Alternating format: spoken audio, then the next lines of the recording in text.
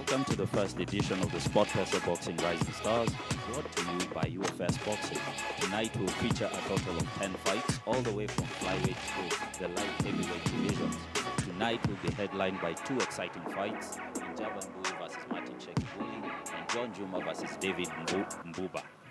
This will be contested in the lightweight and welterweight categories respectively. This will be one of two events that will culminate in a major event come April, so stay tuned. Joining me at the desk is Dan Olwatch, a seasoned boxing veteran. Yes, sir. Who will also help us take us through the fights together. Welcome, Dan. Thank you. Thank you. So how do you think the fights will go, how the fights will come out today? Being that most of the fights are 4-round fights, it's going to be very exciting, explosive, and very fast. Yes, so whoever wants it more, whoever has the hunger, is going to carry the day. All right. And what about the main and co-main events? The main and co-main events are some of the most experienced boxers and looking forward for a breakthrough into a bigger stage. Yes, so they're the guys that we are going to look up to right now. Of note is in the main event, two of them come with undefeated records, so they'll be putting their undefeated records on the line. So we are looking forward to a very explosive and very entertaining fight. Sure. First fight of the night will be Simon Oricho versus Samuel Wanjiko. This will be contested in the lightweight division and will be for 4 rounds. So over to you, Joe.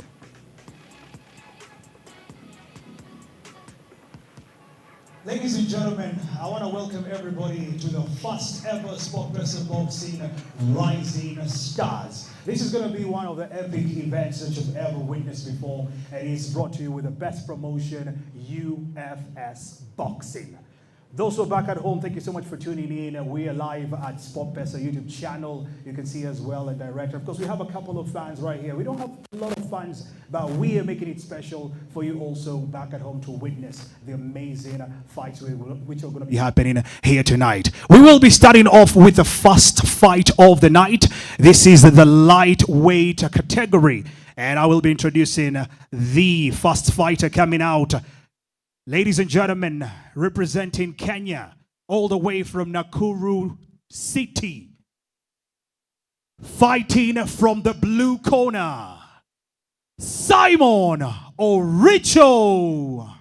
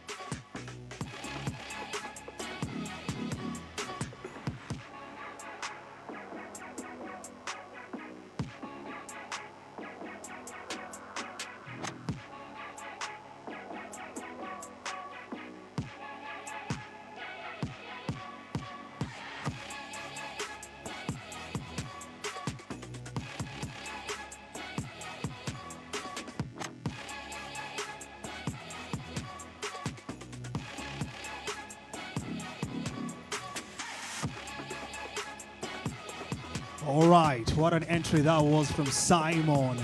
And now introducing his challenger, representing Kenya also, all the way from Gatundu, fighting from the red corner, Samuel Wanjiku.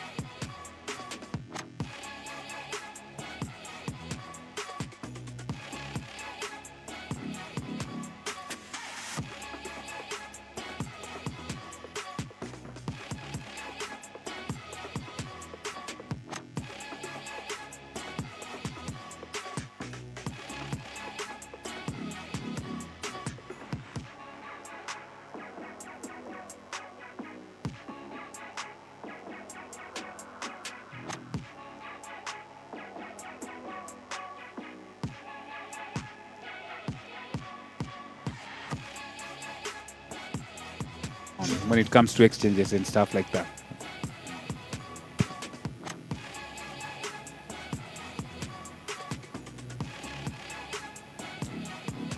A few. All right.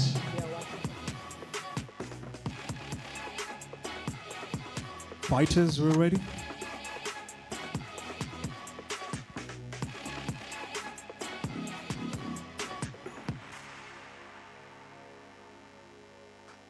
There you go, ladies and gentlemen. This is the first round.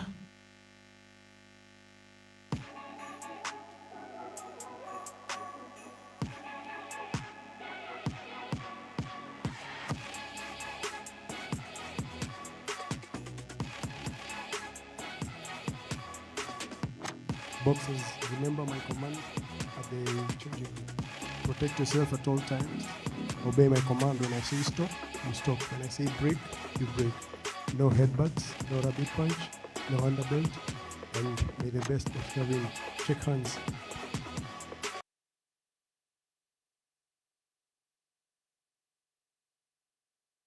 All right, and of course the judges, Linda Abok, Leonard Wanga, Dave.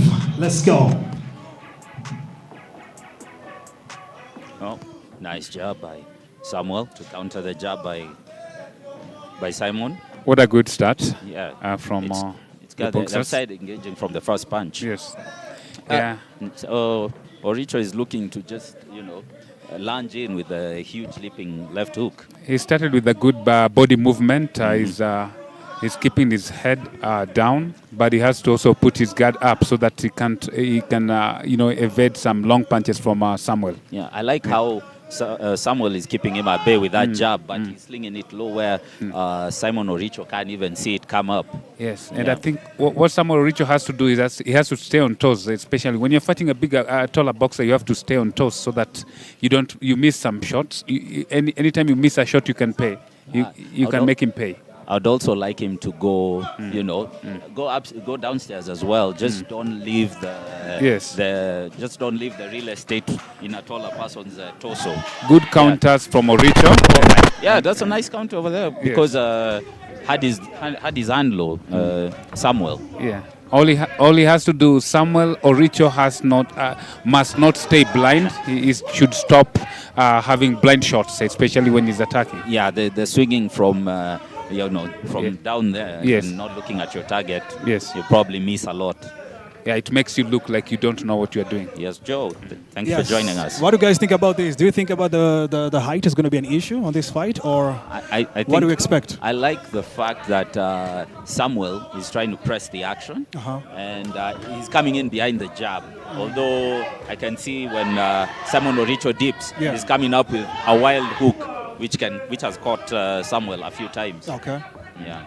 It's going to be a very interesting fight. I don't know, but this one, looking at both, of course, of these fighters, it's not a bad thing because, like Samuel, he has, of course, and of course, on the other side, when you look at Simon, he's also not lagging behind. He's also got a good record with his KO ratio. So this probably is going to be one of the best fights also starting off this event for us. I like that they're both not fighting negative. Everyone is, even if he's backing away, he still has something, chambered that he can throw towards Samuel to keep him at bay. Talking of the height, it's always an issue if an opponent that is being fought does not have basic fundamentals when it comes to head and body movement. Yeah, you can get caught with a lot of shots. But when an opponent knows how to body move and keeps his defense in check, then it's always leveled up well. I'm seeing Samuel is trying to read into how Simon is dipping, and he's throwing a few uppercuts in there to catch him as he's dipping. Yes. Which is very good. That was a nice. That was a nice end. Good end of the. And not forgetting, by the way, that both of these fighters have faced each other before. Oh, yes. Right. Yes, they have faced each other before. And looking, of course, at the record right now, Simon was defeated by Samuel. So Samuel has only had 2 bouts in his fight, in his professional career, and he has won 1, he has lost 1. And of course, you look at the other side of Samuel also, looking at the action that he has brought in, he has also done well. He has had 2 fights and he has won all of them. So it's really an interesting record and a way of seeing how the fight goes here tonight. Yeah, both orthodox fighters, and what I would suggest for Simon going forward is to just not take his eyes off the target, because he's dipping way too low and swinging, and if he can time those leaping left hooks from the bottom, being the shorter fighter in there, he can actually catch Samuel if he looks at the target. That's it. I think from his corner he has to learn more about to do the peekaboo. Peekaboo, you remember the Mike Tyson moving style. But you have to keep your eyes on your opponent. Yes. Keep your eyes on your opponent. Round 2 begins. Back to the center of the ring for both of them. But judging from the first round, it was a close one. Well, that was a nice 3-punch combo by Simon. He didn't even waste any time. He had to go for it. Yeah, he's throwing for the moon, He's not. Those are not light shots that he's throwing. And Simon looks defensive-minded right now. Nice Having been caught with a shot. Come on. That buzzed him. Yes, That that was a nice shot. That was a nice 1-2 by Samuel. You can hear, of course, on the other side. I think it was a long jab when you look at it from this side. Nice. In He was between trying to that. go for an uppercut, but he kind of not. And he had a very nice dig to the body, and I think that kind of pushed Simon back a bit. Totally. Yeah, it has to push you back when you're hurt. Feels like someone just took something out of your Of course, especially when the midsection is weak. It takes a lot from you. Open stomach surgery in Yes. there. Like I told you, they really know each other very well. So they know, like you look at Samuel, he knows what he's supposed to do because he has defeated him before. He has defeated Simon before. And Simon, he doesn't want to make the same mistake that he did last time. So he's going to try and recover himself on this fight.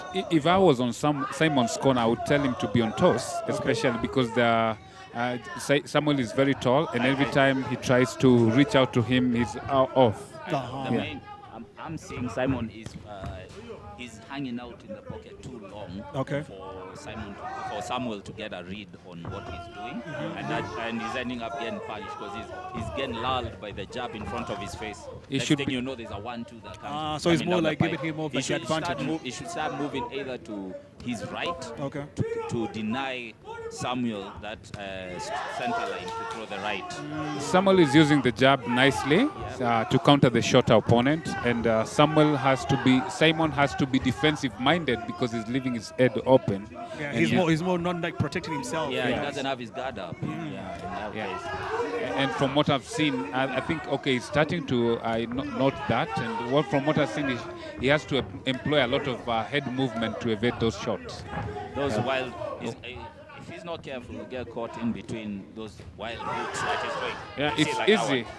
It's very easy for you to get caught when an opponent is taller and is throwing long jabs. Yeah, he should. I think he should work behind the high guard and also move. Cut a few angles. Deny him the angles that that are good for a taller fighter. And all that comes with a good body movement and footwork as well. If your footwork is if you are flat-footed on the ground, you can't move. That could have been a nice shot, but that it would have missed. been like a knockout on the timeout.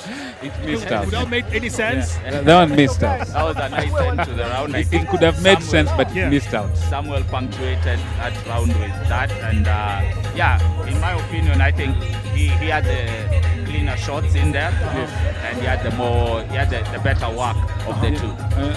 And we talk about professional. When we talk about the professionalism of both of the fighters, looking of course at the debut of Simon. Simon's debut was on 1st April 2025, and Samuel's debut also came in through on 21st September 2024.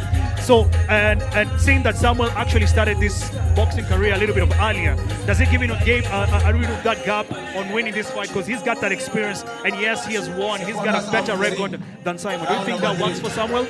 I think him having the experience, of course, gives him an edge. Okay. But from what I'm seeing, what will help is if Simon is able to make those adjustments. If he doesn't make those adjustments, he'll be overwhelmed. Simon is It's doing going to be well. a bit of difficult for him, right?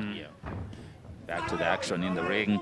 I think they should stop what you call the rabbit shots at the back of the head and stuff like that. Yeah. I guess when everyone And they should also stop clinching. I think whenever that is the nice head ducking and movement weaving. right there. but Yeah. I think he should move after. Yeah. After the ducking and weaving, he should Yes. move. Those are heavy shots, or heavy shots. And I also think when you are ducking at the same time, you should not take your eyes out of your opponent. Yes, of the opponent. Yeah. I like the work that Samuel is doing downstairs, because it can't be that you're trying to hunt all day. He's putting water in the basement. Simon's face has started some swelling. Simon's face or Samuel? Yeah, Samuel. I'm seeing some swelling I think on it must Simon's be. face. Oh, he's really hammering those body shots in the corner. I don't know what was Simon trying to tell Samuel right there. It's like, hey, bro, take it easy on me. I didn't Oh, hear clearly. But Simon, he's a tough cookie. He's taking it all in. Very short, but very tall and very tough at the same time. At the same time, yeah. Yes. Yeah. Oh. He's actually noted a few things, but he has to be on his feet. He should not be off balance when he's throwing shots. I think Samuel cut off the ring now that he's taken himself to the corner. That was a nice shot, right? The biggest disadvantage you can always have when you're a taller opponent is to fight close to a shorter guy. To a shorter guy. Yes. It's always hard because you have the long limbs. I think And that's you the don't have biggest. to like strain too much, attacking your opponent. Yeah. But I like the little frames that that's nice Samuel shot. is using when they get in the inside to push him off, and then he can fire his shots. Oh, that was a nice exchange. Good exchanges as well. Jeez. Good exchanges. I wouldn't say all of them are going off. Yeah. You can, of course, can hear the excitement from the crowd. Also, they're loving what they're watching, they're witnessing here tonight. Yeah. And Samuel just doesn't want to let That was low Referee blow. Daria comes with The referee is warning from the low blows that but he's swinging those shots to his midsection, but they are going towards the belt. yeah, you should be careful at least to go over the belt, not below. But Samuel is having a good fight. Yes. I'd like to see him also try to step back just like that. No, Step the back way he- and try yeah. to counter him as he comes in. Because I'm also like, Oh, that was a nice one too. Because I'm looking at, of course, Samuel is basically, aiming at the head. He's aiming, of course, at the face right there of Simon. And Simon, on the other hand, is taking things easy on the low. I think Samuel now has a read on the lunge that Simon was doing. He's stepping back and waiting for him to commit, and then he fires the two behind it. Simon starts well, and in the midst of the round, he loses his game plan. He starts with the good weaving body, good head movement, and at some point, The torso movement, yeah, and at some point he loses it, especially when the fight gets to him, and that's a very big disadvantage, especially when you're boxing a taller boxer. Samuel Wanjiku's favorite boxer is Floyd Mayweather. Oh, I'm not sure about Oricho, but because he told us it's King Kong, and I'm trying to wonder who King Kong is. King Kong is Luis Ortiz from Cuba. Luis Ortiz? Yes. Okay. All right. That's an inspiration. Taking after the old fighters. Yes. King Kong has been a very good fighter. He was a very good heavyweight, though he was older. And age caught up with him. And I also love the fact that both of the fighters have had two bouts. Like they've all had two fights. Similar level of Yes, experience. they've got that similar level Off going to on. the third round, jab joust in the middle. Yeah, Simon is jabbing well. He's using his jab well, but he's losing that it was when a the fight There was moves. a clash of heads there to Yes. the lips of Samuel.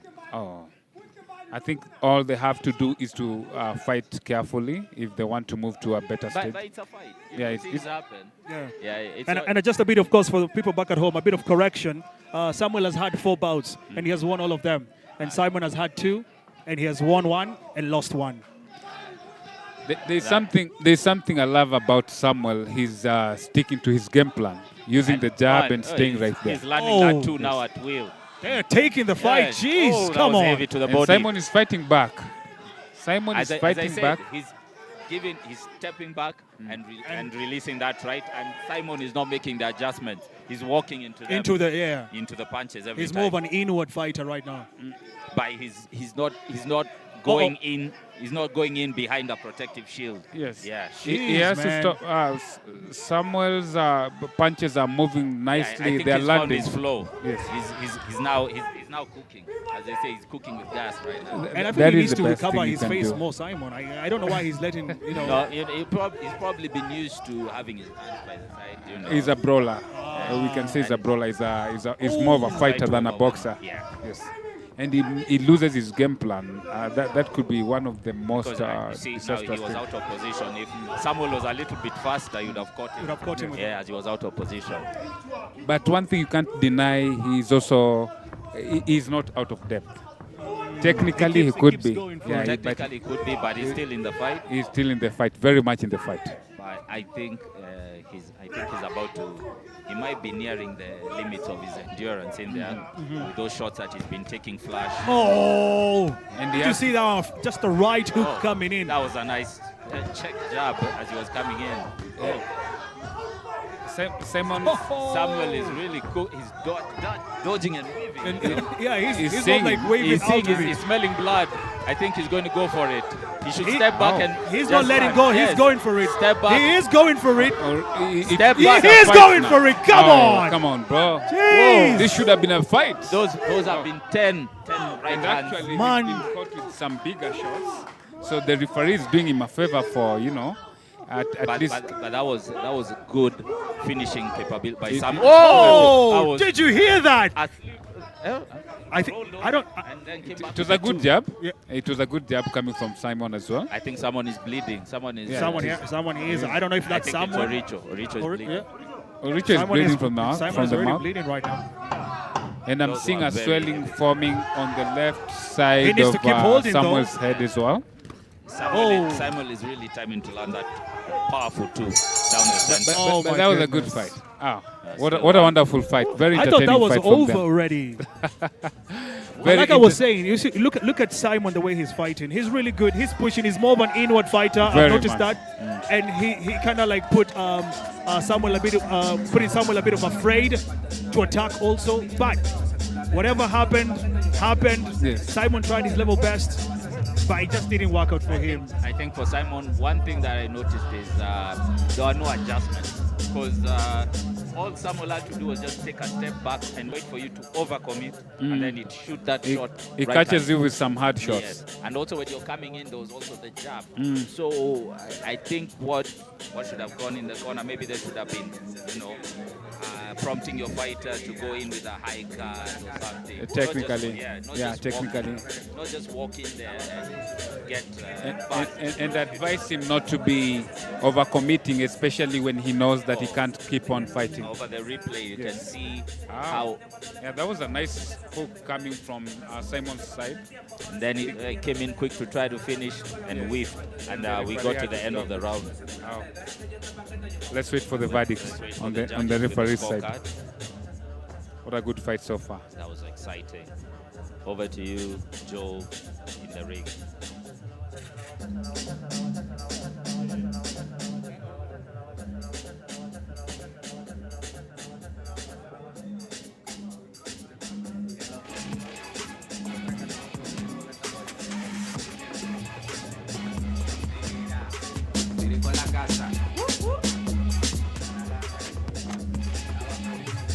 Penny. Yeah, that was very entertaining, and it was nice to see a fighter who was making the adjustments. Yes. Because I noticed also towards the end, Samuel stopped engaging in those brawls, and he took a step back and then started firing the right hand. Yeah. When he realized that it could have been messy when both of them engage into a brawl.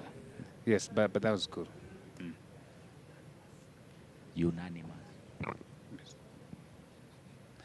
Going forward, I think Simon has to adjust, All right, ladies and gentlemen. What a fight that was, right? Now I'm going to go straight to the judges' decisions. Judge number 1, 39-36. Judge number 2, 40-35. Judge number 3, 39-36. Ladies and gentlemen, the winner with Unanimous points decision is Samuel Wanjiku.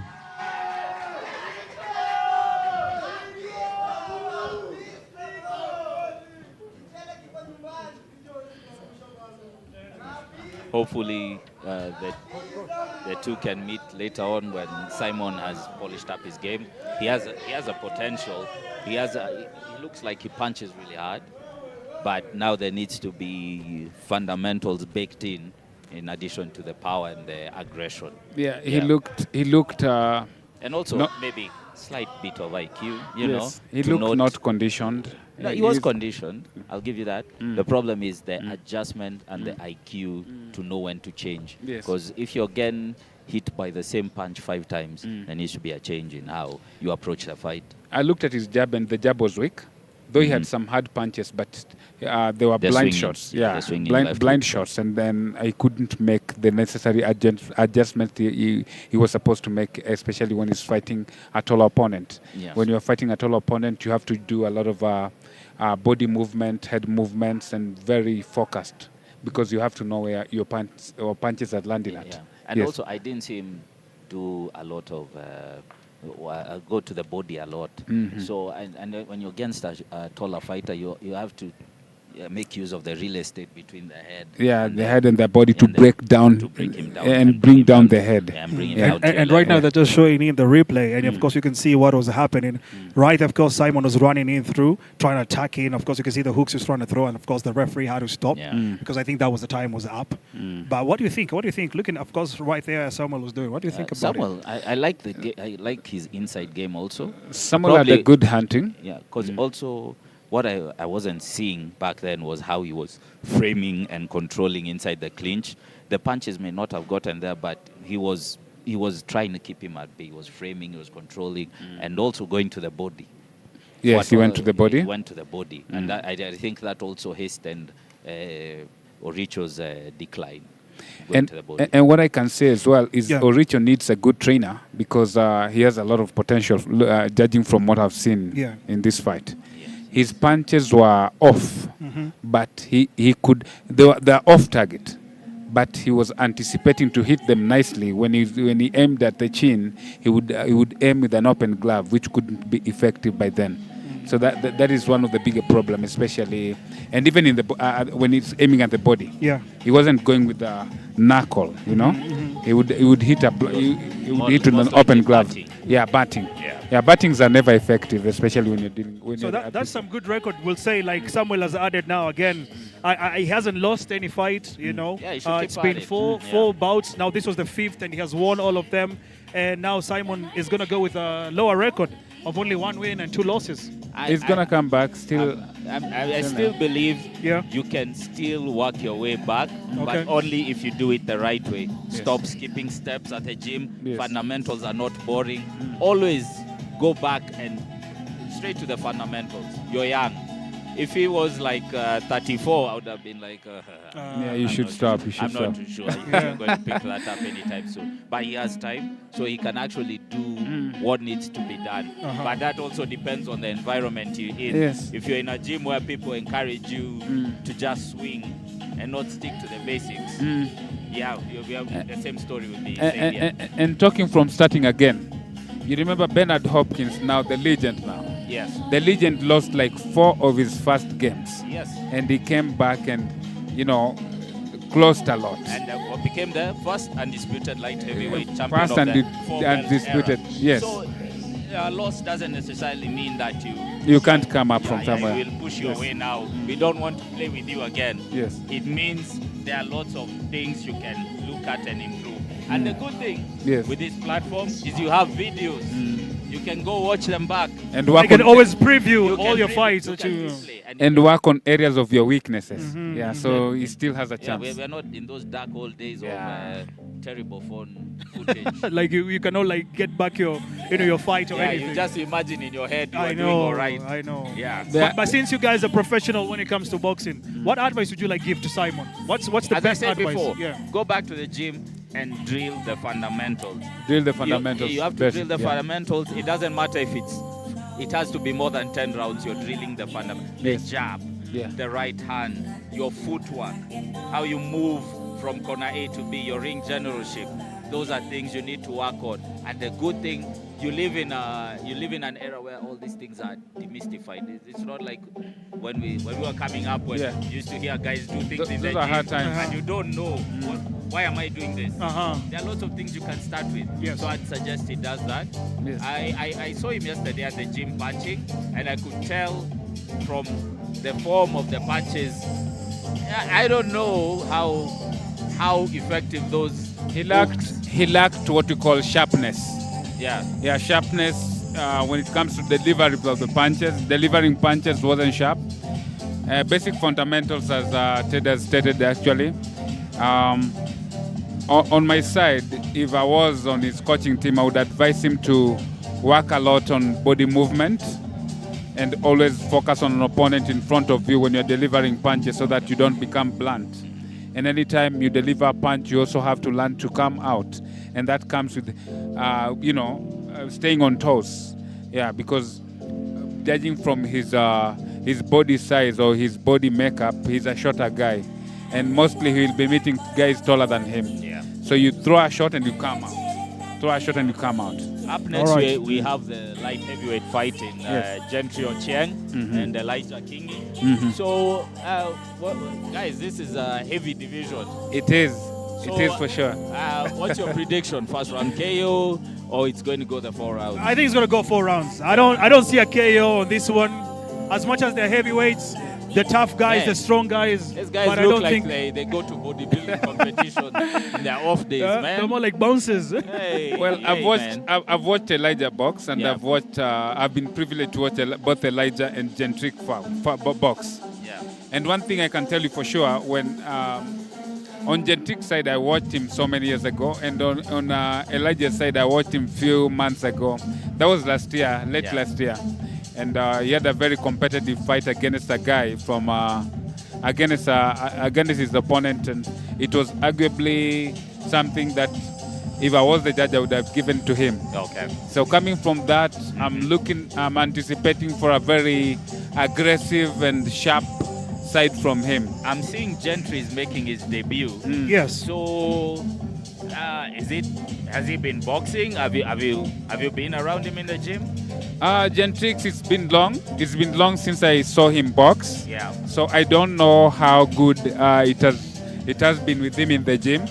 But of Elijah, I can tell he's a very aggressive and sharp boxer. Okay. Yes, so this is going to be a competitive I'll one. take your word for it. I'm expecting to see, proper boxing. I don't want to see swinging shenanigans. So I'll take you at your word for it. Well, taking my word for it, at the same time, I can tell you one thing for a fact. Yes.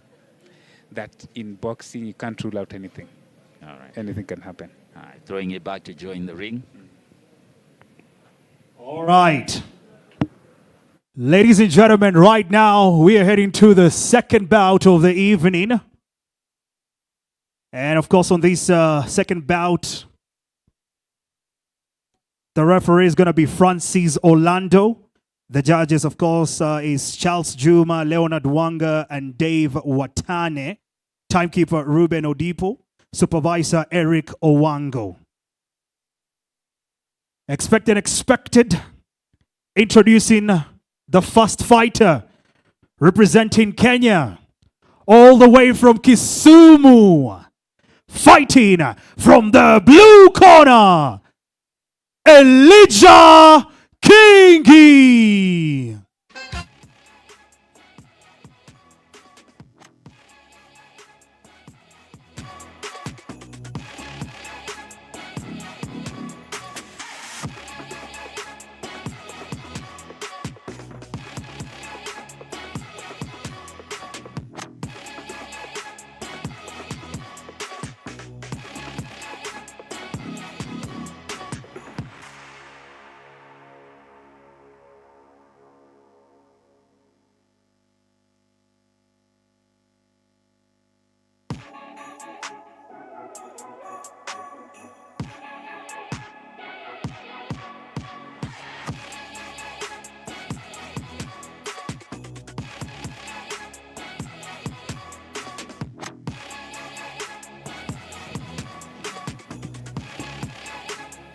Okay.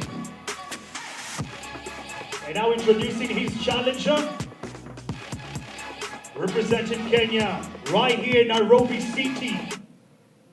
Introducing, fighting from the red corner, Gentry Ochieng.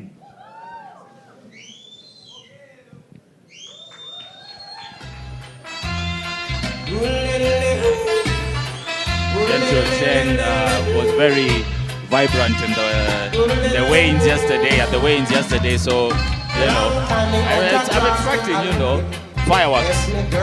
Too bad I didn't get an opportunity to look at him and see how he anticipated for this, but I can see from the look of things, he's a very serious guy. He's a very serious, he looks it. From the people I've talked to, told me he's very serious in the gym, very focused, trains regular, you know, doesn't miss his days. So, you know, we will see if he comes in very conditioned. Both of them look in good shape. So if whoever loses or whoever wins, I still believe they have a chance. Yes. So this is a good game. Whoever wants it more carries the day.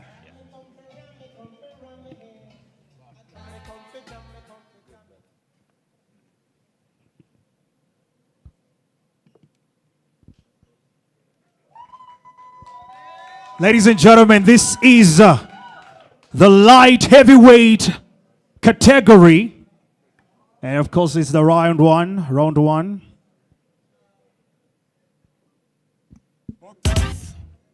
Always protect yourself at all times during this fight. Hit gloves. Fight time!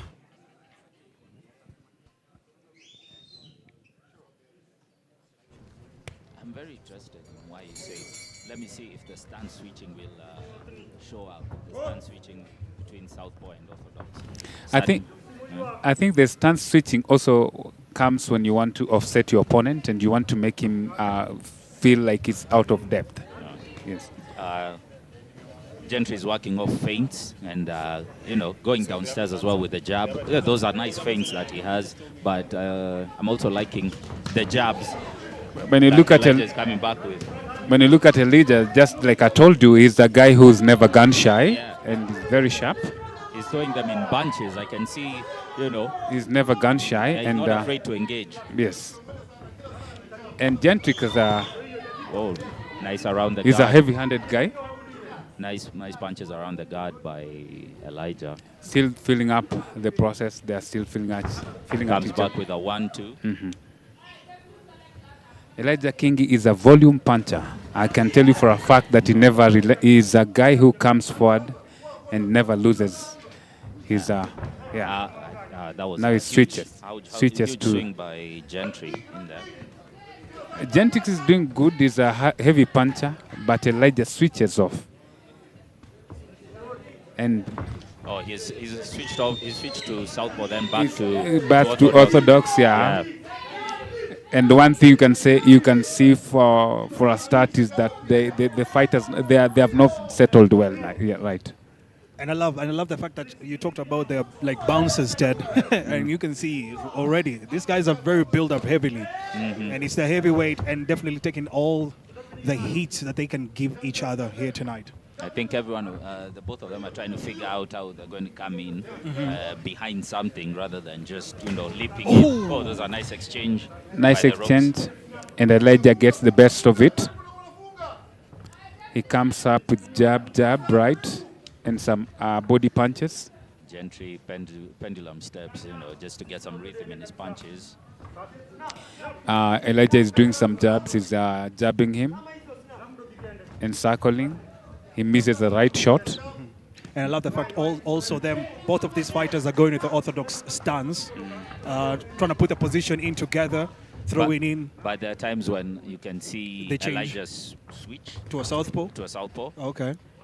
But I think he hasn't found the rhythm yet to be comfortable in that stance. So he decided to go back to the orthodox. To the orthodox. I love it. He's looking to step back and fire when Gentry overcommits the punches.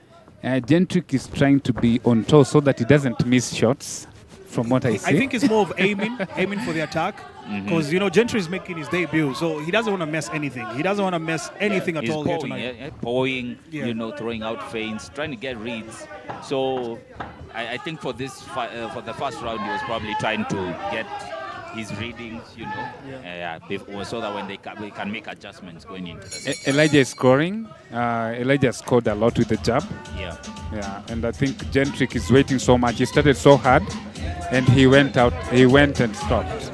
Yeah. Having been caught with a combination of punches. Yeah, that made him pause and probably had to, come back on trying to come in aggressive against Elijah. And do you think because Elijah has had a fight before, right? Yeah. He has been on action before, and this is like, I wouldn't say like his first is not debuting. He has had a fight, but he lost it. Do you think this is the time for him to win this fight because Gentry is making a debut, or is Gentry gonna make Yeah, I think he's trying. I think he's trying to win it, but he's engaging on his own terms. He's waiting for Gentry to overcommit. Then, he has that volume punching going on. So probably in the judges' eyes, they could give him that round. So who do you think picks up the first one? Ted, where are you going to go with? Elijah. What about you? From the first, I can tell you for a fact that Elijah actually scored because he's fluid. He's letting his punches go and he's not gun shy. Okay, I think we're all going to go for Elijah. Yes. We're all going to go for Elijah for the first round. No, it depends. With whoever is technically gifted, whoever is doing it technically, carries the day. And from what I can see, Elijah is studying and watching the distance, even as he's throwing the jab. Back in for the second. I think, stepping back, trying to read and waiting for Gentry to commit again, and then he can counter punch. And I noticed on this round, Gentry is more of an inward fighter, and on the other side, of course, Elijah is more of an outward, trying to push a little bit of back. And Gentry is now seeing the opportunity to just keep pushing forward. He needs the points coming in his side. Slapping left hook to a 2. Oh, gets him with a nice uppercut from the left. Elijah looks like the more complete box of the two, because he's using a variety of punches. I wouldn't say Gentry. Oh, did you see that one? That was big. He really threw that from a mile away. Straight on the jaw. But the follow-up wasn't easy to. It wasn't easy to come through. Yes. I think because he would have gone with the knockout. He was 2 inside, so he couldn't throw anything else after the 2. Nice. And I think if you are caught in the midst of exchanges, you also have to be careful because you don't know the opponent plans. True. Everybody's got their own plan. Everyone who's coming inside this ring, they have the different plans going on. I think Gentry now should start working, the jab to the body. He's not going to the levels. body. Yeah, he should start changing levels because it seems like he's a big gun shy of throwing the jab upstairs. He's very gun shy because he's been caught with a lot of punches to the body. But that's the problem of throwing a single mid-range jab. You have to go full. You can't throw a single mid-range jab without something after it. A defensive action or another offense behind it or a feint. Having watched Kingi's first fight, which he lost, it was a contested fight, and I saw it, to some extent, it looked like it wasn't a loss. Why would you say that? It was a given decision because from the judges. Nice right from Gentry over there, ties him up and stops the action. And Gentry is covering. Gentry had to use this guy. The referee need to help me out here. I need to fight. I need to fight. Referee Orlando is doing a good. Gentry is having a nice counter, especially on the right with his right hand. Begin working behind a jab with an action behind it, and you'll start learning that too. But just throwing the naked jab out there is getting him caught because you can see King was primed to throw that too. He's more of like aiming for that attack. Yeah, he wasn't in position to. I think King should increase the jab because he's now posing when he's attacked. Yeah, he's retreating without something. Yeah, he's retreating without something, and that's very disastrous. Can make you lose a fight that you should have won.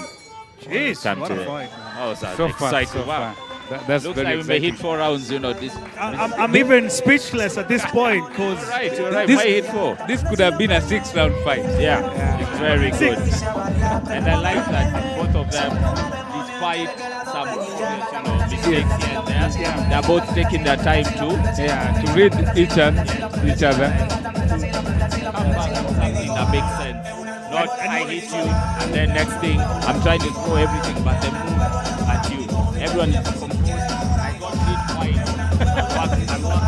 kid. Yeah. It's more like everyone's trying to prove themselves. Yeah. It's a good fight, but I have a problem with Gentrix. Yeah. When he's committing, he loses his balance. Yes, that's a problem of balance. Yeah. Especially when he's throwing a big shot, Yeah. he tends to come off He balance. brings everything with him. Yes. When he throws the right, and that ends up taking him out of position. And that can make you get caught with some bigger knockout punches. As we prepare, Francis Orlando calls them to the center, and third round. I told you King is never gun shy, and every time he throws, he comes to the center of the ring, he throws shots. He starts from the head to the body. Starts off in southpaw, by the way. Oh boy. And then you can see he's getting the best out of Gentrix because the changes. yeah, he's getting the best of the changes. He's throwing complete combinations from the head to the body. And also still working in the jab while Gentry is still in range, but he's not popping out that jab or doubling up on it. Oh, he's held up. He's And stiff also, enough. I think also Gentry, I noticed something with his footworks. He's not really, I don't know if I say it right, but he's not really composed with it. He's not really comfortable. I think it might be because the change in stance, dealing with a southpaw now you have to think about a lot of other calculations because right now if he has switched, but when he was in southpaw, the Oh, those center nice line shots. was very open. Nice Big. shots from Elijah Kingi. Elijah Kingi is trying to being aggressive, and at the same time he's countering Gentrix. I think he should go back to southpaw. He was having more success because right now it seems like struggling. Gentry is even missing those shots, and he's looking to close the gap faster when he's And I in think it's orthodox. giving him a lot of Oh, nice jab. difficulty. Nice jab from Gentrix. I'm seeing that, and counter from Elijah Kingi. He's doubled up the jabs, and he's throwing jabs at all times. Nice head movement. Even That was, I think the problem with Gentrix side is waiting for a bigger shot. yeah, he's waiting. He's He's like waiting to more- counter, but To he's counter not the bigger he's not shot. opening up the door. He's waiting for Elijah to open up something for him to pounce on. Yes, and Elijah is very loose with his punches. Elijah is not stiff. Yeah. So, Oh, you see, he's and he's very much in place. And Gentry is also not like, I don't say like, he's not putting the paddle in. Like, he's just letting go of his face. He's open. Very giving open. Also chances and choices you for see like the King. small switch that Elijah did from Southpaw to the orthodox. During that time, Nice punches from Elijah Kingi. When he's trying to change it, right? trying to change, you should have jumped him there. Elijah Kingi is attacking Gentrix's body, and I haven't seen Gentrix going to the Oh, body. that was a nice sweeping left hook. I haven't seen Gentrix going to the body. And how can you break upon an opponent who's aggressive if you can't go to the body? Might be a bit too much head hunting. It is too much. Nice jabs coming from Elijah. Good head movement coming from Elijah. And Gentrix is also, creating an entertainment and, creating a fight by his body movement and stuff like that. Just like what you say, Gentry is waiting really for that hugest punch. Like, he's looking for that heavy attack. He was having more success when he could pair it behind the jab, even though it was a single mid-range jab. It was giving him a target blocking from the right hand. But now, when he's waiting for a tricky customer behind that,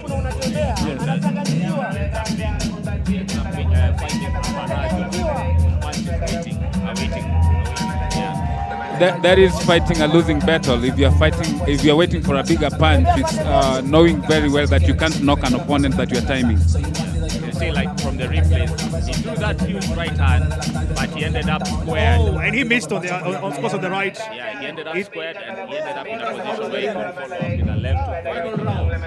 And one thing you can catch from this fight is every time Elijah has been caught with a shot, he comes up with a combination of 4 to 5 punches. Yeah. So on the judge's eyes, it looks, More polished and stuff like that. Yeah. What a fight, heavyweight, ladies and gentlemen. And he's very athletic. Elijah is very athletic. I like that he's used the ring, like he's moved around the ring. Yes. He's not just stuck in one corner, circling and keeping the jab in Gentry's face. Elijah is coming up with a combination of 4 punches. Nice punches to the body. Nice jab to the body by Gentry. Gentrix, nice jab. But I don't know why I feel Why like they're exchanging. I feel like think he should Elijah's not stop. throwing in powerful punches. He might not. The right punch, nice look at counter. it. It's not giving in that powerful. That was a nice counter I don't from know if you've Elijah, noticed from that. Gentrix. Gentrix Oh, is having success on the third or fourth round. Good counters, Seems like but he's waiting too much. Good, nice counters from Elijah as well. To the head, to the body. Combination of 1-2.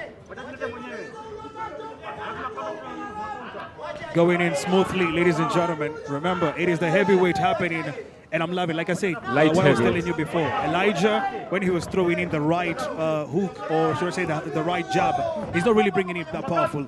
Noticing how Gentry is He doing. might not be a bigger puncher, but he's committing. He's not a bigger puncher as Gentrix, but he's coming up with volume when But you're so far, watching. I'd say the 2 rounds, Gentry has been holding it tight.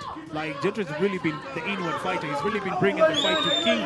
He's bringing the fight, but King is countering him, which is a good thing as well. what Gentry now should work on is taking away Elijah's jab, because it can't miss. It's in his face. He should work on trying to get. Oh, nice jab from Gentrix. Counter from Elijah King. Good job. Going on and seeing the battle of the jabs, right? Yeah, Yeah, but of the jabs. You give me the jab, I'm going to give it to you back. Oh, nice nice combination. combination to the Oh, body. come on. How could you have missed? That was hard to I miss. think he conditioned him to exchanging jabs and then jab to the body. That was a nice tactic by Elijah. Elijah is really boxing really well. Oh, boy. You see what I mean? Would you say it was something like a bait? Yeah, he got him into the rhythm, throwing the jab, and then up in the third time. Putting in, of course, a lock right there on the neck. A dirty fight. We call it a dirty fight. Yeah, that you have to do. Jeez, man. They're exchanging Guys, right come on on. top Get of down the here. When you are fighting someone who is not gun shy, you have to go to the body a lot. Yeah, I think there are very many opportunities for Gentry to go to the left side, but he's not taking it. He's not using his I jab. think he's more focused on the upper face, on the head. He's more faced on the head. What a good fight. What a That good was a fight. fight, man. That was a good display. Excellent. Yeah, I'm saying this should have been a 6-round fight. Yeah, because judging from how exciting it is, then big guys are, and exciting to look at. I think King fought really well off the back foot, and even in the times he had to press the action, he really knew how to chain up his combinations. But you gotta love it, man. We want to appreciate everybody who's watching back at home. This is a good Remember, one. This is SportPesa Boxing Rising Stars. We are just, of course, rising up the stars in the boxing industry. And we gotta thank, of course, to our amazing promotion, which is UFS Boxing, making sure our fighters and everyone else is enjoying themselves. It was a special one. We didn't have a lot of fans coming in through, but it was a special one. And that's why we're making sure it is happening. Ted, great show. All right, Joe. Nice to see Gentrix psyching up himself. Yeah, we never. Maybe the judges might surprise us. I don't know. I have it for Elijah, being non-biased, but we never know what the judges have. No matter how it goes, I would say it's a good fight from the both. Yeah. Very entertaining evening. Very good evening.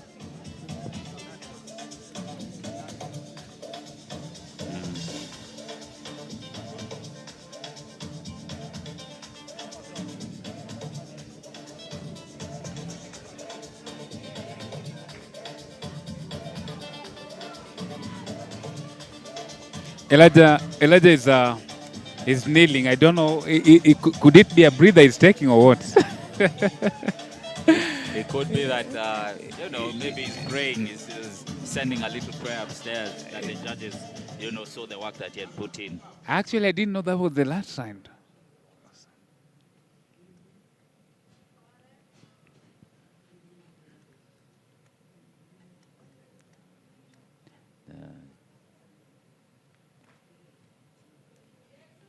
waiting for the final tally of the points by the judges. So, in the meantime, we can only wait for Joe, and there we have it. And we can only wish for the best man. All right. What a fight.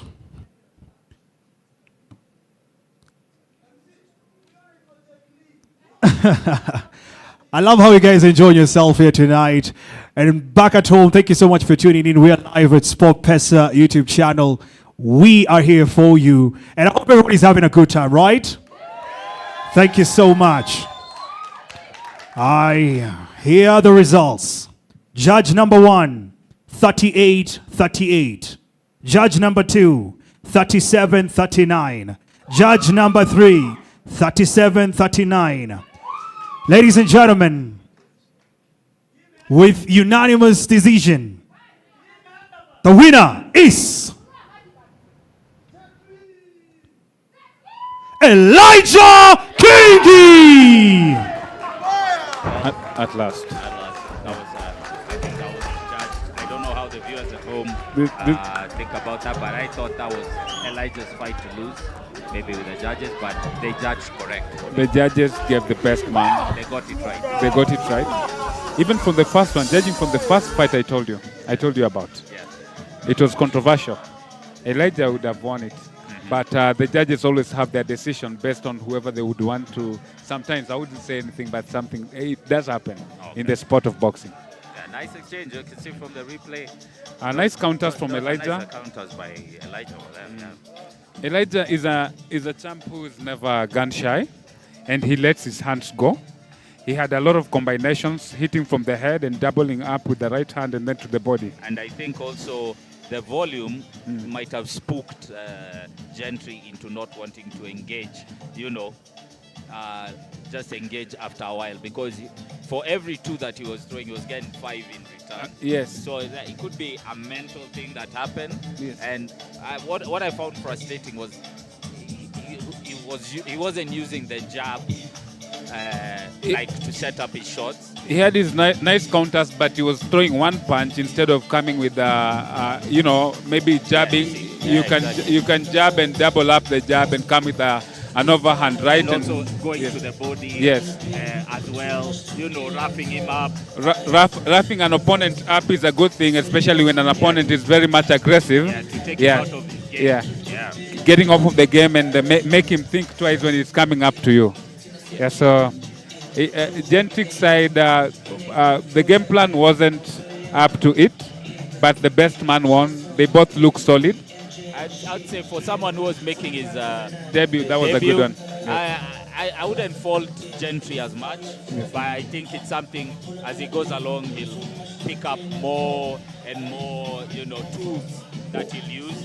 So he shouldn't be down on himself. There were spots where you could see he has a very good jab. He has a very good jab. A very long right hand.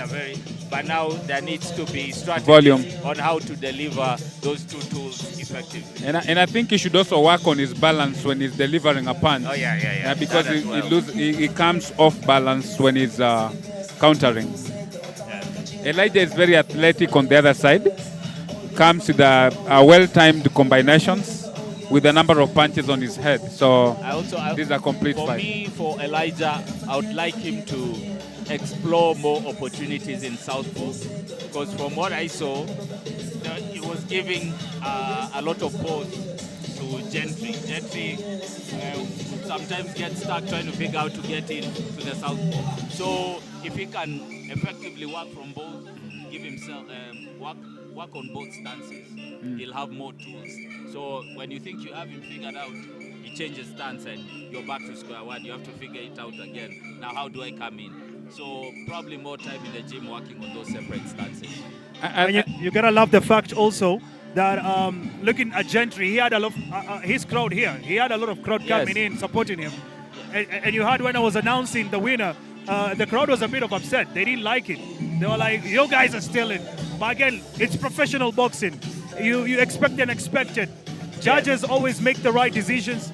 They have their own rules. They decide together.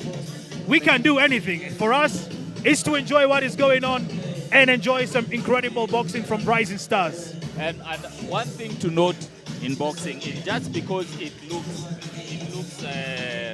looks flashy and it looks like it, landed. If it doesn't do damage in the judge's eyes, they will always give it to the person who has the cleaner work, who has the moments of flash, which translate into controlling the fight. But just landing a big one doesn't guarantee that you've won, unless you put him down, you give him a knockdown. And even judging from the business sides, yeah, sometimes it also comes with how beautiful you look. Now that's propaganda from my friend Donald Watch. You're tuning in live to, I hope you're tuning in live at the YouTube, SportPesa YouTube page. We appreciate your follows, your comments. We look forward to reading some of them. And even, in things that we might need changing, we're ready for the feedback and we look to incorporate it in the next broadcast. Up next is Victor Njoroge versus Jacob Mahindu. Victor making his debut and Jacob Mahindu coming in with 3 fights under his belt, fighting out of the orthodox stance. And this will be in the super bantamweight division.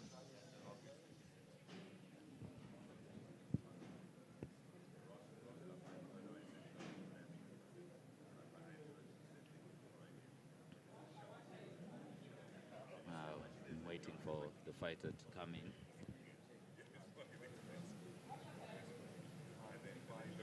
It's time for another fight.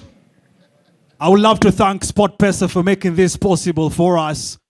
Rising Stars all around the country and even beyond with the best promotion, UFS Boxing. We are here for you. We'll always be. Back at home, thank you for tuning in at the SportPesa YouTube channel. We are live and direct, bringing in you the action. I want to introduce the next fight. Are you guys ready? This category is the flyweight. Introducing the fighter representing Kenya, all the way from Kakamega. Fighting from the blue corner, Jackson Munene. This is how we spreading love. That side the empire. I can see. See let some boy when I live there no life. Yeah, fully life active and massive. 6 boss. Killer for me, killer what we kill them killers. Body now you with the knives, no machina. Killer for me, killer what we kill them killers. Body now you with the knives, no machina. Killer for me, killer what we kill them killers. Body now you with the knives, no machina. Killer for me, killer what we kill them killers. Body now you with the knives, no machina. When you can do Kekambo, Kebi Banga, Vinyo, Kie, what you can say, Kie, this I read, when to Dimbo Wakati, Masakati, Kogomu, Zekite, when not to never connected to the adjective, this a real city. Kampala, to read that. Bringing in his challenger here tonight.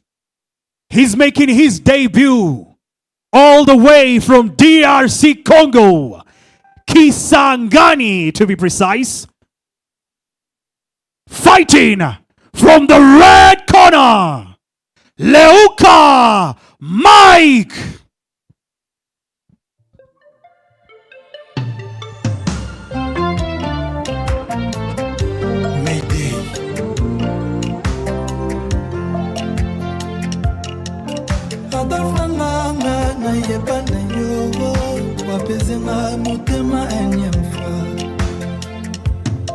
Amoureux, rends-moi merveilleux vivant.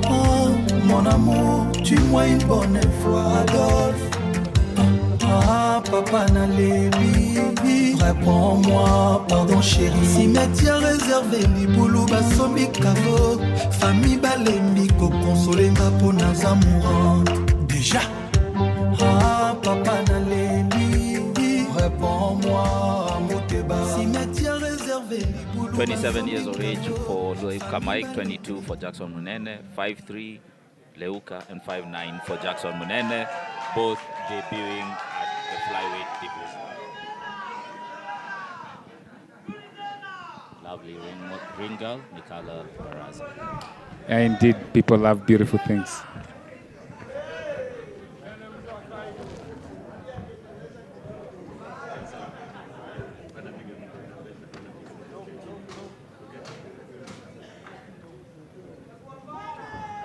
Fight time!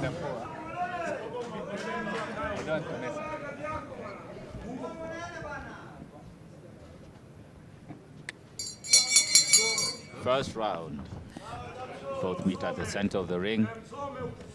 Oh, Nice one too by Leuka. Leuka is coming out fast. Leuka doesn't look like he's scared of throwing punches. Yeah, he's trying to engage immediately, but now they're swinging. He's almost swinging out of position. Wild shot from Leuka. That was a nice left hook Nice one. off the clinch. Now, right hook, sorry. Jackson being urged to jab by his corner. And he's using a long jab from the southpaw stance. Moving a lot though. He should stick. He's getting caught by Leuka when he's coming inside. Jackson stepping back into the orthodox position. Looks like he's a switch hitter and he can fight from both stances. Though he's moving a lot, having had the longest reach of the two. Yeah, but it's expected for them to move around, being The smaller guys, huh? the smaller guys. Yeah, they should concentrate a lot on jabs and a lot volume And a lot of volume. instead of being gun shy and stuff like that. That is actually Came in swinging and Leuka. clipped by that left hook. that would have been disastrous. He'd have gone down.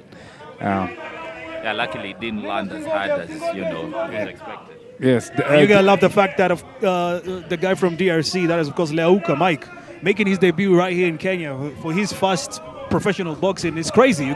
He needs to perform. Yeah. Like there is no any other choice for him. He needs to perform on this fight. I like the way Leuka, has very good the torso movement. Like he can go low, he's weaving under shots, but now he needs to cut that distance and land something big. Actually, when you look at him, that is what he's anticipating for, because he's caught Jackson with some nice shots. Mike just going with that. He's not gun shy. He's willing to trade. I know a nice check hook as he's coming in would solve all those problems of jumping in, but Jackson Munene hasn't made that switch yet. He's now in southpaw. Jackson Munene is now in southpaw.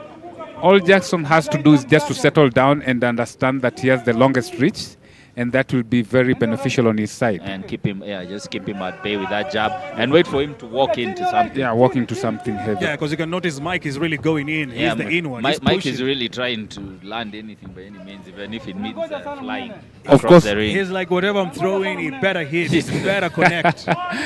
Gets caught with the right off the center line.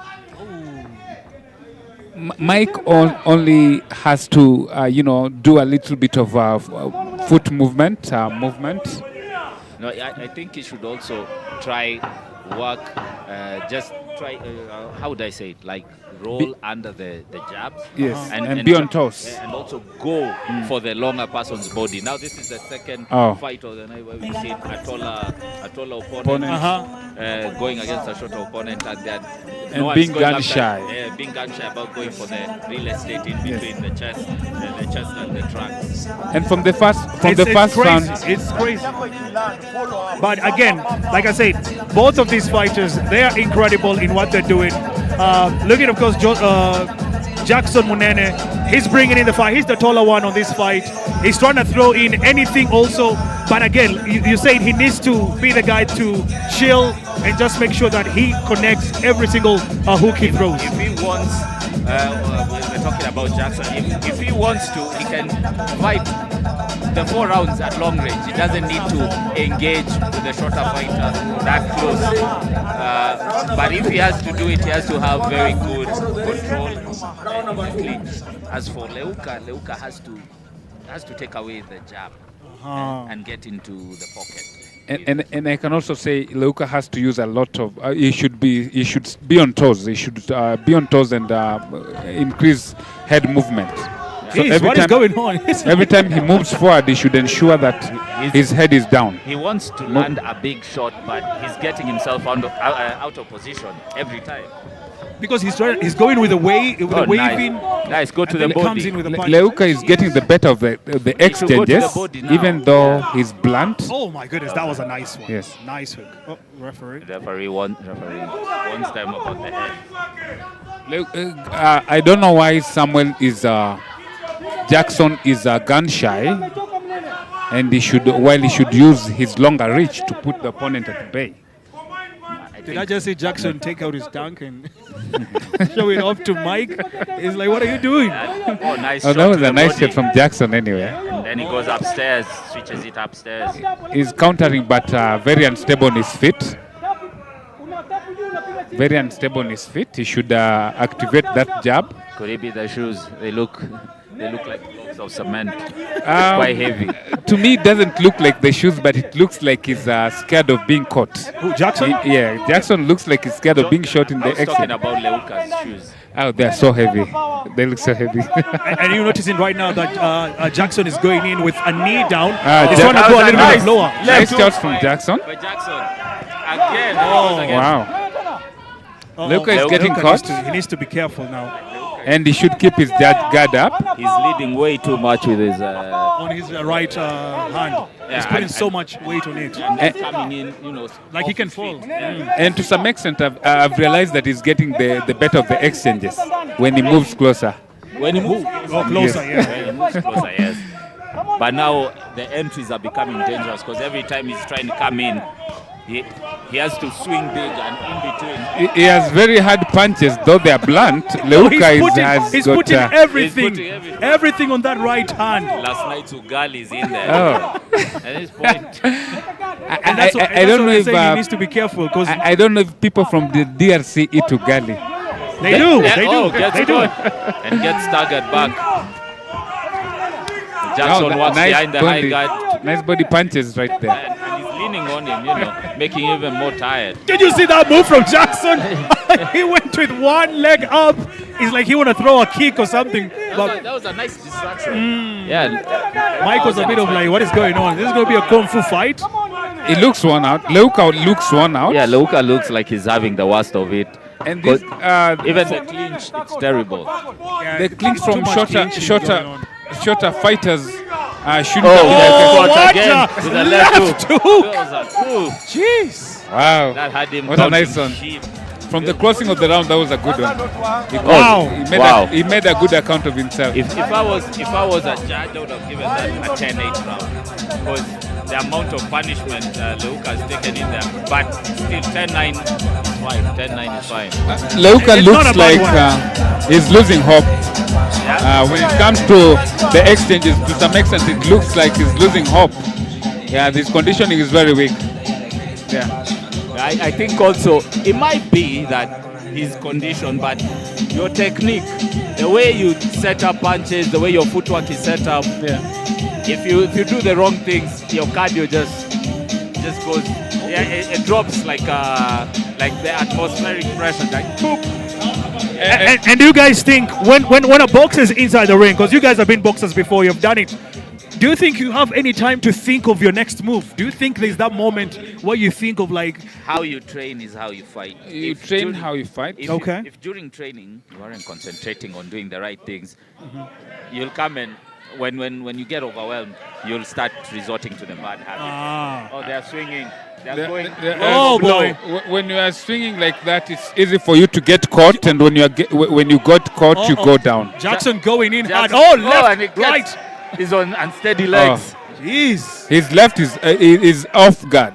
Mike is losing it, man. Mike is... You can Mike see, is look at getting- him. Yeah, he's Mike fading. He's getting the worst of the exchanges. If he's going for a sixth round, definitely I'm seeing these guys not reaching there because they are wild in their punches. But so far, so good. Mike is losing it. He's fading. You He can isn't look giving at me him. faith with that, the way his body is moving. Yeah, he's fading. And I think Jackson is fighting not a good fight, especially with the longer Digs to the reaches. body. That was hard. He should give himself space to let his punches now, connect at the end of them. Right. And because of the reach he has, that is Pushes very... him away and You can see, of course, look at the audience. That guy with the spectacles is really enjoying himself. He's like moving whatever is happening. He's like escaping the punches. a lot of people enjoy brawls more than a good boxing match. True. So Leuka Mike, even the punches, the arm punches, he's not punching because he's quite tired. I'm thinking right now. Oh, nice one to the body. Man, what is wrong with Mike with the waving? He gets caught with a nice short right. Oh, right one from Jackson. Again, a short right. And they look tired. Both of them look tired. But mostly Mike looks way more faded out. Looks more way faded out. Yeah. And he's leaving his head in the center every time that look at him. Jackson Look at throws Mike. the right. Whatever he's doing is throwing lucky shots that if I throw this, if it catches you, you're going you're down, going then down. it's okay with me. So he's more into I like the way after he punches Jackson, after he punches. look at Mike. Mike is trying to hold on the ropes. It's He's to buy tired. time. Yeah, he's it's trying to buy tired. time. Jackson should capitalize on that and dig a lot to the body. I'm loving what Jackson is doing because as soon as he gets into the pocket and he punches, he has his controls ready. He's controlling. And he goes to the body. Yeah, he's not allowing Leuka to punch. Leuka is getting caught with a lot of shots. I think now Mike is hoping for the time. Jackson He's like, should what's just- going on with the time? Jackson should just go on hitting the body and Ah, the that- head will show up sooner or later. That could have been a nice shot, but it has been missed. Someone is going down.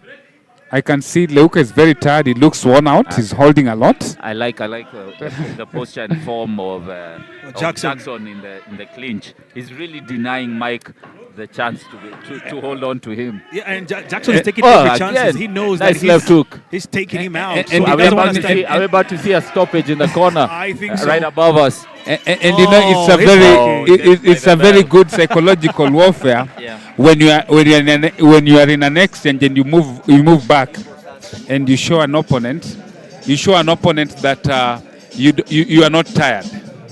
You are still fresh. So this is a good one. I would like Jackson now to step back more and let his punches work from the distance. He's doing a really good job when he gets into the clinch and he's denying him the chance. He's getting very physical. He looks worn out. His stamina is worn out. He looks very worn out. He can't throw punches. He can't make a combination of like 2 to 3 punches without holding.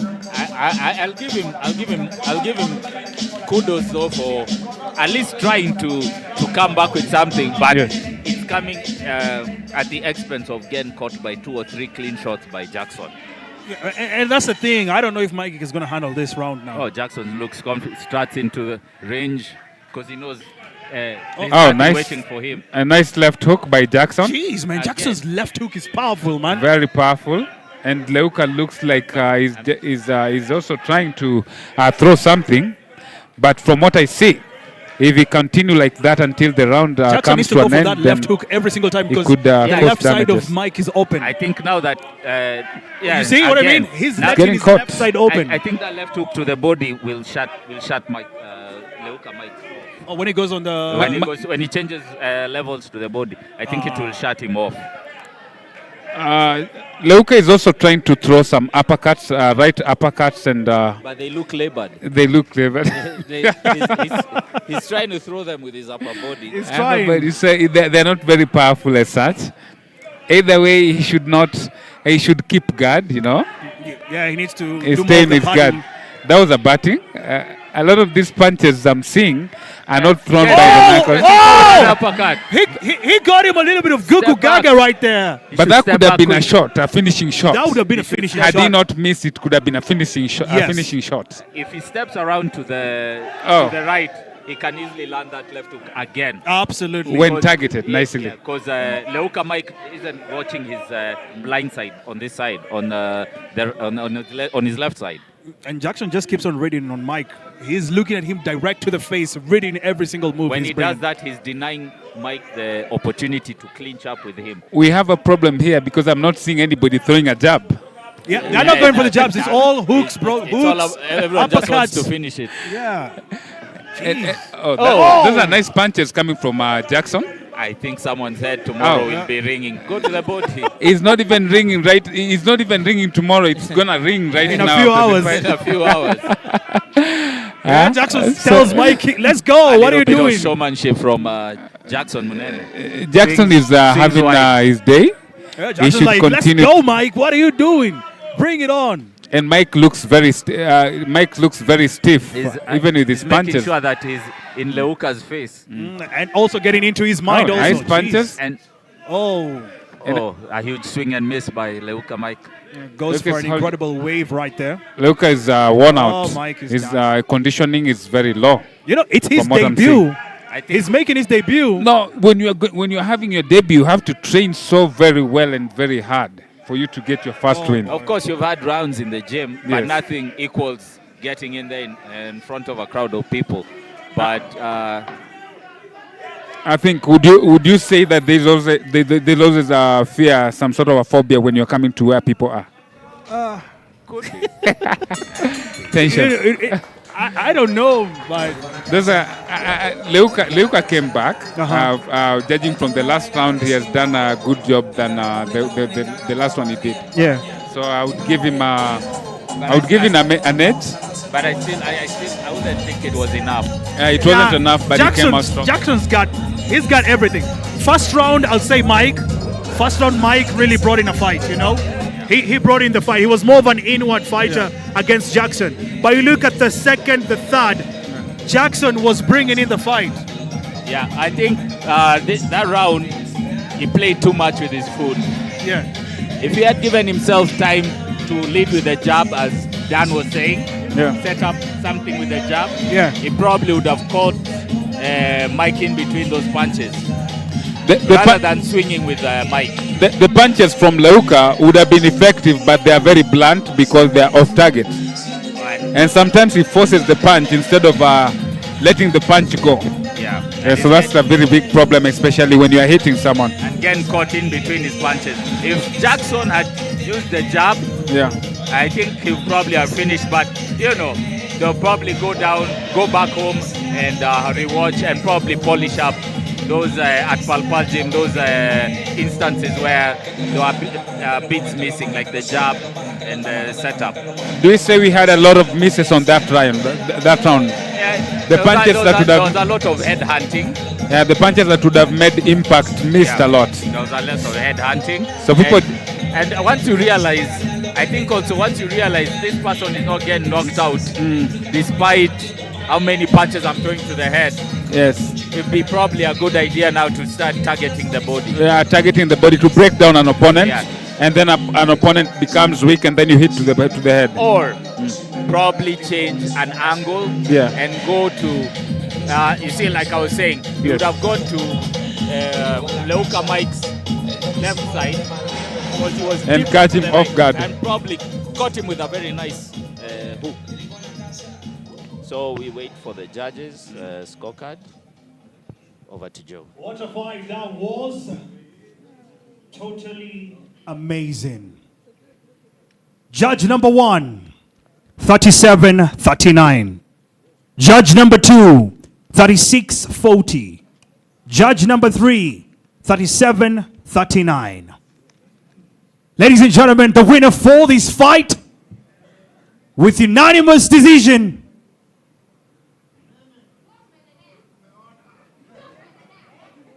Jackson Munene!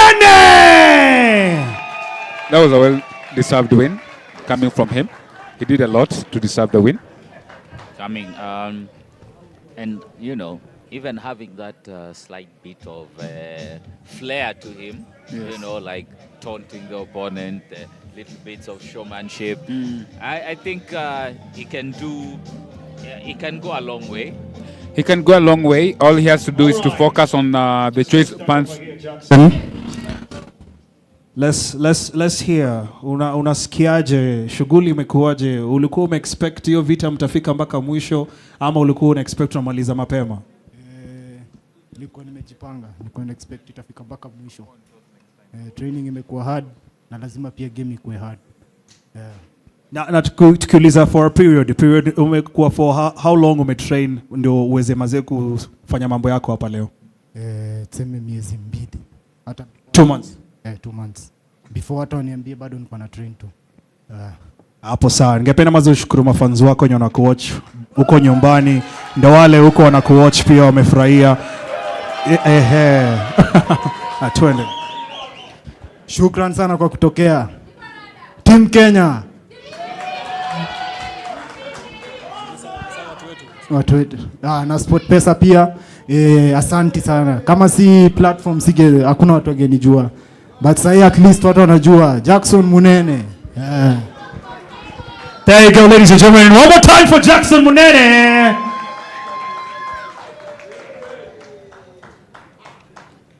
All this brought to you by SportPesa, top gaming brand in Kenya. Make it count.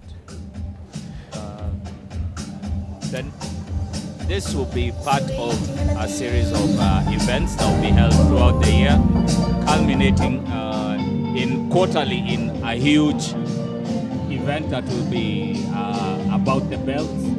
As was said today during the launch of the SportPesa multi-sponsorship deal with in various sports, they are looking to bring the belts back to Kenya, and so we look forward to staging bigger events, having even foreign fighters, Europe, USA, come in, compete, provide, give boxing the audience that it's been looking for, and bring people back into watching the fights.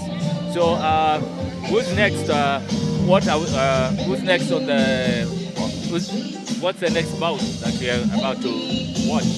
Even as we are looking to forward to the next bout, UFS Boxing and SportPesa are doing great to raise the standard of boxing in the country. Yeah. Remember the event is dubbed as the Rising Stars, of boxing. So watch it. For those of you who can't join us today at the studio, you can watch at the SportPesa YouTube page. We are live. Leave us your comments, suggestions, and feedback, and we look forward to seeing you in more and more of our shows. Now, on to the next fight on the fight card is Jacob Mahindu versus Victor Joroge. So, Joe, give us a rundown of what to expect. All right, looking of course at this fight, it's a super bantamweight, 4 rounds. Jacob has got some experience. His debut was on 4th February 2025. He has had 3 bouts where he has won only 1 and he has lost 2. And on the other side, looking at Victor. Victor is making his debut here tonight on the SportPesa Boxing Rising Star. It's going to be a Rising Star here tonight. So I don't know what to expect from Victor, but with Jacob's record already, he's got that professionalism. He knows what he's going to do. He knows what to expect. Yeah. But with Victor, a bit of, we still don't know what he's going to do for us here tonight. He has banked 6 rounds in his career already. Okay.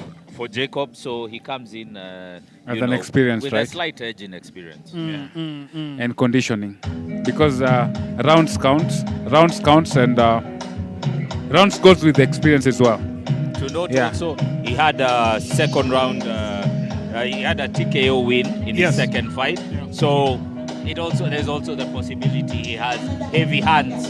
So it could be quick. It could be our first KO of the night. But then again, probably we should also settle down for 4-round extravaganza. I wouldn't say that, because I've seen a lot of debutants shocking people with a longer experience when it comes to pro boxing and stuff like that. All right. So it's never definite. Like whoever has the more games is whoever is winning. Yeah.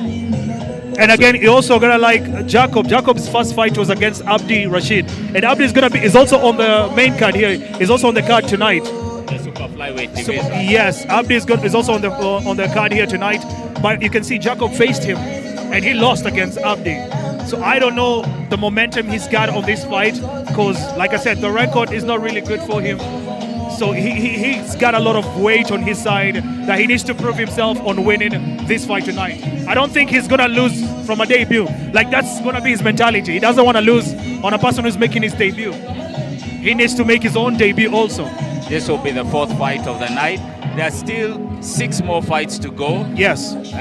From the bantamweight division all the way to welterweight. Stay tuned. It's guaranteed fireworks for the 2 main events. That's Javan Bui versus Martin Shekivuli and John Juma versus David Mbumba. Top class main events coming up. Yes. And we also have a female fight. That is Alice Wayego versus Rachel Ashubwe. Yeah, the only female fight we've got here tonight. Yes. And Alice Wayego, as seen, was an interesting prospect coming up back in 2022. So she's had time to fix her shoulder problems that she got in her amateur career. So she's looking to make a big step back into the winning ranks. column. Yeah, into the pro ranks as well. Yeah, it was good. He could have qualified for the national team, but he decided to turn pro. So let's wait and see how good she's gonna be. Over to you, Joe.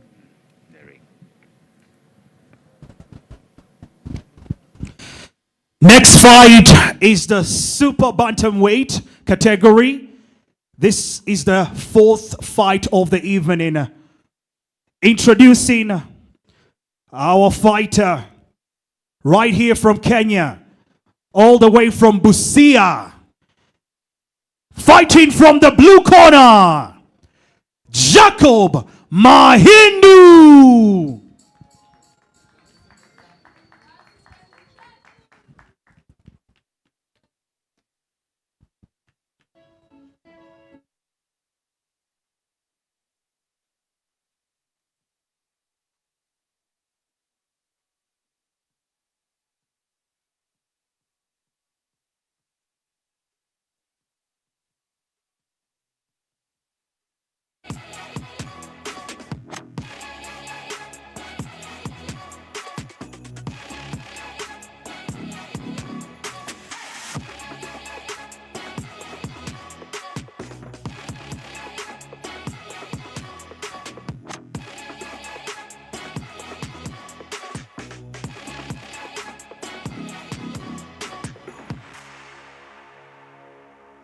Sawa.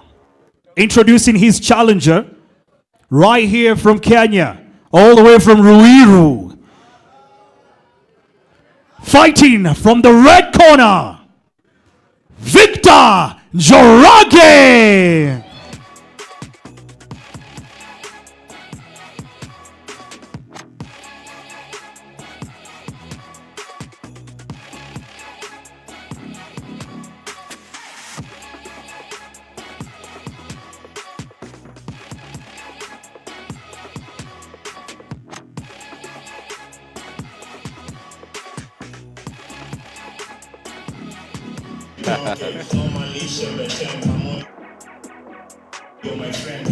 I hope, he comes ready to fight. He's a debutant. So far, no one has given us, let's say, a negative fight where no one wants to engage. Yeah, so far, all the fights have been great. We can't wait to see this. All right, the judges for this fight, Leonard Wanga, Martin Daria, Francis Orlando. Referee for this fight, Charles Juma.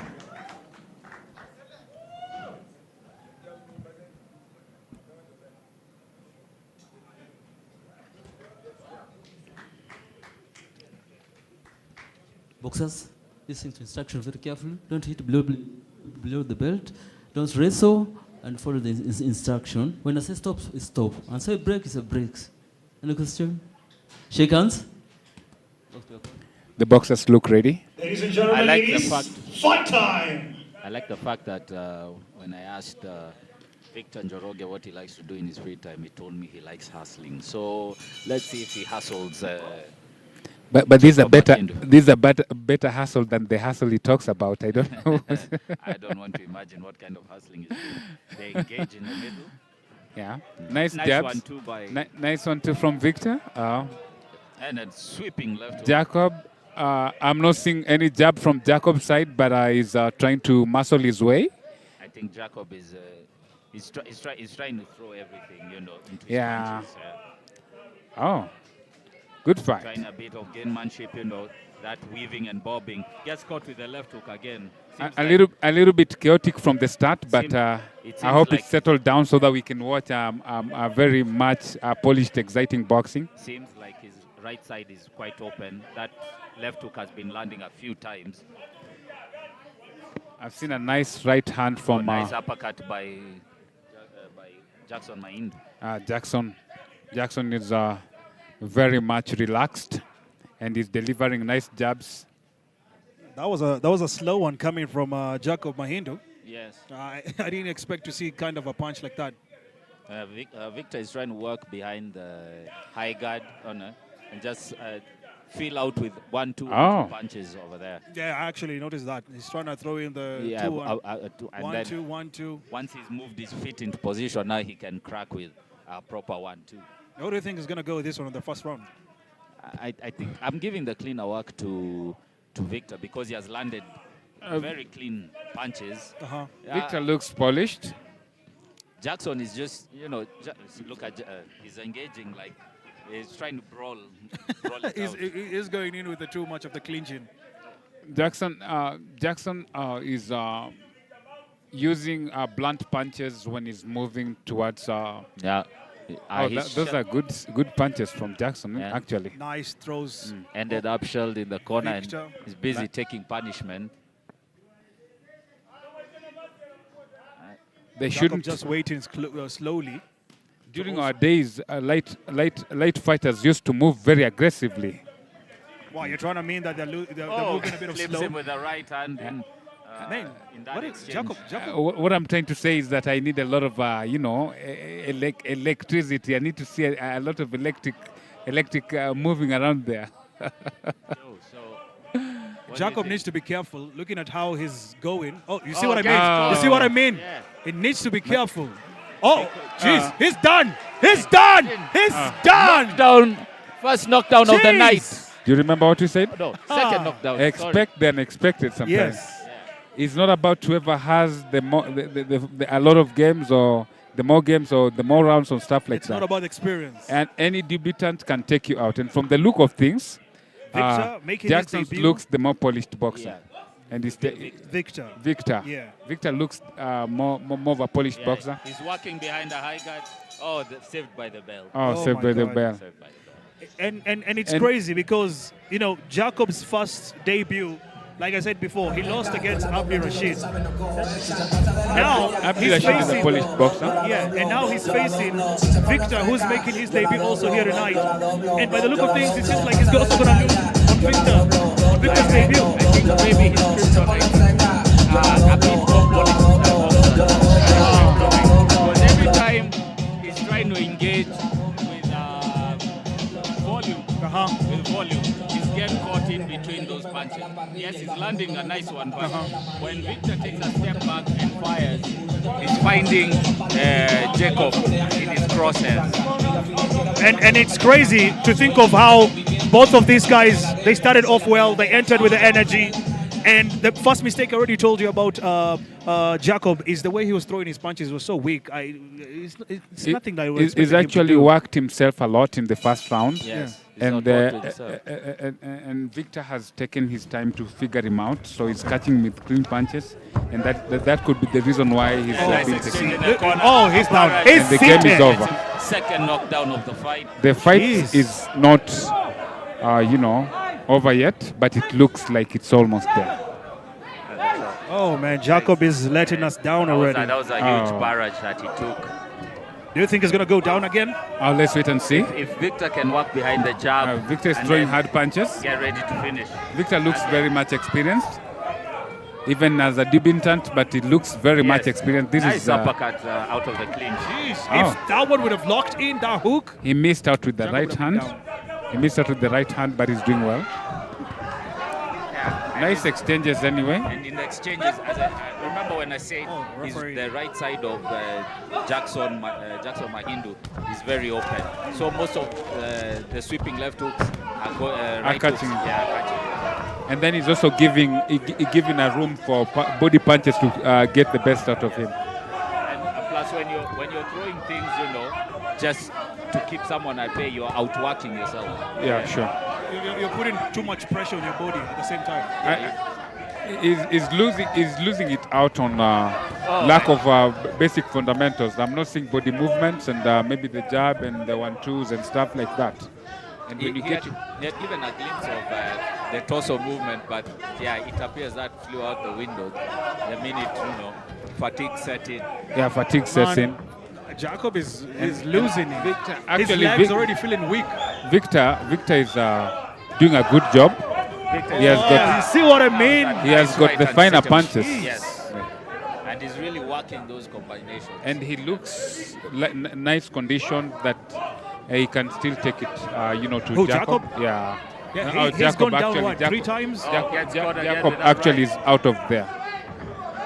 Do you think we're going to get a shocker? He's already a shocker from the look of things. Jacob Jacob knocking out that was very Victor. nice IQ. Change levels. I went to the body and ended up pushing Jackson to the fence. From what I see, those are weak punches from Jacob. He's trying to corral him into the ropes, but the ref has stepped in. And technically, Victor looks great, and has the highest, the stronger punches. Yes, he does. Now goes to the body and gets himself out of position, trying to throw back punch. All he has to do is just to focus on the punches that he's delivering. Victor has to concentrate on the punches that he's delivering to take his opponent out. Victor was going in. He didn't want to hear the bell. He's like, I've got the chances on my side. Jeez. Jacob is already hurt, from what I see. He's done. Jacob is done. 3 times down, we're still going. It looks hurt. He's bleeding from his mouth.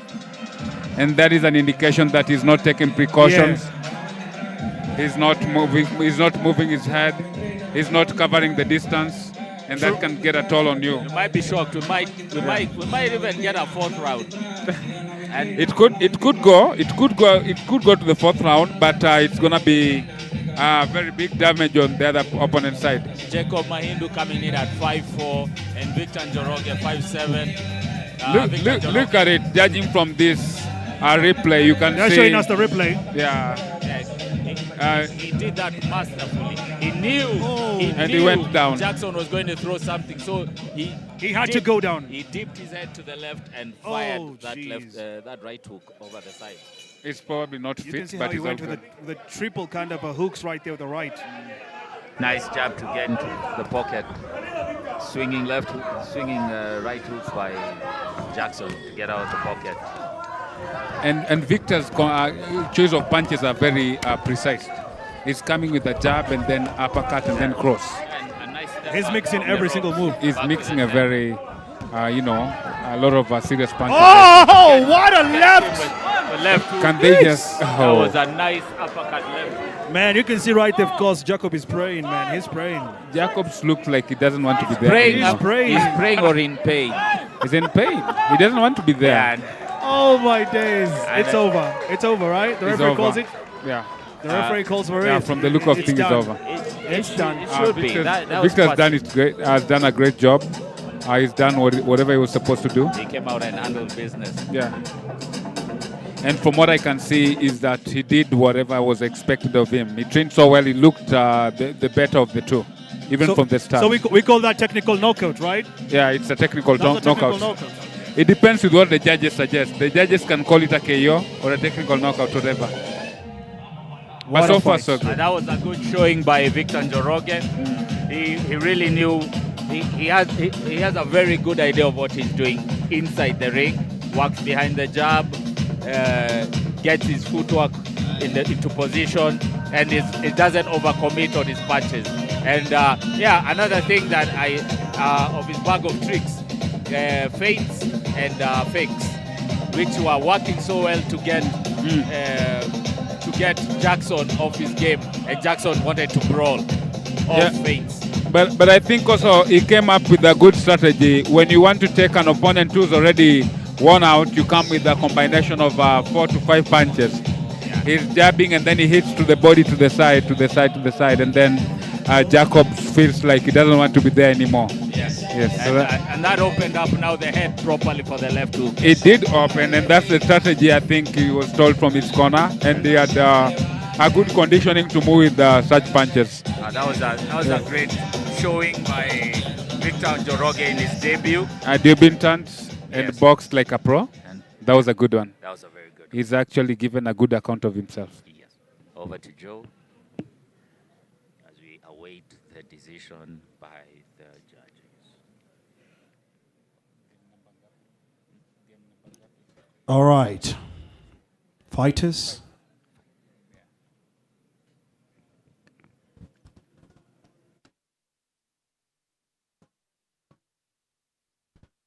All right, come through.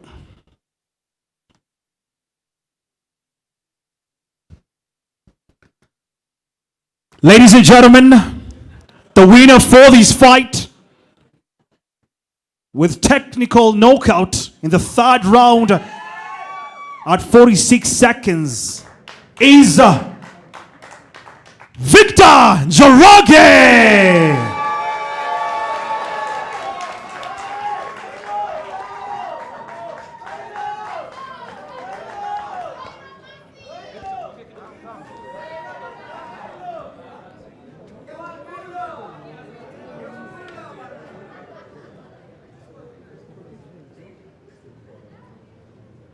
We're going to hear from Victor Njoroge. Victor, ulikuwa umeexpect utashinda kweli leo na knockout? Nilikuwa nimekuja kumaliza. Na hujaona kitu yote ngumu ni kuface Jacob leo? Sijasikia anything. Poa. Na sasa kwa wale mafans ama tuseme watu wanapenda shughuli unafanya, a little bit of award for them pale, yani wapatie kama waidha. Hii ni mwanzo. God willing itakuwa poa. Nashukuru sana zaidi kwa SportPesa na kwa nyimba fans kwa kujitokeza. Amazing, man. One more time for Victor Njoroge. I just want to remind the people back at home, this is an event for the uprising stars like Victor Njoroge. He made his debut here tonight and he picked up a victory. And this is why we say thank you so much, SportPesa, for making sure we are having the best of the best in the country, and also UFS Boxing for booking for us amazing stars like them. I'll see you. Thank you so much, Victor Njoroge. We appreciate. Santi.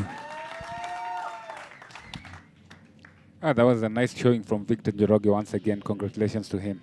He has a bright future in the sport, and if he keeps at it, there is no limit to where he can go. Yeah. That was a great display of boxing, and also ring IQ, knowing when to change up things and how to, set up the finish. Yes, he also used his reach well. He had the height and the reach, and he used it well to capitalize on the loop ends. Yeah. Yeah, you can see from the replay, he was very calculated, though. I think I haven't seen him do wild swings. Everything has been with pinpoint accuracy. No, he's a very talented boxer, judging from what I've seen. Victor actually boxed like someone who knew whatever he was coming to do. He concentrated, he waited for his time, and then he executed, nicely. Victor Njoroge fighting out of Pal Pal, one of the bastions of boxing in Kenya, headed by the name escapes me, but yeah, it's one of the longest surviving boxing teams in Kenya. So yeah, they gave us another star, another rising star on the fight card today. Up next, we have the anticipated women's match. Oh, no, it's not. Oh, sorry. It's Peter Andai versus Luca Cosma. My apologies, my dear viewers. It's Peter Andai versus Luca Cosma. So, Joe, what can you tell us about these two opponents? This is gonna be an amazing fight. Looking because they're both from different countries. Also, Peter representing Kenya and Luca representing Tanzania. Peter made his debut on the 1st of July 2025. He's going to be doing what he does best. And looking also at Luca, he also made his debut. He had, of course, the first fight, he had only one fight. And he's making his, tonight is going to be the second. So he's more of like a debut, I'll say, Luca. He's more like of a debut. So we expect and expect. I love saying that, and I'll keep saying it. We expect and expected. You never know what's going to happen, because Luca has had, four rounds in his career totally, as a fighter. And looking at Peter on the other side, he's he hasn't really also done much. He's 8 rounds. So it's more of a halfway when you look at both of them, So I don't know. Who's better, Peter or Luca? Better is anybody. Just looking at the stats. No, you're looking at the stats. No, I don't look at the stats personally. Why? That's why I told you one thing. Yeah. Anybody can have it. Whoever wants it more, whoever's put on a lot of work, can always come and get the best out of the other person. So you don't really rely on stats? I don't rely on the stats. I told you one thing for a fact is that Bernard Hopkins, the legend, lost 4 of his first fights, and he came out to be one of the most, celebrated legends of the sport even right now. You can't talk about the sport without talking about Bernard Hopkins. So to me, whoever comes out and gives a better account of himself is the better man. Luca Cosma fighting out of Usawi in Tanzania. Says his favorite boxer is Dimitri Bivol, the current light heavyweight champion.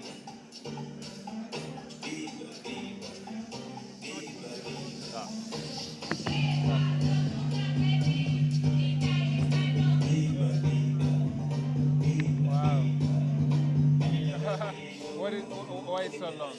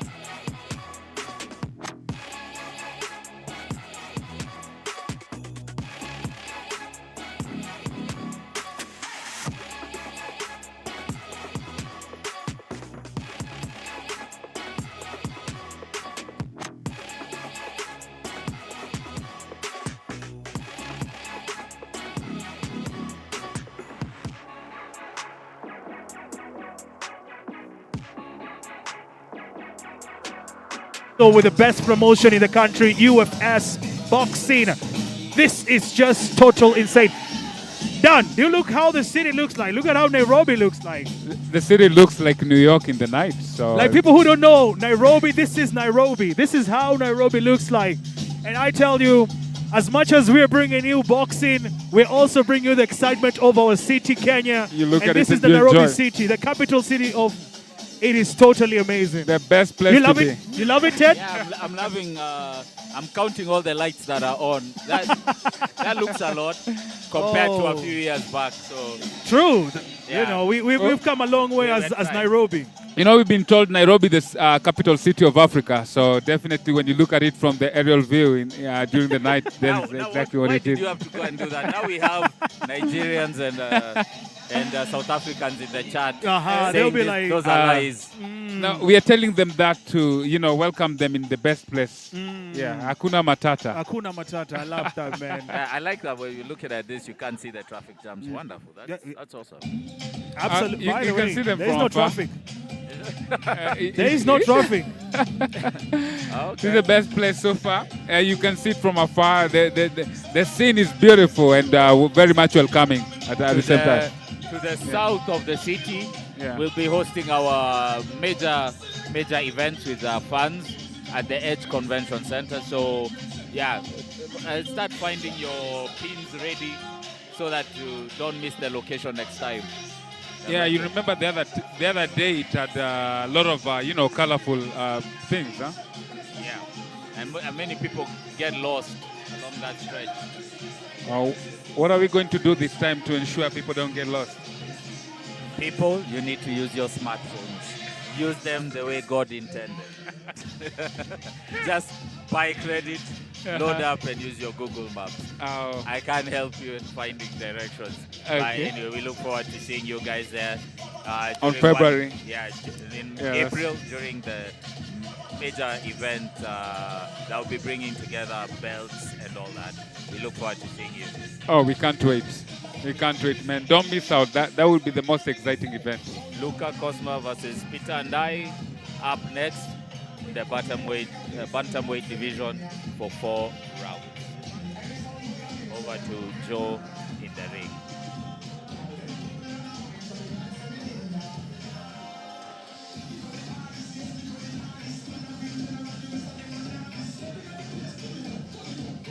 I hope so far to perform.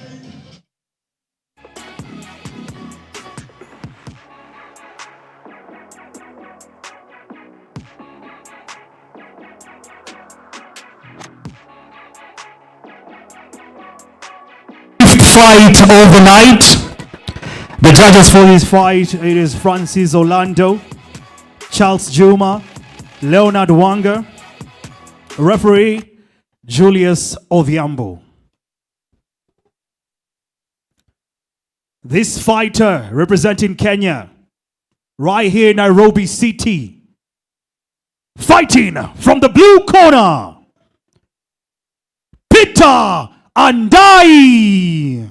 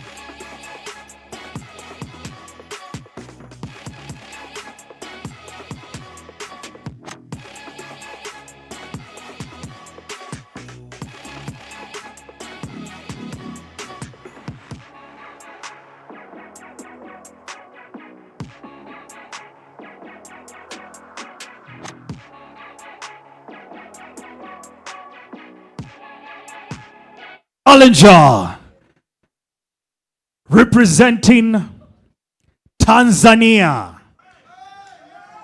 from Useri, fighting from the red corner, Luca Cosma Masawe.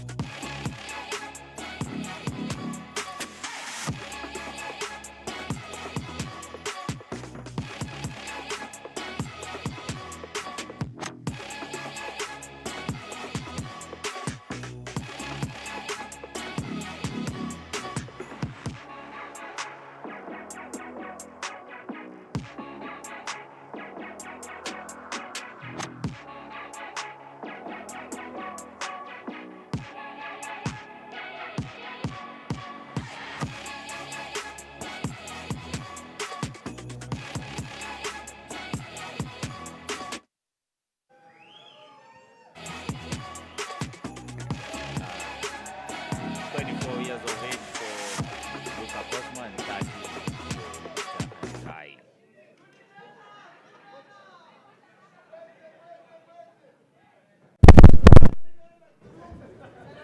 Peter and I strides confidently to the center.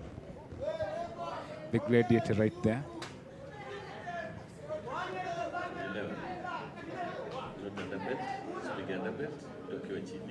No, stop. So.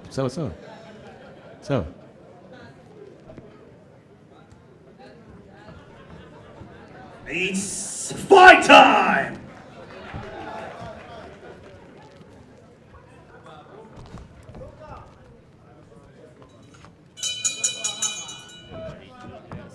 Of the action. And straight to a 1-2 by Peter and I. The controls ready in case Luka Kosma comes back with something. That was a strong start from Peter and I. And Kosma is missing out on the fundamentals. I think he got caught. And he wants to stay. unawares, yeah. And he still wants to stay there. Like He didn't expect like Peter and I would come out that strong. Peter and I used to be a very strong, athlete in the amateurs. So right now, I'm still anticipating for that strength because his catching is. Oh, they are brawling now. Everyone is trying to get something going to buzz the opponent. Straight into the inside. Luka is missing on the fundamentals. He has a very lazy jab. He's pushing his punches. And that's not how it should be. They're not snapping. That's very wrong. And you notice both of these fighters, Peter hasn't won a fight. He's had 2 bouts. He hasn't won any fight. But Luka, on the other hand, he has won a fight. Okay, let's wait and see. Let's wait and see how fight goes anyway. But Decision. By split decision. I told you this. Yes. You don't judge a fighter from that. Okay. So let's look how fight goes. Let's look at it and how fight goes. Maybe Andai has got some tricks in the bag. So you believe he might be winning tonight? He might be getting his victory? Yeah, he came out. That was a nice overhand, right? And he landed. They should stop holding. This is the first time. I don't know why they are holding. This is the first. Just the first round. I usually don't have an issue with the holding, but it's because most of them don't know how to fight in the clinch and even get out. So it ends up being a hug fest.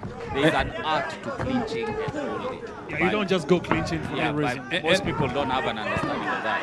And I think it makes you look not very polished when you hug in the first rounds. When you're hugging and you're not Doing moving, something, maneuvering into position, getting an angle, you're just, standing there, holding. A nice jab. And Andai is actually jabbing, but he's off Come guard. on, Andai. So What are you doing? Holding on the neck.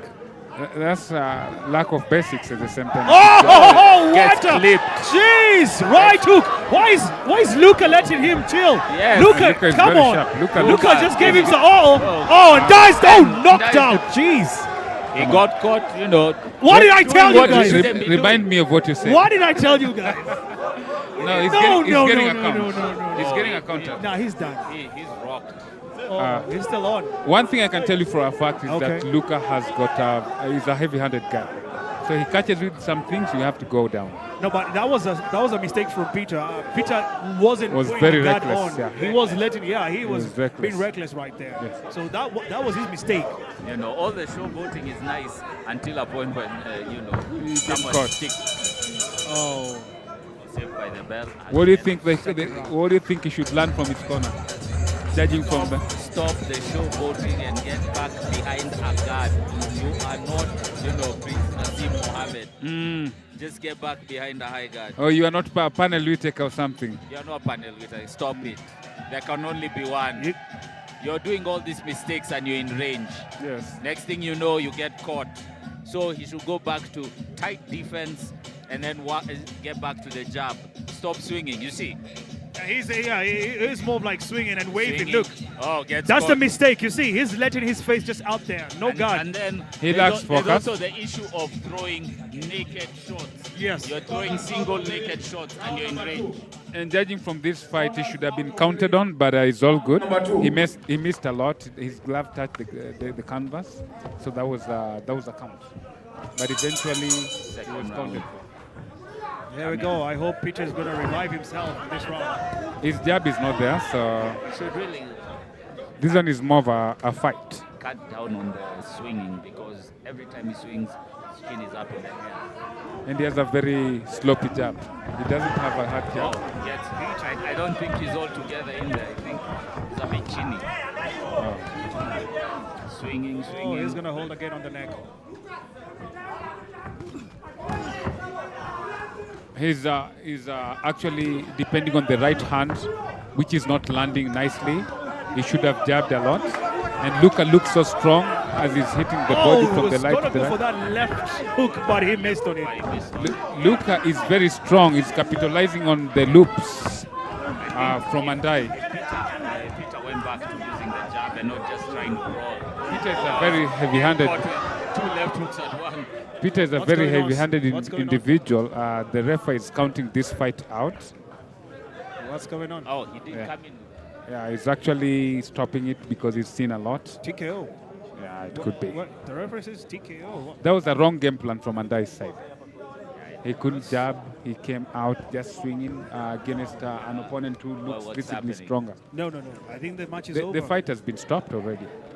Okay, I'm trying to judging from what I see, the fight has been stopped. Yeah, I think he was out on his feet. Very out of his feet. He was just fighting on And his he lacked game plan. He couldn't jab.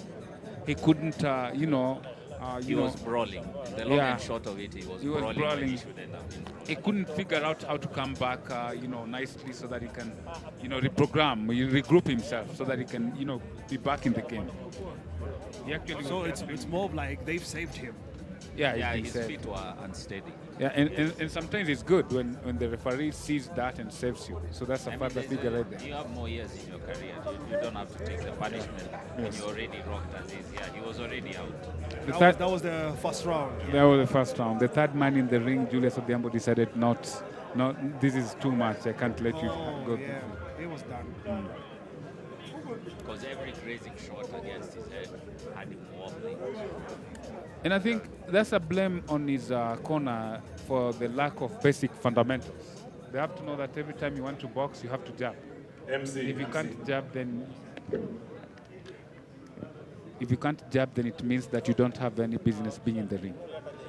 You can't blame you can't blame a boxer, but you can blame the corner for that. But also, the blame also lies on you. You know you shouldn't be doing some things like showboating and you're getting caught. You're out of position. You only do that thing if you have the reflexes to back it up. So don't do it. Congrats to Luka. He's so strong. All right.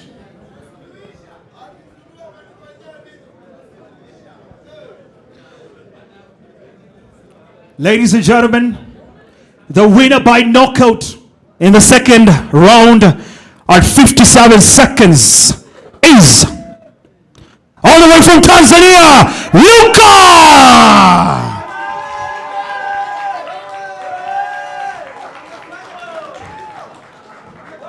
Yes. Hey, Luka, jirani wetu huyu, sio? Luka, debut yako ilikuwa last year December, sio? Na ulipigana na Mkenya bado, ukamshinda. Tena huu ni Mkenya wa pili umeshinda. Tunaangalia wapi future yako sasa? Naomba Mungu niende mbali zaidi hapa. Wapi makofi ya Luka aki? Ningependa kujua umekuwa na experience ya muda mgapi kwenye boxing professionally? Nimeanza 2023. Na saizi umeona vita ya leo imekuwaje? Ulikuwa umeexpect amaliza kweli kwa raundi ya pili? Nilikuwa natamani, nilikuwa nafikiri hiyo, but sikuwa najua kama raundi ya pili. Emotional, sio? Hii ni mazuri sana. Sasa tungependa ushukuru pia masponsor wetu. Unajua ndio wamefanya kazi mzuri sana. Ongeze, nashukuru, naomba pia niendelee kufanya zaidi vizuri.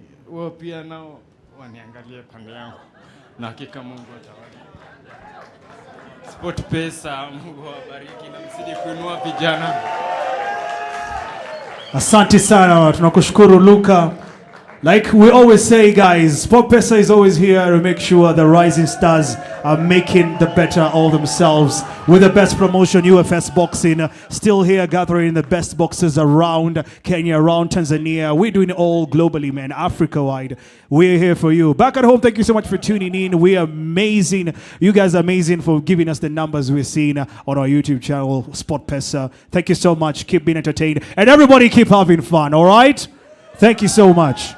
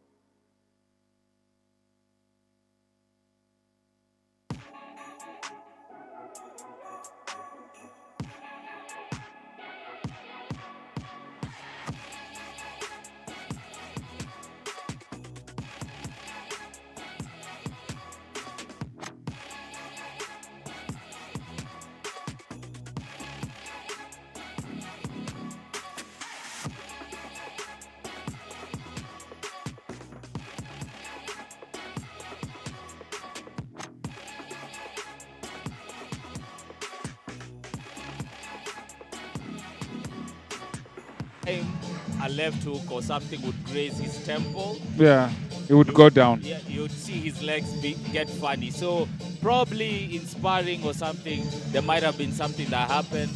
So it would be best if he took some time off. Just heal up, give your learn a few things. Yeah, give your brain some time to heal, then come back Focus. to the gym, ready to learn. Yeah.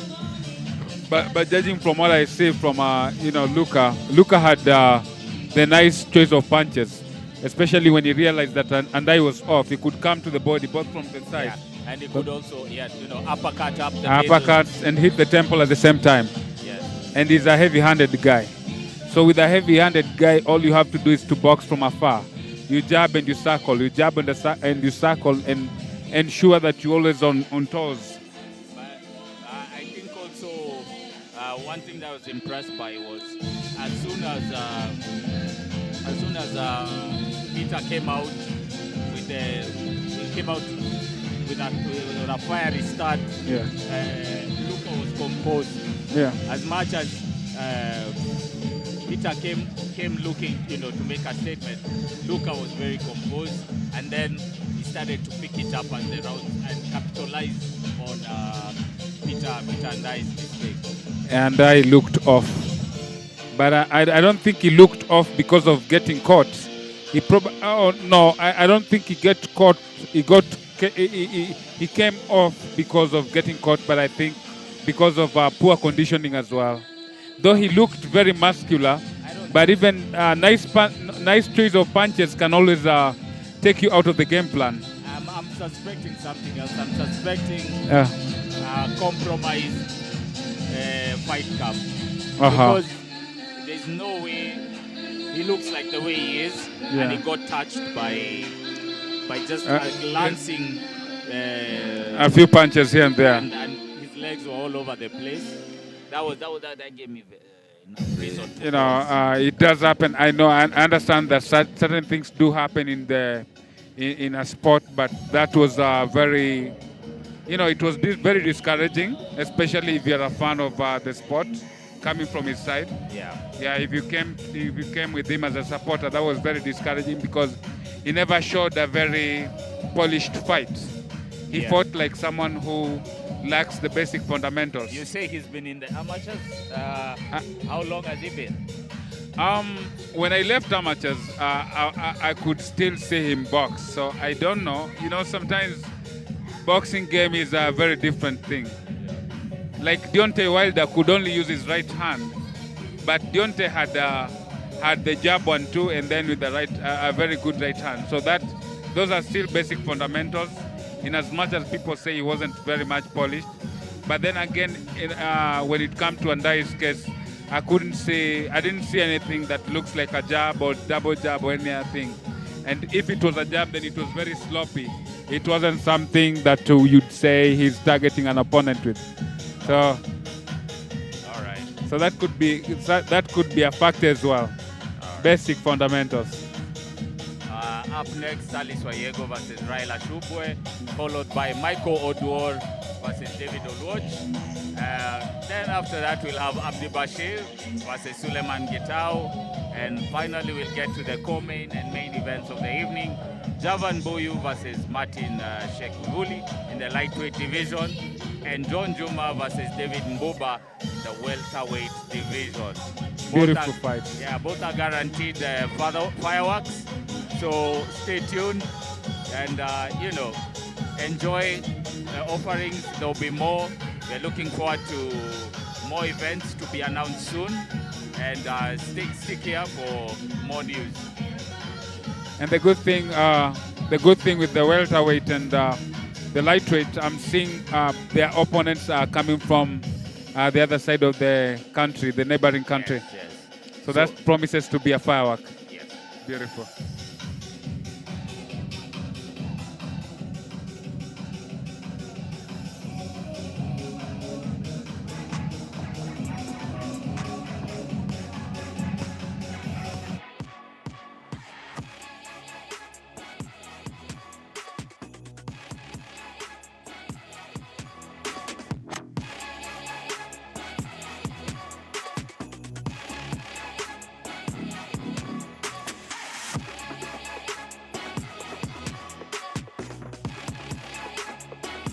Exciting fighter to watch. Very exciting. He moves in and out, uses his jab very well, and then levels up with the 1-2s.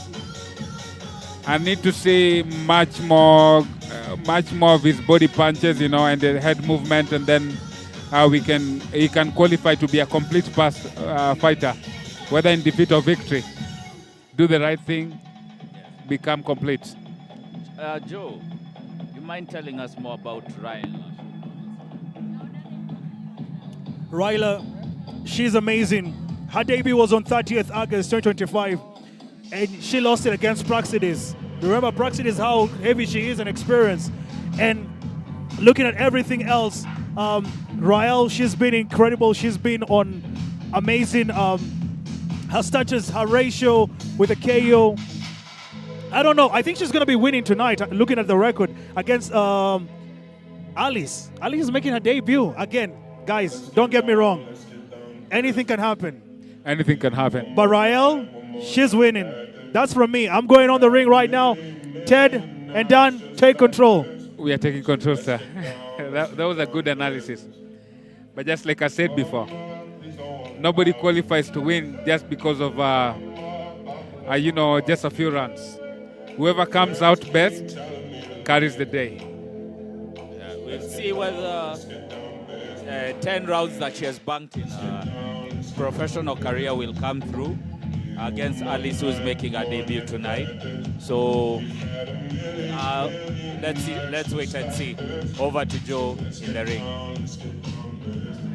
All right. Thank you so much. Now, this fight, lightweight category. It's the ladies' time. Introducing our first fighter. She's a Kenyan, all the way from Kakamega. Fighting from the blue corner, Rael Ashubwe.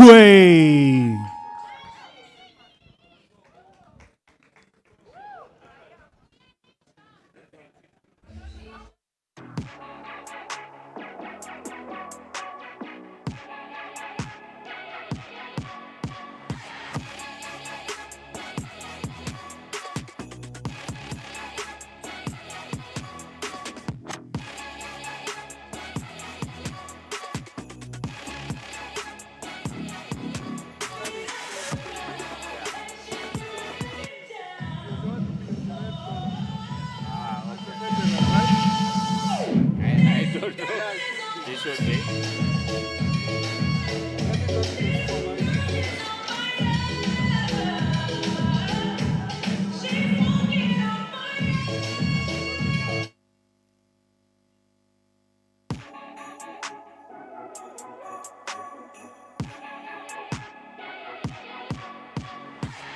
A challenger. She's a Kenyan, representing Nairobi City. Fighting from the red corner, Alice Wayego.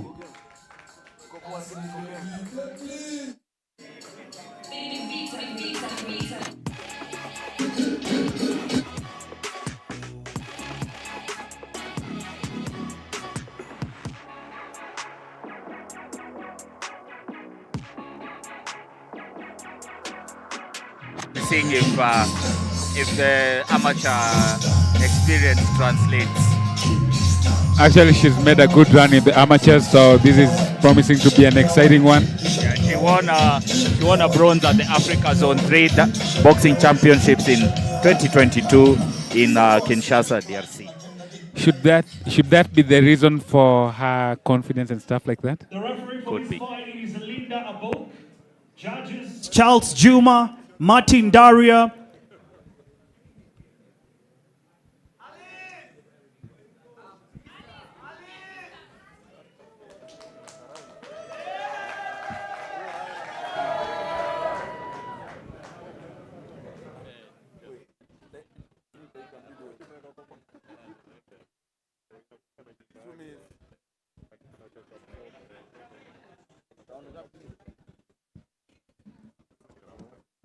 All right. We're okay. Fighters.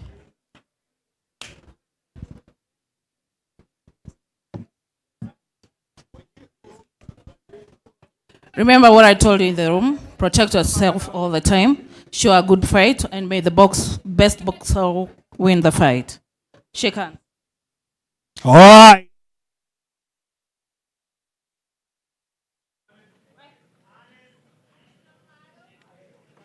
Points them to the neutral corner. We're about to start with Round one. Yes, with referee Linda Abok. Linda Abok.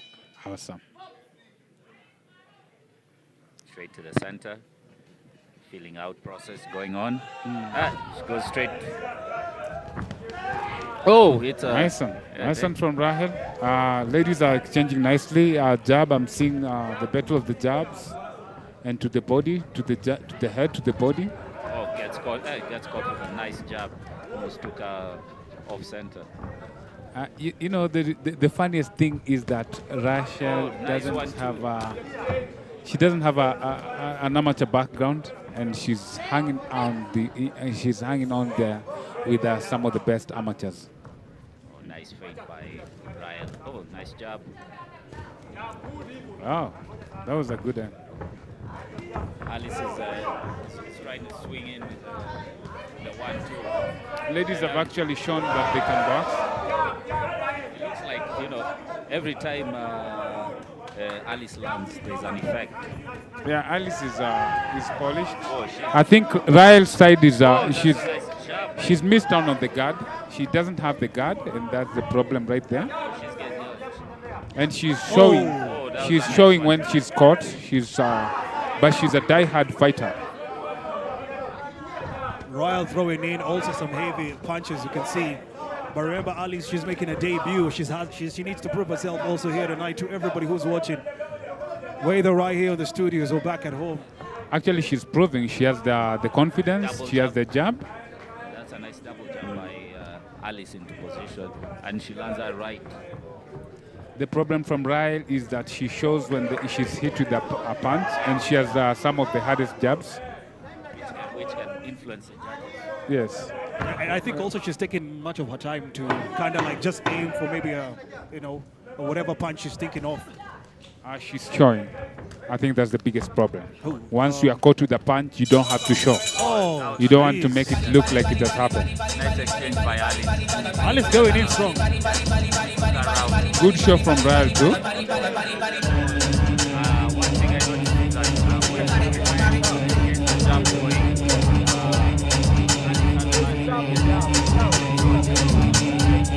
right hand. Yeah. Hey, what do you think? What do you think? Looking at the both of the ladies, you know, as much as I told you guys earlier, Ryle just got experience. Alice making her debut.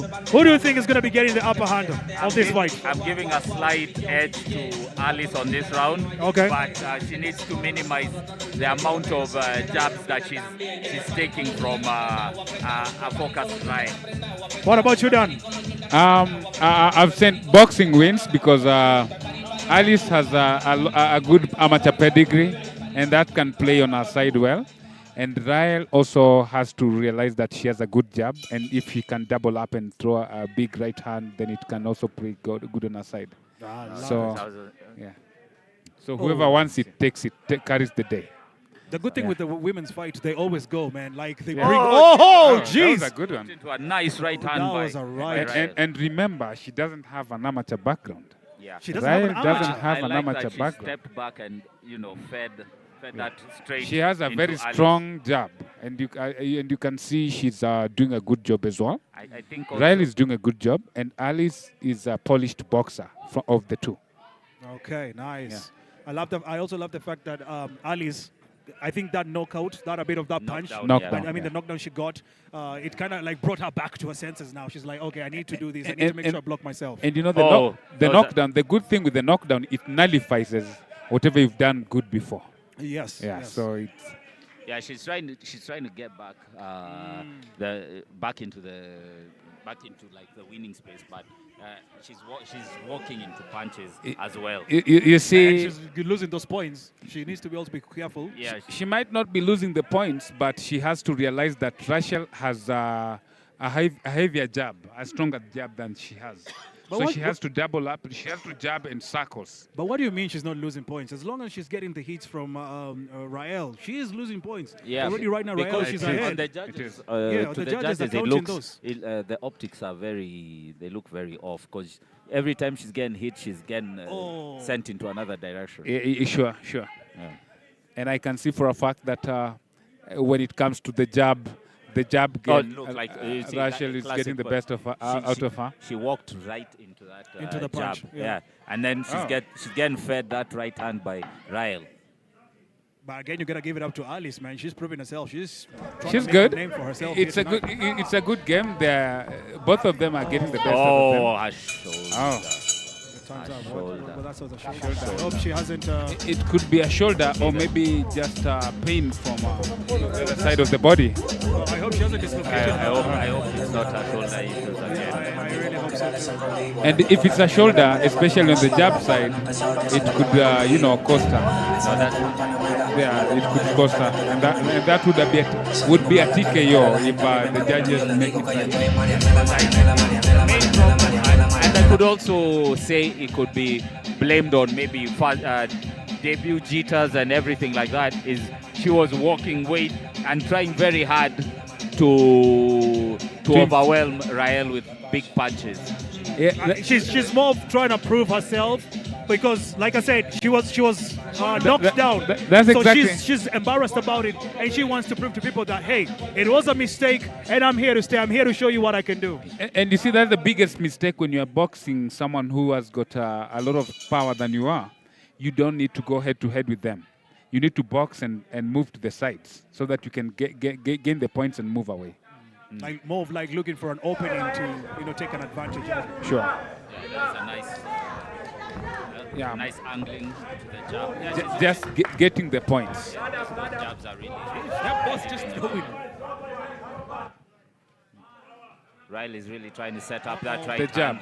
The jab is when it comes to the game of the jabs, Ryle is getting the better out of it, but she's not double jabbing. Had she stayed at a point where she can double jab, then this could be a very competitive game. I think also the jab should also go downstairs. I think her shoulder is. Then she probably needed some time off. No, I think she's dislocated or something. I don't know. She might have dislocated her arm. Considering that she's had those shoulder injuries before, so I don't know whether she'll be able to carry on. How do you deal with that, sir? can't deal with it. It's impossible. You're a human being. I think I mean, it's hard. I think you also have to realize you can box from the both sides. If you have a shoulder injury on your left side, you can turn to south or Dan, a hypothetical. Okay. How is she going to box when her right hand is messed up from the southpaw position? Then she can just use the left hand to box and move. It's hard, man. You have to protect yourself. You have First to fight? I think we may be asking she has an amateur pedigree. I saw Lomachenko boxing with one hand when Not he had everyone a is Lomachenko, though. Not everyone is Lomachenko. Yeah, but I think the jab is great. She's jabbing nicely. And also you can see she's protecting her right hand. Maybe she'll be more in and out as opposed to how she was trying to brawl with Ryle. She should be careful on how she does what she does, but she's the superior of the two. That's what I know for a fact. I don't know what's going on by Ryle. She has complained a couple of times during the fight. I don't know what's going on. Maybe she could talk of, complaints, a little bit of complaints that she's catching me with some bad things, or maybe she's elbowing me. I think she may have stepped on her when she was moving around, so yeah, that probably impeded her. Put her upset. Yeah. But she's really working that jab by slipping off to the left. And she proceeds to try to land the right. Oh, what a nice fight. This is incredible. I love it. I'm not going to lie. Who would you give the round to? To the third round. Who would you give the round to? Give it to Ryan. Honestly, I'm going to go with Ryle. I think the injury. Those jabs had a lot of the optics behind it were very. They must have looked nice to the judges. And the fact that Alice's shoulder seems to be causing a problem, which has led to a lot of momentum. And there's one opinion I am of that sometimes judges tend to give someone based on how beautiful you look or how marketability you can be in terms of how you look, beautiful you look in the ring, in terms of how you box and all these kind of movements, stuff like that. I don't know if you get me right. Yeah, I get you. Off to Here we go. Ryle should just keep that jab out there, not try to, throw those naked right hands. Keep that jab in Alice's face. Geez. Yeah, if she becomes a little bit aggressive, it can work on her. But she's doing great. She has her confidence back. Oh, gets caught in between. Seems like, of course, Alice's right hand is coming back in action, but it's being used sparingly. She's trying to work with the left as a. Ryle has got a very strong jab. That's what I can tell you for a fact.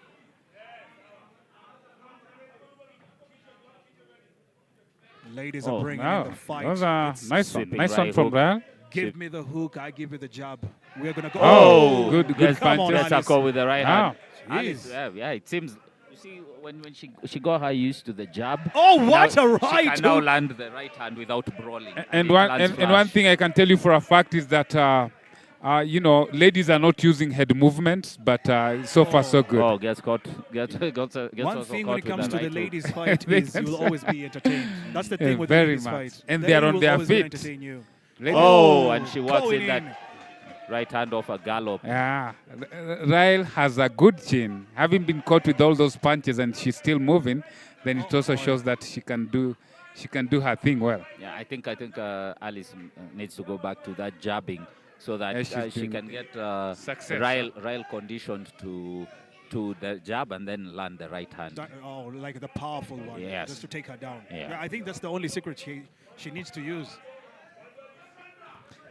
Wow. Also what a match from the ladies. I think this is even very entertaining than the first one, the last one we watched. Let's go. It's nice the best jab. one, bro. It's the best one. That's a nice jab from Alice. Ryle is the one throwing the jab right there.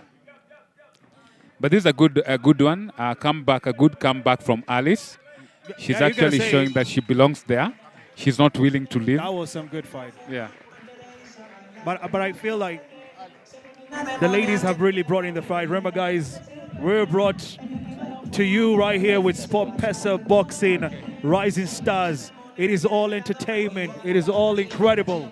The best of the best everywhere. Kenya, Congo, Tanzania, talk about the countries you know, UFS Boxing has also got you locked in. My name is Joel Sunday. I'm joining, of course, with the baddest team on the commentary right here. Ted. Yo. And I'm done here. Yeah. Done here. Yeah, Dan, we can't hear you. We need more effort. Oh, come on, man. Yeah, I know you're trying to bait with the low voice. Yeah, he's trying to be the cool guy. You need to shout. He's trying to be the cool guy. It's all good. Someone told me he can't hear me, and I told him I'm a soft-spoken dude. Come on, and I can hear you now. You need to put that voice up. They need to hear you. But so far, so good. Who do you think is going to win this one? Who do you think is going to go with it? It depends with the judges, but if I was the judge, I would give it to Ryle. Same. I'm going to go with Ryle. Yeah, and I feel like there might be a split decision. It could be. But then again, I'm also leaning towards Ryle. Yeah. But all the same, that was a good rallying effort by Alice. Yeah, she did well in the last round. Yes. And just like I said, it depends with the judges. It depends with the judges. I like that she immediately went back to jabbing. Yeah, and she did well. Yeah, she did well. Yeah, she didn't engage in the brawling that she was doing, because that almost every time that she'd do that, yes, she loses it. Her shoulder would go off. And I think the bad thing, one of things that people ignore is that when you think you are a better boxer than the other, and then you want to jump on them, and then they disappoint you. You lose hope. Over to Joe for the official results from the judges. Okay. Here are the results. Judge number 1, 40-36. Judge number 2, 39-37. Judge number 3, 39-37. The winner by unanimous decision,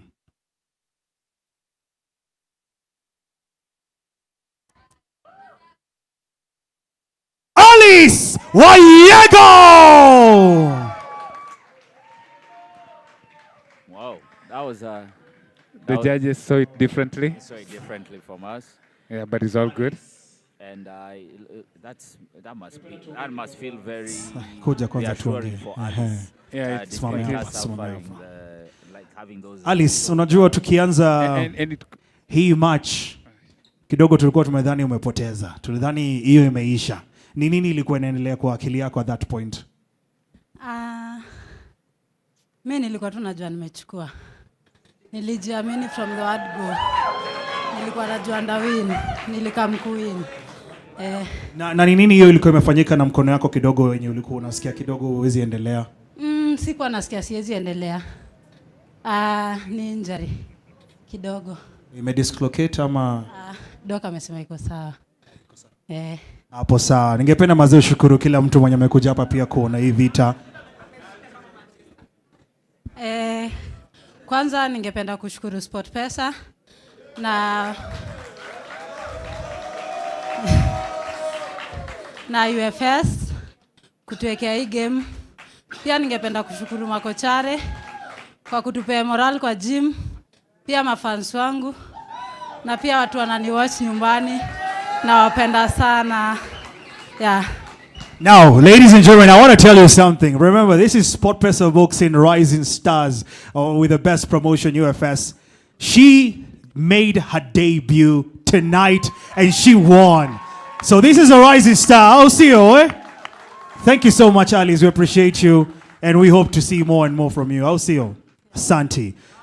Back at home, thank you so much once again. Remember, we are live at the YouTube channel SportPesa. Subscribe, like, give us your comments on what you think about the fight and everything's going on here tonight. Everybody else is having a good time here, right? Thank you so much. We're seeing you on the next fight. It is coming up next.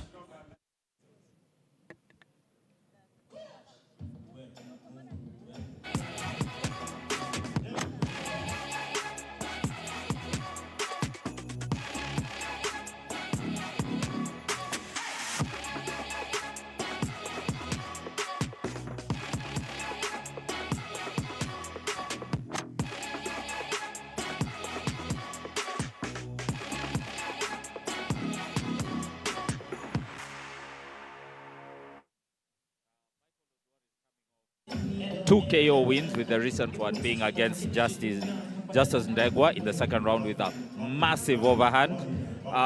Very physical fighter, very a rising prospect that we hope to see more and more in the coming years. He's coming up against David Oluoch from Ngando Boxing Club in Riruta, coming off 2 decision wins, with the recent one being against David Kileo. And yeah, he'll be looking to put his four fight experience to the test. So, David, take us through, David. What does David bring to the table, and how is this match going to look? Looking at the stats, for me, I'm all about the stats and just seeing how the fighters are. So looking at David's debut, he made his debut on the 3rd June 2025. He has had, of course, a total of 4 bouts. He has won 2, he has lost 2. On the other hand, Michael Odor made his debut on the 10th of October 2025. He has had a total of 2 bouts and he has won all of it. The 2, he has never lost any. And, these are the stats right here. I don't know, but I feel like Michael, he's gonna kill it tonight. He's gonna kill it tonight. I don't see if David has a chance. If you ask me, Michael is gonna pick up a victory. We have been with you. We have seen Dan. We have all seen Ted. We have all seen how Michael has been fighting. Yeah. He has had, of course, 2 fights, and he has won all those 2 fights on the second round. So I believe in Michael Odor is still gonna win here tonight, and I stand with it. Well, I don't have a problem with your stand, brother, but one thing I can say for sure is sometimes it depends with the caliber of the athletes that you faced. If you're a boxer and they give you someone of a lower tier, it's easy for you to win. But then again, Michael, I can't take away from him. He has got very special attributes when it comes to, just the boxing game. He has good quality, he has good fundamentals, seasons in the amateur, and he has an edge. He has an edge. He's supposed to have an edge over that. I like that. Despite him, Michael is only coming with a total of 4 rounds of experience, because all his KO wins have been in the second round. I'm looking to see if there will be any changes to his style, considering the last time he fought against a lanky opponent, and he managed to take him down with a massive overhand. They're both the same size, 5'9". So I'd like to see how he plays with the jab going forward into the fight. And also noticing on the 2, there's a little bit of huge difference on the edge, because you see David is 34 years old. On the other side, Michael is only 23 years. I don't think that makes any difference. Okay. I've seen old guys beat young guys. Yeah. So what matters is what has David been doing, because he's coming up against a buzzsaw in Michael Odor. So age is not a factor. Even made to, as I look at it, age could not be a factor. Experience is a factor. Yes, because old people can pull you into deep waters. An elderly person can pull you into deep waters. All matters is the experience and who wants it more. But Michael Odor trains out of Pal Gym, same as 4 of the fighters that have come on the card. So we'll see if they've been, because from what I've noticed from all the Pal fighters, they've been very disciplined, and no one's been out here brawling. All right, they're just showing us a bit of highlights on what has happened on the amazing fight that we have had from the ladies. You can see there's a huge difference on both of these ladies, Alice versus Rael. We all believed Rael was going to pick up this win, but now, the judges, they thought differently, and they went with Alice. What do you think about the decision of the judges? I think it could be down to the last 2 rounds, the 3rd and the 4th, because Ali started boxing using her jab and probably didn't engage in a brawl as much as she did before. Would you like to hear my opinion? Would you like to hear my opinion? Yes, yes. Actually, I'm looking at it differently, because I thought the second round could have been a count, a 9 count, or whatever count it could have been, which I gave an edge to Rael. That was a wide one. And then Rael had a nice jab. And to some extent, just like we said, we can see it differently from how the judges saw it. But if I had my winning, then I would have, I would have given it to Ryle. But it's all good. Nothing is lost. But it's been an amazing fight from both ladies. I would say, Alice making her debut and winning. It's a rising star. She's now one of the rising stars on this event here tonight. And we are grateful that, the judges saw whatever they saw that we didn't see. And they decided, she's the one on top. But exactly. It was amazing. She brought the fight. We can't dispute, yeah. As long as, look at the arm. She was injured, but she still fought in every single moment she had. She took the chances, and, well, she won. Yeah, she did well. As we were saying before, what matters sometimes may not be what we think matters. Probably the optics of her jabbing and probably landing in the fourth round and a bit of the third round. Maybe in the judges' eyes, it came out strong in the official cards.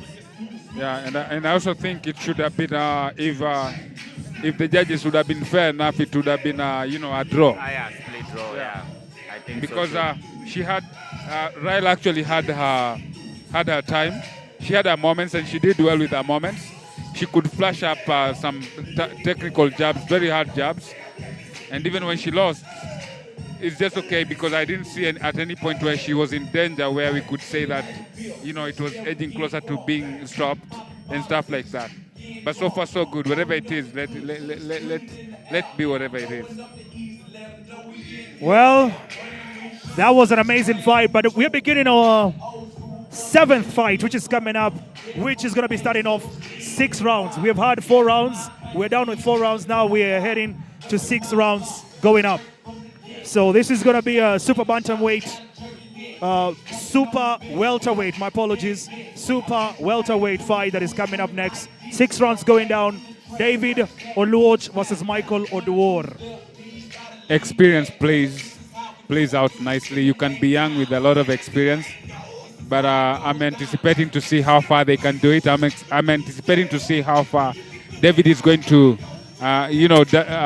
Michael is going to box against David, who has a lot of experience also in the pros. So it's a good game.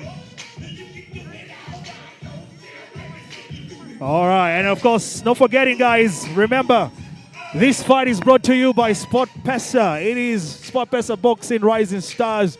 We're making sure that we are bringing up the best boxers all the way from the ground to the top. And that's why SportPesa is here for you with the best promotion, UFS Boxing. Nothing else gets better, but we make sure it gets better for everybody in the boxing industry.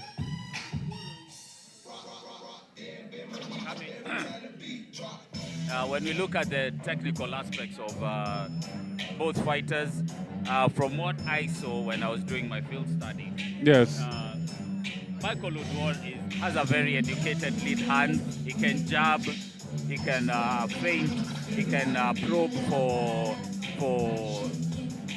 shots. Very good with his lead hand, and then he has that killer of a right hand as well. And but one of the problems he has, he can overextend looking to land the right. So if he finds a very good counter puncher who waits for him to throw those punches and then comes back in, yes, it might be an issue. Yeah. But for David, from the study of the tape, a very good counter puncher when backed up and likes to clinch to get out of tight positions. So we'll see how those two styles mash up against each other. Yeah, sometimes there's a clash of styles, but I think if David wants to level up or to maybe belong in the ring with Michael, he has to use his jab well.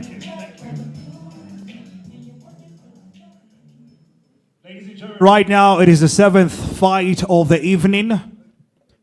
And this fight I'm about to introduce right now, he's a Kenyan representing Nairobi City. Fighting from the blue corner, David Oluoch.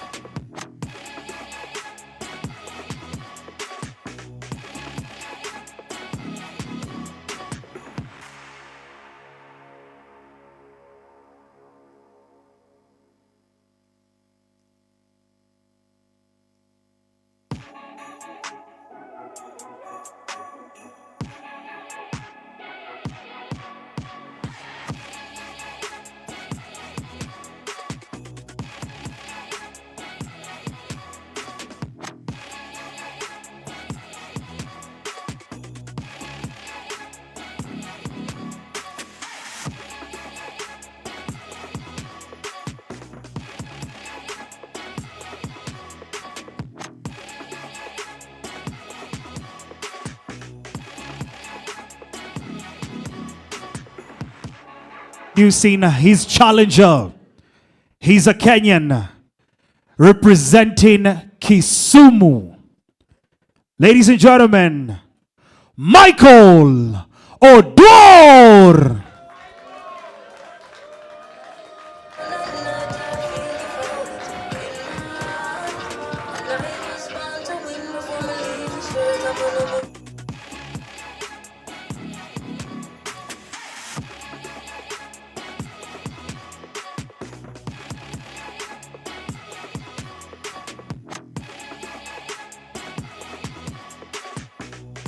Slowly to get him to the right position he can to fight for a belt. Yeah, this is going to be a very exciting fight. It's going to be a test for Michael Odor as well, because I haven't seen him fight against someone of David Oluoch's caliber. So we are waiting to see how far he's going to, maneuver his way to winning this. But so far, so good.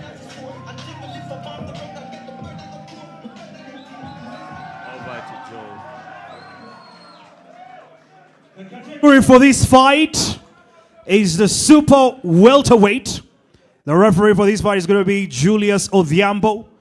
Judge Leonard Wanga, Charles Juma, Dave Watene.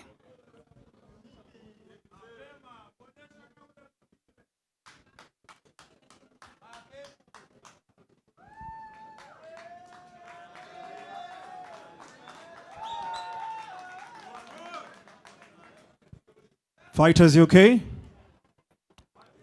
Come over here. Thank you. Everything nilimaliza squealy. Sequence. All right, ladies and gentlemen, it is fight time! The third man in the ring, referee Julius Odhiambo, very experienced.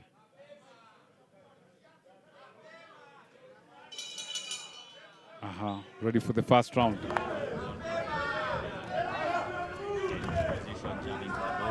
Jabbing to the body, the games of the jab, the game of the jabs. That was a very quick left hook that slightly missed, but yeah, there's evolution behind it. Yeah, it's a good punch. It's a good punch. Good right hand Michael has thrown, though it looks like it slips like a batting one.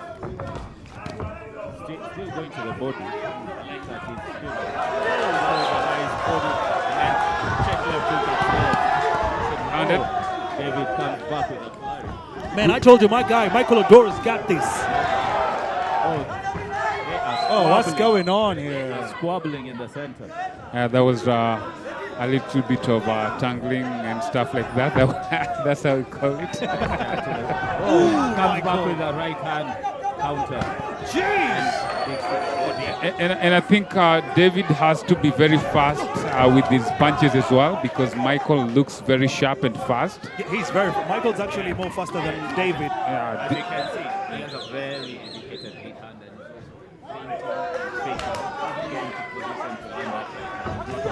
he's also True. Smiles at David.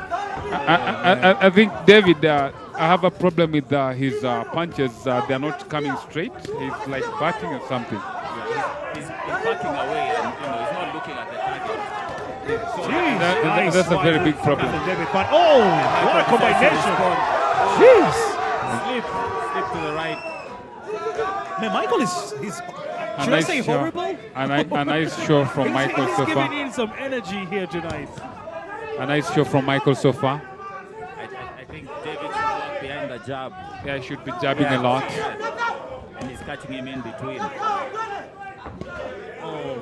Those are good body He's going punches with the from two Michael ones, two Oduor. ones. Putting water in the basement.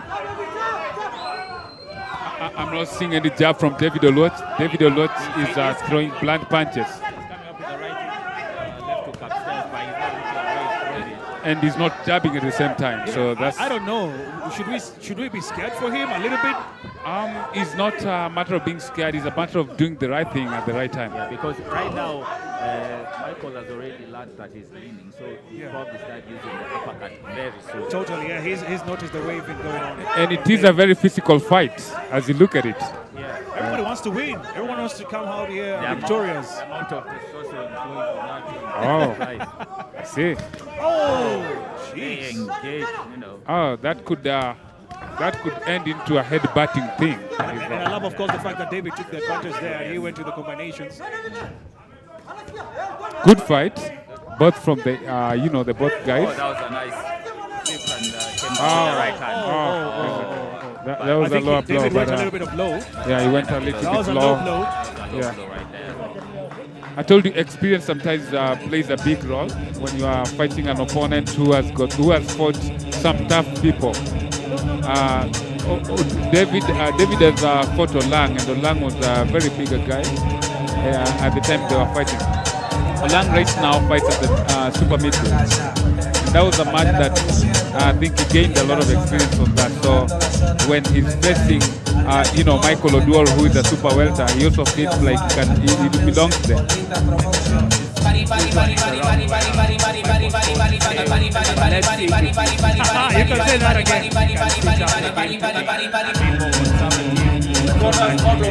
Select punches. But I feel like Michael knows very well that this is not just like any other fight he has been to. He's now facing also a tough guy. He's facing David. If you can't get him out in the first, you better be prepared to settle in for the five more rounds. If it goes for if it goes for 5 rounds, then it's gonna be a nice one. Or if it goes for 3 rounds, it's gonna be a nice one. David is now coming in faster. Yeah, he's doing well. He's doing well, but I think he should capitalize on the jab as well. He should use the jab because he's just boxing without the jab, and that can cost him. Michael is looking to land that big right hand. Yeah. Oh boy, this is just gonna be, I don't know, one of the toughest. You can see. And you look at the lady right there. She wants to cry. You see, what I'm missing out of this is the jab from David. David is not using the jab at all, and this is As I said before, very good counter. He's waiting he's getting Michael to overextend and then he takes and land the right hand. And he's also catching Michael with some nice chops, even though Michael looks like one of the, the superior boxer of the two. Yeah, Michael is more of the inward fighter. He's pushing David. Nice left hook to the body by Michael. Michael looks very polished. Nice Catches him in between his punches. Good punches. Yeah, I think David should, Might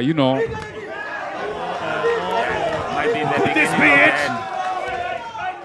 Lands a booming overhand. You see, one of these things, one of the aspects is that when you use the right hand so very many times and then it doesn't work the way you want it, then you get discouraged. Absolutely, yeah. And probably opponent is expecting it, so they'll wait for it. Yeah, so he's there. He's like, okay, bring it, let's fight. David is pushing in with David really leapt into that. David's eye is already bleeding. I think that is from accidental headbutt, huh? Could also be. The eye of Michael is a bit of Michael's eye, destroyed a bit? could be accidental headbutt, but he's pushing nicely. He's pushing well. Goes to the body. David responds with a rush of his own. He gets caught with a jab. And these are strong fights. Very strong. I don't know if that was a little bit of a backhand. The clinch referee Julie steps in to separate.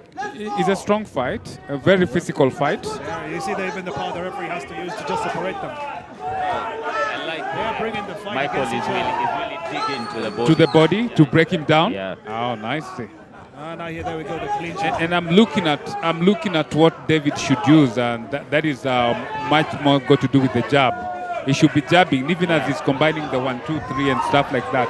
He should also jab. Yeah, because I think he's also using a lot of energy trying to get back like 5 or 6 shots. Yeah, muscling up. Massively, he should select his shots better. But he should select. I like that when he can step back and counter Michael as he's coming in. I think Michael doesn't believe that he's... Oh, that was a good one. You know, you wouldn't say that, bro. I'm telling you for a fact. But he had it, though. Whoever has faced strong opponents can always, soak up punches. You can hit him with big punches and he can soak them up and even disappoint you. I don't know, man, but it was crazy. It was crazy. This is one thing you can't take for granted, bro. This is one of the hardest fights for Michael, I'm saying. Yeah, but it's a good test. Yes. So you have rounds like this where you now have to go back and think, because if you're not going to overwhelm him with force, you now have to start using strategy, good footwork, finding angles to attack. And most of the time it's not about you finishing opponents. It's about you coming and just doing your job, boxing well, and moving out. Yeah, of course, they're showing us a little bit of a replay. Yeah. And I can tell you for a fact, David has had his time as well. He's done a lot of, body punches, throwing hooks and stuff like that. Yeah. And here but still a good fight. Round 3. First time for Michael Odwar. Coming in behind the double jab, but misses that follow through with the right hand. I'm telling you, the caliber, experiences comes with the caliber of opponents you've been facing. So those are swinging. David is going in David has decided to, bring the fight. Yeah, he knows he's dealing with also tough guys, so he's got to bring in the fight as much as he can. But I have a problem with him not using the jab. Oh, that was a cheap shot.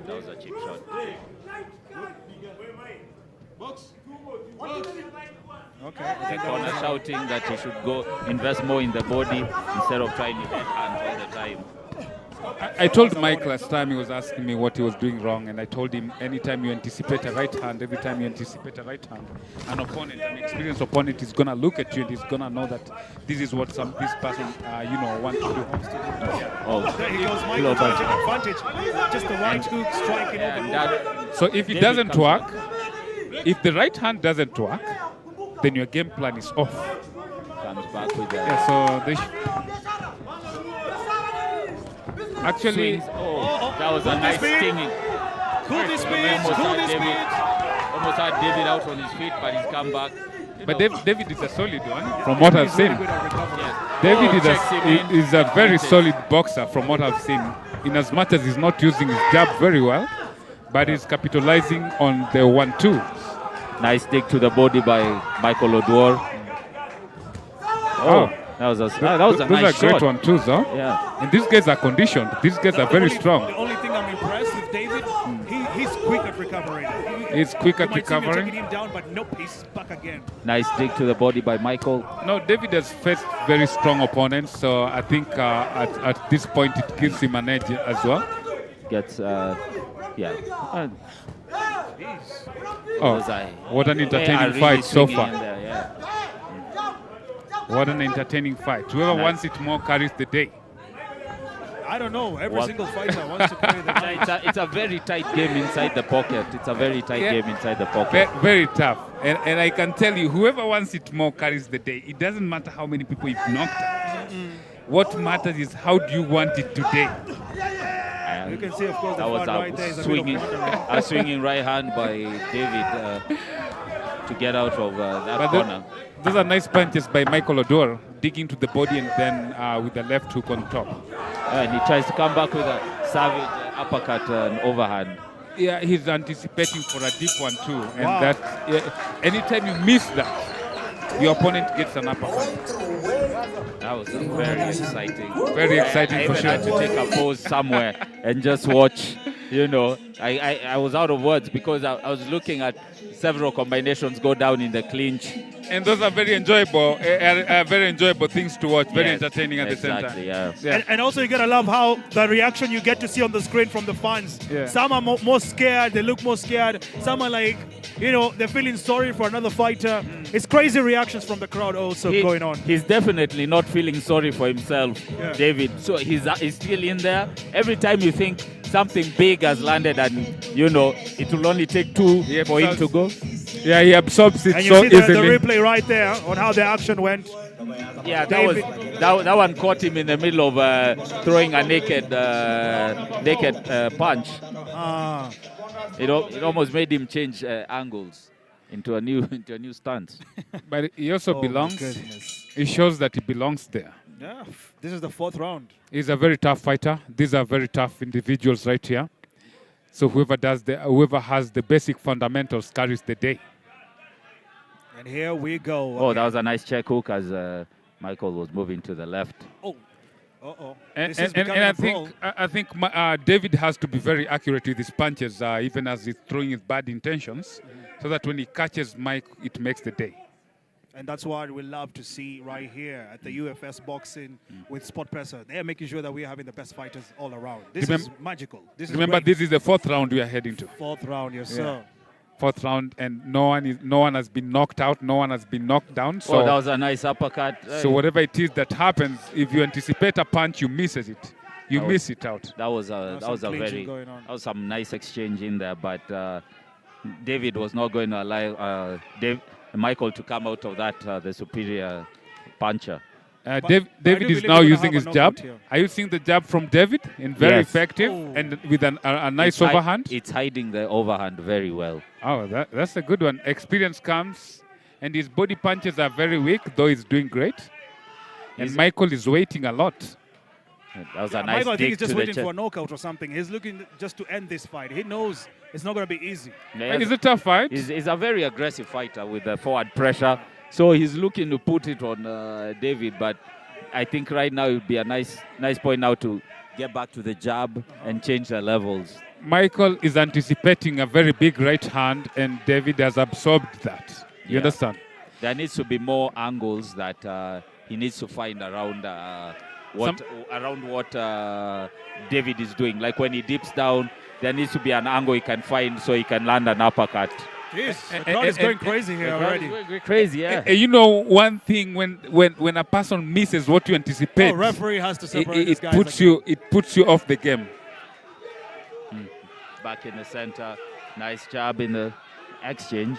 And he lands that booming right hand. Oh, he's going to clinch on him. He has to clinch on him. He knows he's going to go down. You could see his knees buckle. there was a slight buckle to the knees. Oh. He has a good recovery. Yeah, David is fading. Yeah, David is That was fading. a nice check hook. Goes back to the body. Those are good punches from Michael Oduor. And I can tell you for a fact that David... Oh my goodness! David is a strong man. Yeah, frame off. Even after having been hit with strong right hands, he can still pick it up and continue fighting. I think David is might be. David is done. David is done. David is done. David is done. He hangs on for dear life and they end up flying into the fence. No, such happens, but it's okay. Nice 4th round. It was very entertaining. That was the fight of the day. David took the advantage. I mean, David took the advantage of Michael, though. I can't he say had that. To hold, no, he had to hold on him. Come on. They're gonna But give us, it's not illegal. I know Holding it's is not part illegal, of the but come sport. on. He's taking advantage. And now I would say he's, he wants to Look stay at there. the replay. Look at the replay right now. Those are some of the see, things Michael he do. was already in charge of this No, fight. look, Michael put him on the lock and stuff. Look, like he's that. holding on his leg. David was holding on his leg. He let go. I didn't know the He sport held was again. called wrestling. No, it's just survival techniques. But all in all, it's a good fight. Those are vet tactics to survive the round. Let's see if he'll come out fresher for the 5th round. But it's not illegal anyway. But those were heavy. He took some heavy right hands from. He took. I agree with you. From Michael. He took heavy punches, but he's also, showing that he still wants to do it. Like they always say, you gotta survive, Franklin. So that's what David is doing here. David is. David has shown that he's a guy. He's a guy who also brings whatever he brings. Yeah, he's ready to fight. He's ready to fight. Overextended himself, got out of the way just in time.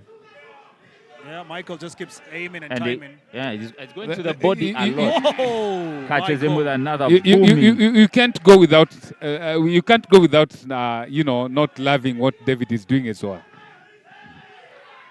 Because he's a fighter. He's using very good tactics to survive. To survive. Yeah, these are great athletes right here. You can see, ladies and Look gentlemen. at David's foot also. He's a bit of weak right there. The equilibrium is off. Yeah, he's losing his footwork. I think if Michael decides to step back and just gives him a check hook when he comes in, when he's diving in for the legs, I think he might have him in the back. And I think also Michael has shown that he has chin. Yeah. Yeah, because he's been hit with some hard That shots. was that was a nice leaping left hook. Oh. An uppercut in there beautiful. by Michael. Michael has shown that he also has chin. Another check hook. David is feeling the impact though. No, but that's boxing. It's a fight game. The heart business. Why would you not feel the hit? Strike Very back, important. throwing back left hook as he, backs away to the ring. Oh, what an entertaining fight! I know for a fact that any other person who's watching from home, at home, And or of course on from- your screens right now, you Yeah. can see we got Fatuma Zarika. She's just behind there. She's watching this fight on the screens. It is absolutely amazing. A lot of us. It's a star-studded event. A lot of stars are there watching this beautiful event right there. Let's go. There you go. On your screen, Fatuma Zarika. This has turned into a fight in the trenches. But One of the I still baddest. like that Michael is still consistent with going to the body. He's going to the He body. hasn't neglected that. But I think it's also becoming a war of attrition. And David is giving him hard time because Yeah. every time he plans to hit him with a big shot, David evades them. But also, you're going to love how David is, going to the wave, the waving. He's also escaping those punches. If you look at it, he gets... It's a George Foreman-esque style, type. No, not George Foreman, sorry. Joe Frazier. Joe Frazier, weaving and bobbing and dipping, just to survive those What a shots. fight. What a fight. And this is just the fifth round. I think the fight is worth the money. If you It pay is. for it, then it's worth And your you're gonna money. enjoy about it. Yeah. Nice jab, nice exchange of jabs, but David has actually eaten all of the right hands that Michael has given. But because he has a very good idea of how to survive afterwards. He does have a good idea.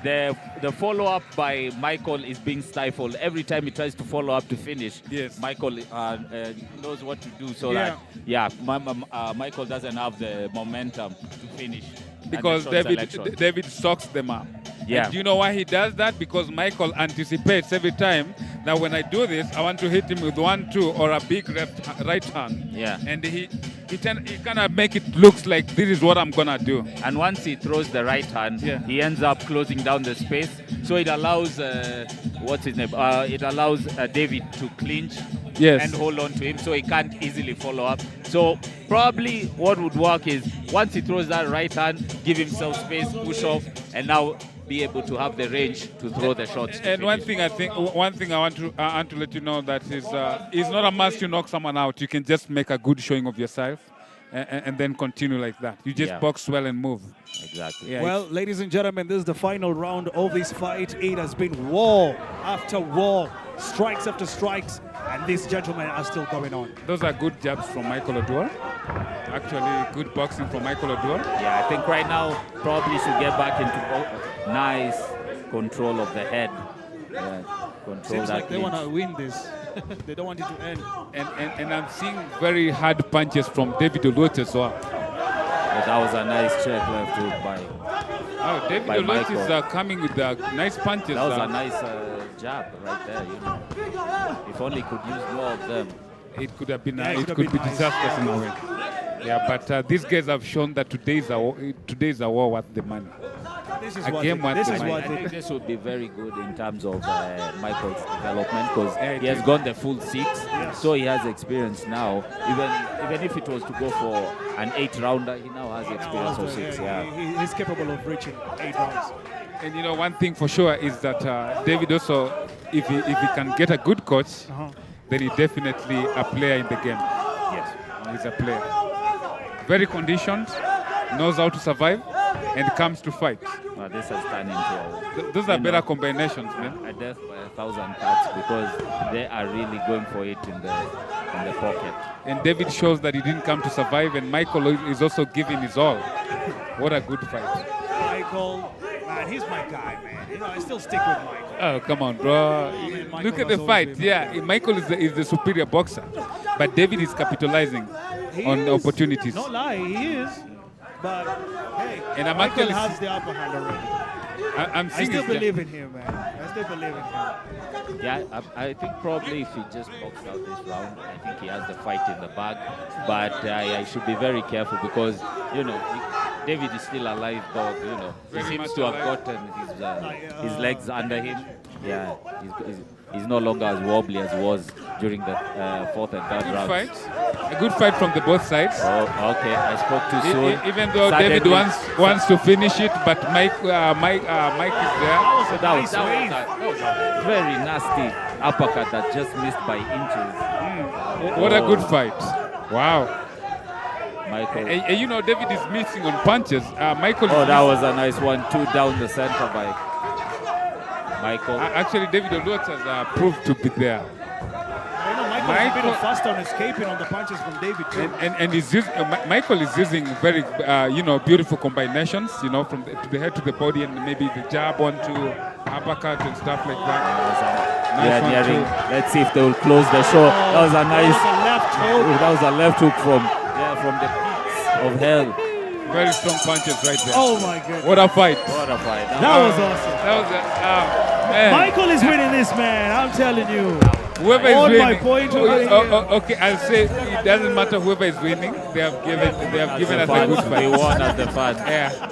That was worth the money. Yeah, my guy came to fight. He came to fight. But as I said before, tail of the tape. I said he's a very he can fight going back. David Oluwat. David Oluwat did well. He can counter punch when he's on the back foot. You know, the most surprising thing is that most people thought that he was gonna get knocked in the first round. Yeah, I actually thought the same thing. And that could not be the case, especially when you are boxing someone who's very seasoned. Yeah, you understand? But you need this kind of fights in your career. These are strength builders, eh? Yes. Oh, back to the replays. You can see all the action, all the sweet left hooks by Michael. Nice head movement, ducking and dodging. Yeah, those are great punches right there. And every time, and he was setting up the right hand with those double jabs. And anytime a punch is anticipated, that is when you start losing fights. I like that that he still did not stop going to the body. Yeah, he went a lot to the body and he did well. Yeah, he did well. They both gave us a good fight. Over Even though Michael looked more polished of a boxer, but it was a good fight so far. Over to Joe in the ring.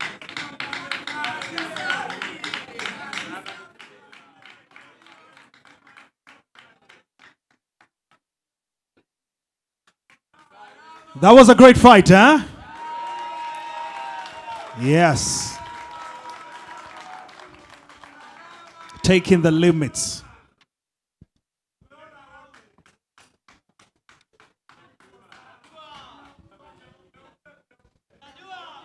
All right, here are the results.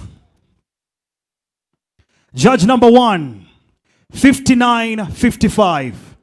Judge number 2, 60-54. Judge number 3, 59-55. Ladies and gentlemen, your winner with unanimous decision,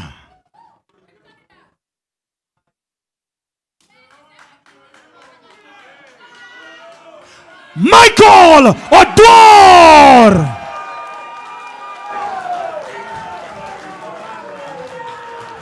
Hapo sawa. Michael Odor. Nice. Michael, kuja tuongee kidogo.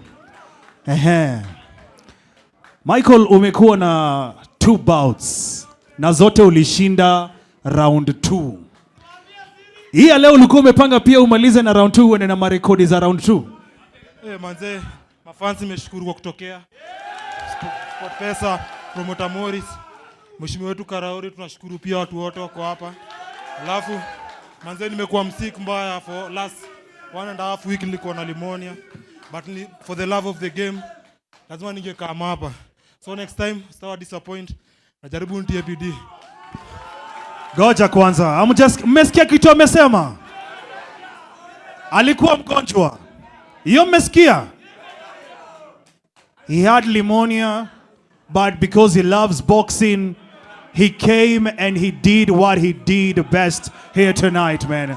Come on, one more time for Michael Oduor, wewe.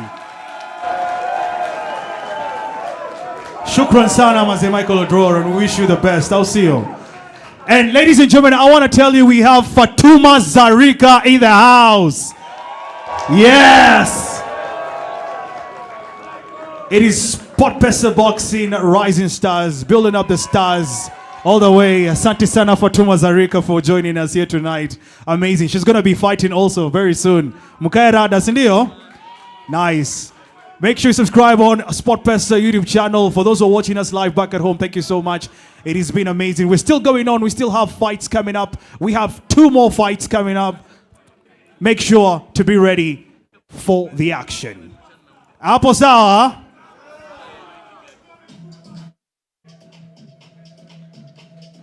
That was exciting. That was super exciting. And yeah, at least, and Michael Oduor just got, 6 rounds in. So that 6 rounds experience. And I know going forward that it will be very helpful. And having fought like that, having come off being sick, that was impressive. I'm really impressed by how far he's coming along and how he listens to his coaches and everything else. Joined here by Joe. Joe. Yes. Yes. So, what do you think about Michael Oduor's development in those 6 rounds? I think, like you said before, during, of course, the action, yes, the improvement that he has had, because he was used to more 2 rounds. But now he's gone all the way to 6 rounds. That was amazing. That was super incredible. And I love the fact that Michael Oduor brought in the action. He brought in the entertainment for everybody. David also proved himself. And you gotta love the action all the way. Back to you, Ted. I also think David Oluoch shouldn't give up, but he looked good fighting off the back foot. But there should be more emphasis on the jab going forward. Up next, we have Abdi Bashir versus Suleiman Gitao, both in their young 20s. And Abdi Bashir is coming off a TKO win against Densmas Bonke. And completely outclassed and out-hustled him. Very slick boxer, coming in with 4 fights in the super flyweight category. Suleiman Gitao suffered a TKO loss against Lawrence Owino in his 3rd match. So he's also coming in with 3 fight experience. So let's see if he's leveled up. Over to you, Joe, in the ring. Thank you. We're heading to the next category, which is the super flyweight. And this fight is gonna be absolutely madness. Are you guys ready? Thank you, I love it. The judges for this fight is gonna be Franklin Mbezi, Francis Orlando, and Linda Abok. And the referee is gonna be Martin Ndaria. Introducing the first fighter representing Kenya, all the way from Kiambu, Githurai 45. Fighting from the blue corner, Suleiman Gitao. Confirmation, kama any uzi mention, kama fala wali to show direction. Confirmation, confirmation, kama any uzi mention, kama fala wali to show direction. Confirmation, Neza piga kama mambo ya kuniko ya Nyashinski, tunachora vitu maya video na doda vinci. Television track kama studio ni bichi, confirmation na wizani competition kubichi. Neza shima track tukisata risiki, ndivu ya kijana kili kabidra ku 60. Ishari za mwanani juu ya gloria ni 60. Usijat mimi rush to put the bomb on the system. Hatuizono kama fish, tunaga reverse gear. Kwa kwa mic kujisikia kaka Shakespeare. Fully bad, fully easy na mwenafia. Sura monofala likudwa na bandia. Mkukani sijali na netakaribia. Mku chapu nikipita na nishangilia. Kwa mbili ndani ya ngosho tukikaribia. Nyanesa injili kama mbili walijo Maria.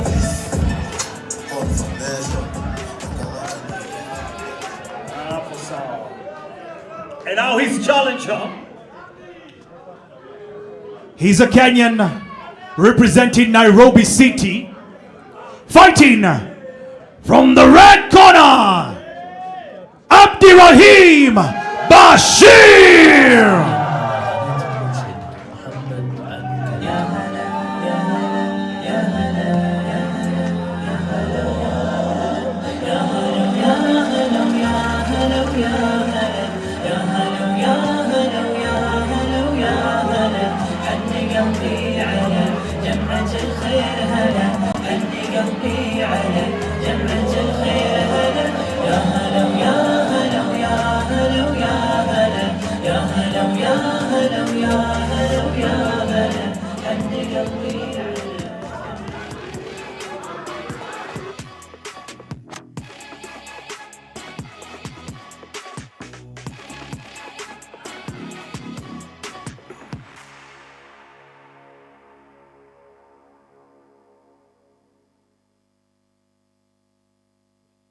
Suleiman Gitao, the taller of the two fighters in Abdi Bashir, 5'8" to 5'4", Suleiman Gitao, and coming in with a 4-win record for Abdi Bashir. Okay, fighters.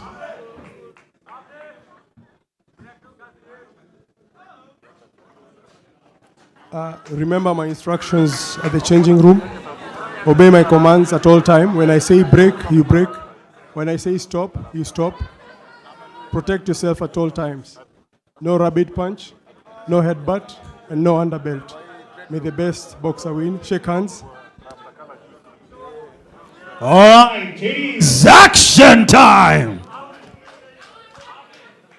Referee Martin Daria ready to take us through this six-round event. Very experienced referee. Suleiman comes out strong, claiming the center of the ring. And Abdi is jabbing to the body. Very good jabs, you know, feinting and faking. Suleiman, in the first round this time, looks like he wants to get it fast before Abdi does it. Yeah, Suleiman usually, this could be, starts getting caught.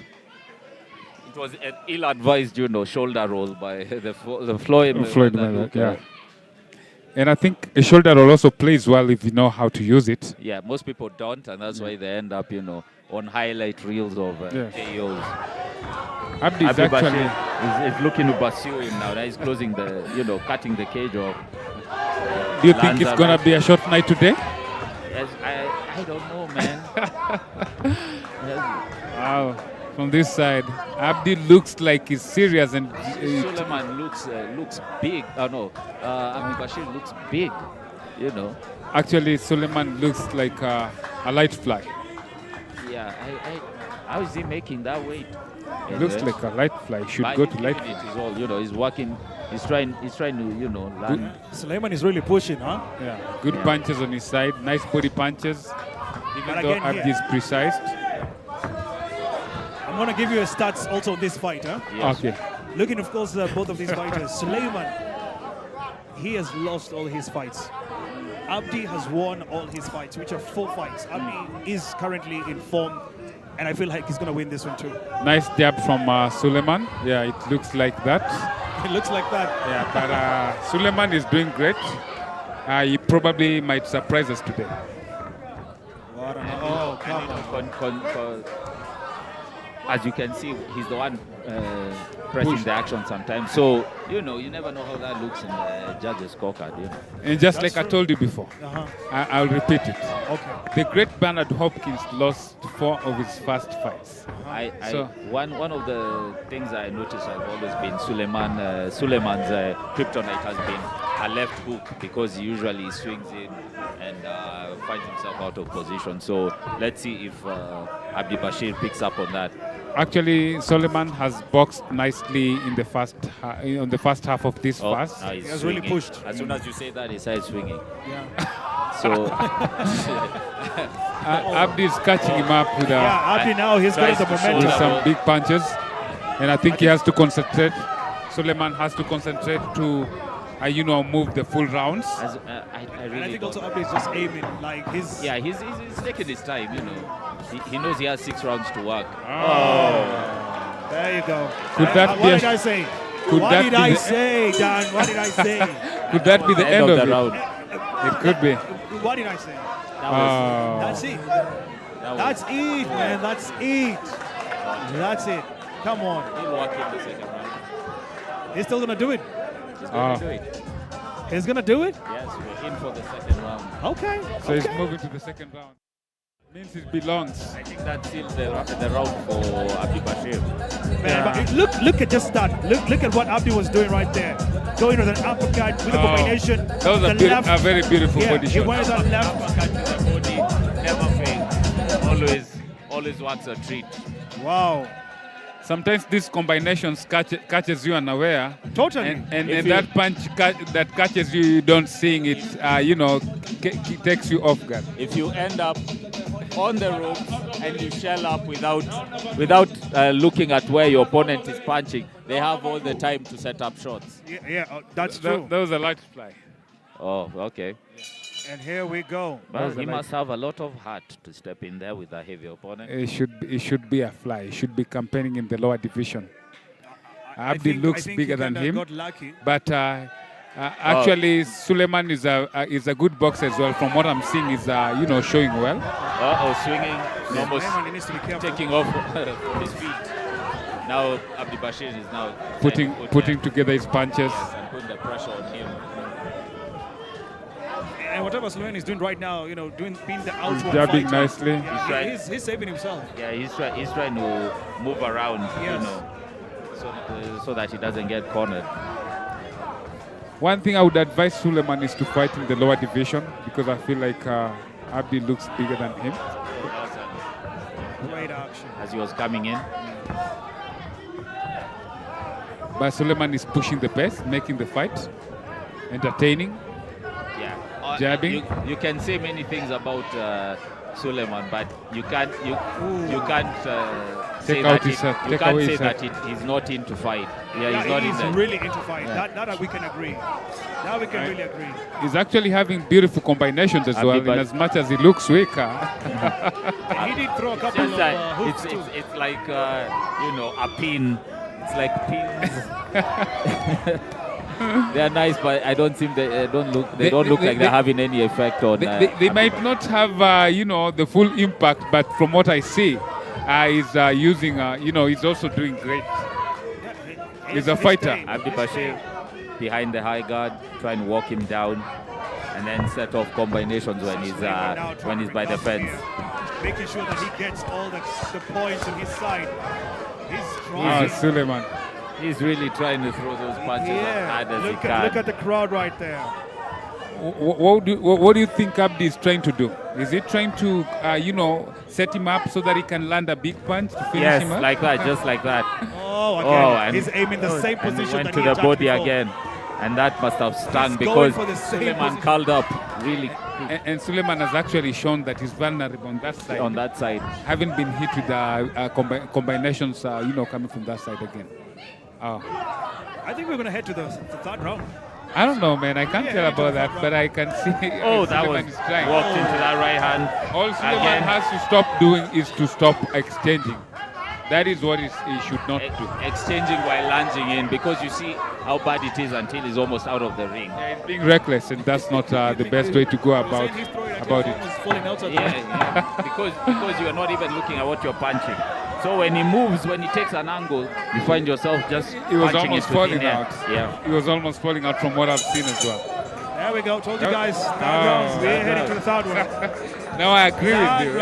I might as well agree with you guys. He's heading to the third round.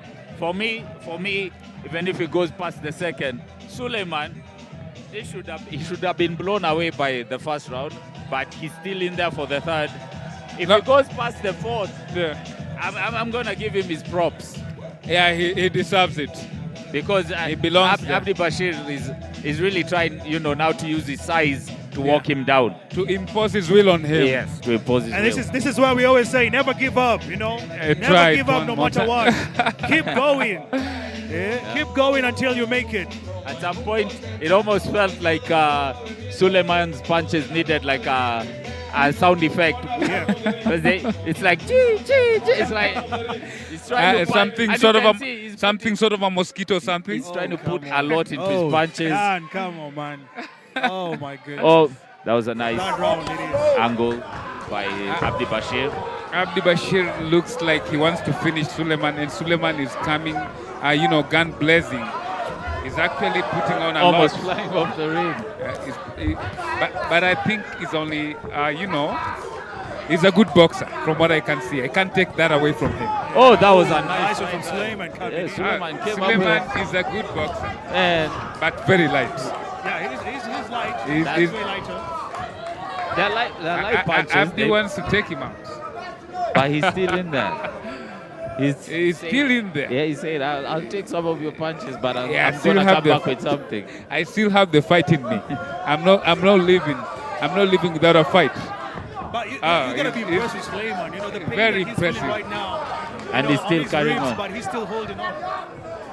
I listened to the music he came with, and I can see for a fact that this guy meant it. Come on! He should move out of the ring. He should move out of the corner. Comes back with a... Suleiman is a fighter. Suleiman isn't taking this lying down. He's here to fight. What a fight. If there was like a bonus or anything, they should give it to him. They should give it to him. He's really, putting his heart into it. He's actually shown that he belongs. And he belongs there. It's a 6-round fight. Oh, it's a 6-round fight. Or it could be Abdi Bashir is just playing with his food and maybe he's looking to close it in the 4th round. But I highly doubt it. I think Suleiman should keep on doing a lot of push-ups because I'm seeing the punches are coming heavy at this time. Expect the unexpected, guys. Abdi Bashir versus Suleiman going on right now. It's the 3rd round. Suleiman is showing that he wants to, he's not going without a fight. And actually he's jabbing nicely. What a fight. And they exchange double attacks. I think what Suleiman should stop is over-engaging because Abdi looks like he's that was more a nice a bigger puncher than him. Holding by Suleiman. And he comes back digging to what the a body. fight. First time I've seen. I've never watched Suleiman fight. With the right from what I hand. can see is, an exciting one. He's a real lion, actually. Abdi is getting frustrated fighting Suleiman because he's realized that he's not taking a way out of there.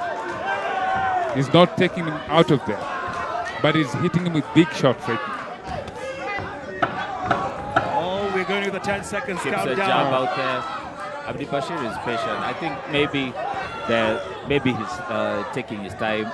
Just realize this is a tougher opponent But than expected. I tell you one thing: you can be patient with someone, and then you end up losing the fight. True. And then You have to have an idea of the rounds that you're being patient in and how it looks to the judges. Can't believe that we're on the 4th round. who would you give that round? I saw it as a very competitive one. It's very hard to say. I'd lean more to Abdi Bashir, but I feel like Suleiman had some activity in there. Yeah. And he actually landed quite good, on clean. There's the replay also. Yeah. Yes. You can see he really was holding in. He actually landed a lot of cleaner punches, and to me it looked like he had an edge on that round. I think we'll say Suleiman has really surprised a lot of people. Yeah, but it looks like every time Abdi Bashir will land a very good one, it would make him step back a bit. Totally. Are you trying to say that he looks like he would be blown out? It looked like he'd be blown out in the first round, but him getting to the 4th or the 5th? Yes. Yeah, it's actually quite something. And he's also showing that he's not just there and he's for not the paycheck. fighting a negative fight where he's backing away, doing nothing. He's actually going in involving. there. He's actually involving. He's in the fight. Yeah, he's the inward fighter here. Wow. And What a actually fight. pushing, and actually pushing back. Jeez, Sleiman just wants to keep going, man. The referee's like, come on, back down a bit. But Sleiman just wants to keep going. Rastaman never dies. Rastaman never dies. And he's using his jab nicely. Yeah. He's actually making Abdi Bashir Jeez. move. Yeah. Oh my goodness. Double after double after double. Go to the body. He should go to the body now. He should have gone to the body. Yeah. So Abdi has a game plan, right? I don't know. I don't know. Maybe everything goes out the window and you Or if he does, when and you he find waits. unexpected opposition, everything may go out of the window. Yeah. Fighting isn't clean. Boxing isn't clean all the time. And let me tell you something. The moment you expect to knock someone out and then it doesn't happen, you get frustrated. Totally. Yes. And that could You'll be the be reason. scared. You'll be scared. Another body That's punch. That's it. That was a good body one. to the head. Body to the head. And I think he just aimed for the same spot he did from first round and second round. Yeah, he lost. That's it. the same spot he went for. But a good fighter. Wow. Abdi Bashir. Abdi Wait, Bashir. what? He's getting back? He's going to get back? You can see the replay right there. What a good Abdi went for the same spot right To the there. head, to the body. And on the head. Yeah, the body and the head. What a good fighter. Wow, it's over? That was a good effort. Yeah, good effort from his side. Is it over or we're still going to go on? Yeah, it's over. It's over. It's over? Yeah, the fight is over. Oh, all right. Okay. Yeah, the fight That is was a over. fight. Hey, How many rounds did for they as go? long as, Four. for as long as it lasted, I think Suleiman tried to give as good He as gave was his best. getting. Yes. But, Which round I was mean, that again? Yeah. Which round was that? This Fourth round. Fourth to The fifth fourth round. round, yes, fourth round. Ah, I think he gave after his all, best account. The heavier but more skilled fighter eventually prevaed because Yes, sure. you can see that he really dug into those punches. Yeah. He dug Dan, into I want you that. to take over right now. What's going on there? I saw to the head to the body by a superior boxer, someone who's much more superior than him. But you can't take the fact. Suleiman actually came to give the best account of himself. He did well, and that is one thing I can't take away from him. And for someone who's fighting at a disadvantage of 6 kilos down, Yes, he really tried. he really did well. tried his best. He actually did well. I would buy him a bottle of soda. I'll hold you to that. I'll go tell him you owe him a bottle of soda. I actually do. He tried. He tried his best, but did well. eventually, Yeah, he lost it, but he did well. When Bashir decided to go downhill, it was. This was a good effort on his side. There are certain things you don't take away from a man.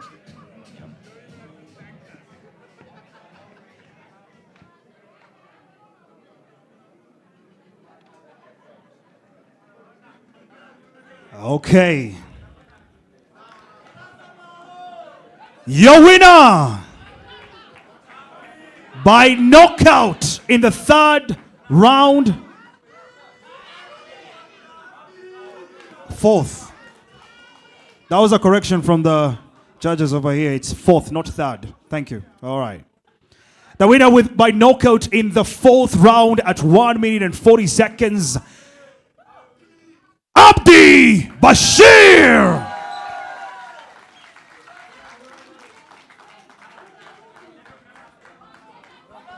Okay. That was a good fight from Suleiman, by the way, right? Abdi, kuja tuongee kidogo. Hapo sawa, ha? Utakusema jambo Suleiman? Niajeni mafans. How are you? Game imekuwa tu poa. The game has been fine. Lakini iko tu sawa. Lakini hata majaji wakapanga game round ingine. Iko sawa, tunaweza rudi rematch bado. Sitakuwa muoga bado, sawa? Alafu lakini kuna mtu mmoja ningetaka sana kumbig up. Au ni support sana mama pale. Mama kwa wapi? Ndio ule pale. Yeye ndio amekuwa akituma, she has been making me go gym daily kila siku. nisikie hivyo, hata kama nilikuwa na slow down ma drugs into drugs nikaacha, lakini pia bado nampenda sana na pia ako sawa sana. Hata round 2 ningependa sana wapange na bado wakuwe bado na hadi mafans wajione vile game tena itakuwa sawa, lakini nimeshukuru uko poa, lakini tutapatana tu tena, si ndio? Uko sawa hapo? Sawa au sio? Umeona Suleiman ni mrasta na mama ni mrasta. I love it. Asante sana Suleiman, man. Nashukuru. Abdi, sasa ni wewe. Najua hii fight pia kidogo ulikuwa umetarajia mtafika hadi round ya 4.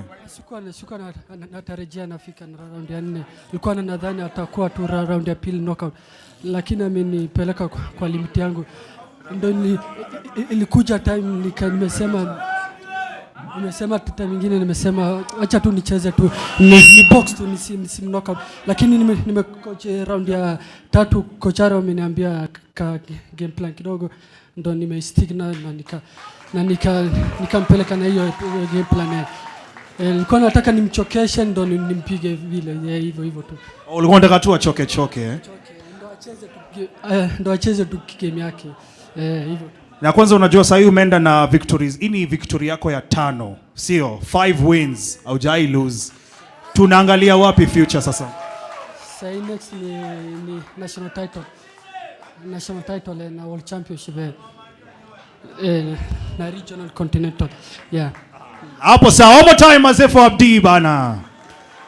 Thank you so much guys. That was amazing. Remember guys, we are so ready for the co-main event is coming up next. Make sure to grab yourself anything, Maze. Get yourself some cold water, some juice or whatever. Be comfortable. We will be returning back with a co-main event. It is SportPesa Boxing Rising Stars with the best promotion, UFS Boxing. See you guys for the co-main event. Himself so many fans, a very good fellow, guy, a competitor, and yeah, he shouldn't hang his head in shame. Probably go back and work in. He has the support of his lovely wife. And Abdi Bashir, as he looks to contest for belts at the local, regional and international levels, he should continue leveling up. And it's a good thing that he actually listens to his coach, has a game plan, and that they worked on it to get the finish, and he was patient. He didn't rush the KO so that he didn't have it by the second round, as he said, but he kept on working with the coaches. It could have looked like a fluke, but you know, he took his time and continue you know, hitting at the same point for quite a long time. It shows that he has a mind to listen. With the right coaching, as they are doing, and he's listening. You know, the sky is the limit for the kid. Suleiman is a crowd favorite. I know the next time he'll be on a card. Most people won't come see him because he fought with heart. And yeah, that was a very entertaining fight. I actually loved what he did. You know, he showed that no matter how, you know, I might be, you know, physically disadvantaged, but I still can bring the fights. You know, people came to watch me. I'm here to, you know, give you the entertainment that you came to watch for. You know? And that is a plus on his side. That is something you can't take away from him. Up next, Martin Shekivuli versus Javan Boyu. Javan Boyu is the current national lightweight champion. The first ever, by the way. Gained his title in October 2025. And even competed in December of last year. Got a third round KO stoppage against previous opponent in Abdul Hakim. He's going up against Martin Shekivuli, bringing in a 24 fight record, lots of experience. So this will be a very good leveling up in terms of the opponent, in terms of experience. Martin Shekivuli comes to fight. He's very aggressive, and he also, but he's also coming off a loss, so he's looking to redeem himself and put a win back and have a win, be back in the win column. Technically, how do you look at it? Do you think Javan stands a chance Javan is the more proficient technical fighter. Yes. So it will be up to him to decide whether he'll box according to a game plan not engage in a brawl with Shekivuli, because that would be playing into Shekivuli's wheelhouse. And I've come to realize that most of Tanzanian boxers have a lot of games. You can find someone with 7 wins with a lot of losses, but that doesn't take away the level of experience, you know. The fact that they have gone in there, they fought, that's a powerful thing. That's powerful. something in the back, because they have the experience. Yes, with the rounds and stuff like that. Yes, he's coming out of the. I find this a very, very funny word. I don't know how if I'll pronounce it like a Tanzanian. No, just Mwananyamala. Our Tanzanians had. They have such names, but it's all good. We don't take anything away from them. Yeah, they are our brothers. It's Mwananyamara Jim. It's more Swahili. It's more of a Swahili name, right? Yeah. Martin Shekivuli is an orthodox fighter, while Javan Buyu is a switch hitter. He can switch in between the two stances. Yeah, has power in both hands. Yes. So yeah, let's see how he fares when he goes up against a brawler and a good pressure fighter or something. Pressure fighter. Yes, I've seen Javan lately. He looked locked up into this. He showed that he's so much focused and he's looking forward blasting this opponent away. So I don't know how this is gonna turn out to be, but we anticipate for good things, you know. As you can see on the screen, we have the replays from. Actually, Suleiman jabbed so nicely. Suleiman, it's just that, probably he doesn't have the power behind it, but, there were some shots in there that if he threw them at someone probably in the weight class is supposed to go in, probably they would have an effect, but you could see Abdi Bashir was wearing them well until he decided to step on the gas. And Abdi looked bigger than Suleiman. Yes. And I think if I would advise, I would say may Suleiman next time, bulk up a little bit if he can, so that he can level up with people of that weight class. Yes, because he looked smaller compared to his opponent, but he did well. Yeah, I give it to him. That should be good fight experience for both of them. So let's throw it back to Joe in the ring. Right away.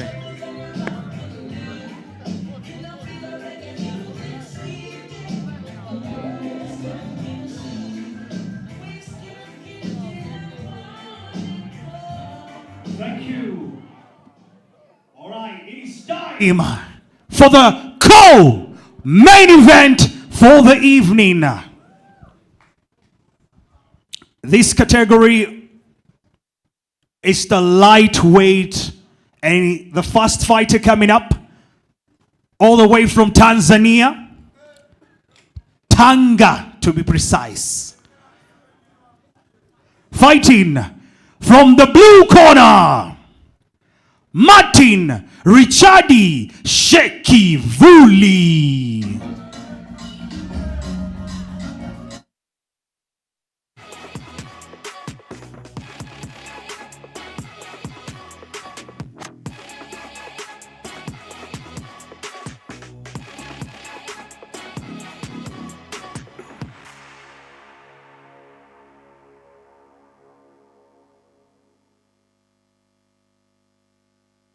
The limit of 61 kgs. Says he's an avid footballer and says his favorite boxer is his father, Joseph Shekivuli, who also competed back in the day. So can't wait to see how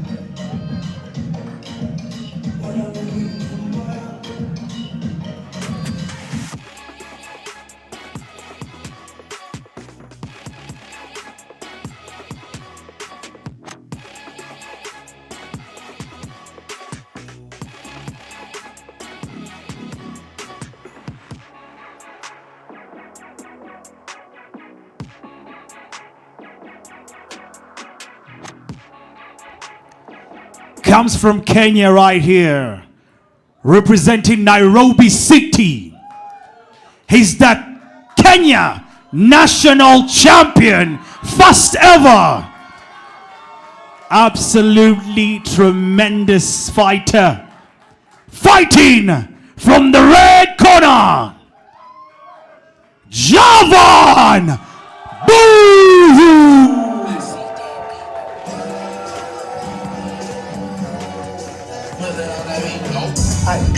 Monster on the beat, ho, depot, big rat, nigga, hit a free throw, man down, call like Ember Lambs, tell him free throw, nail a nigga to the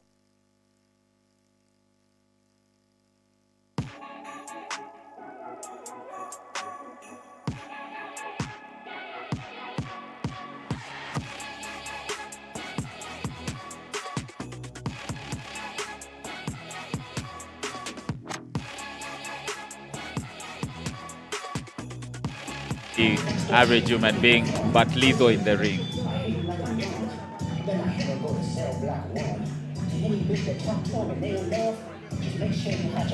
I like how Javan is embracing the spotlight, especially being the national lightweight champion without the pressure and stuff like that.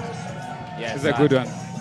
He has learned to wear the crown of responsibility properly. And we are hoping that as he goes along, he lives up to that. Yeah, he lives up to that. Yeah. Even as he steps up in terms of competition and going forward into the international scene. And I've realized most of boxers don't like carrying such responsibilities with them. But this is going to be a good one.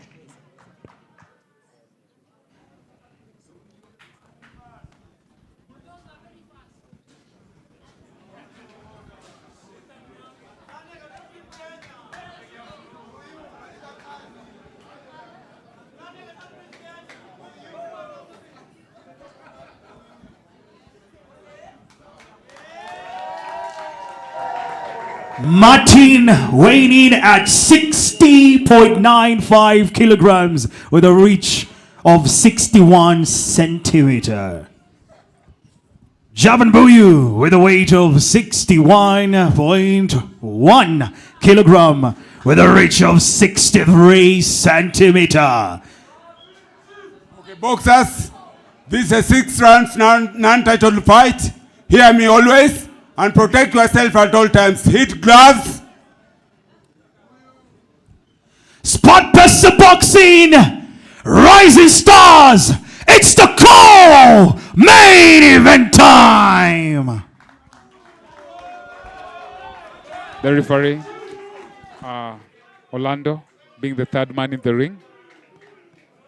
Javan Buyu. Fighters ready in the neutral corner. Versus Shekivuli. Shekivuli steps right and starts with the left hook to the body. Left hook to the body. And Javan moves in with a very hard jab to the head. Yeah, very disciplined, working behind the jab and a high guard, Left hook right there from Shekivuli. The experience coming from Martin is crazy. 24 bouts. 24 bouts. Good sense of awareness from Javan Buyu, missing those shots. Javan very, looking very calm in the pocket and comes back with a deep 1-2. Yeah, deep 2-1. Shekivuli is looking to land very big punches. Aggressive. Ted, do you think if Javan loses this fight, he's going to put his title on the line against Martin? No, it's a non-title fight. No, I'm saying like in the future. Do you think maybe Martin will win that It could title? be. There's a possibility. I would say there are still a lot of fishes to fry. So this could not be. He would look for on the business side. He's Tanzanian, so it's the Kenyan national. It's the Kenyan national champion. Oh, it's only for Kenyan fighters. Yes. All right.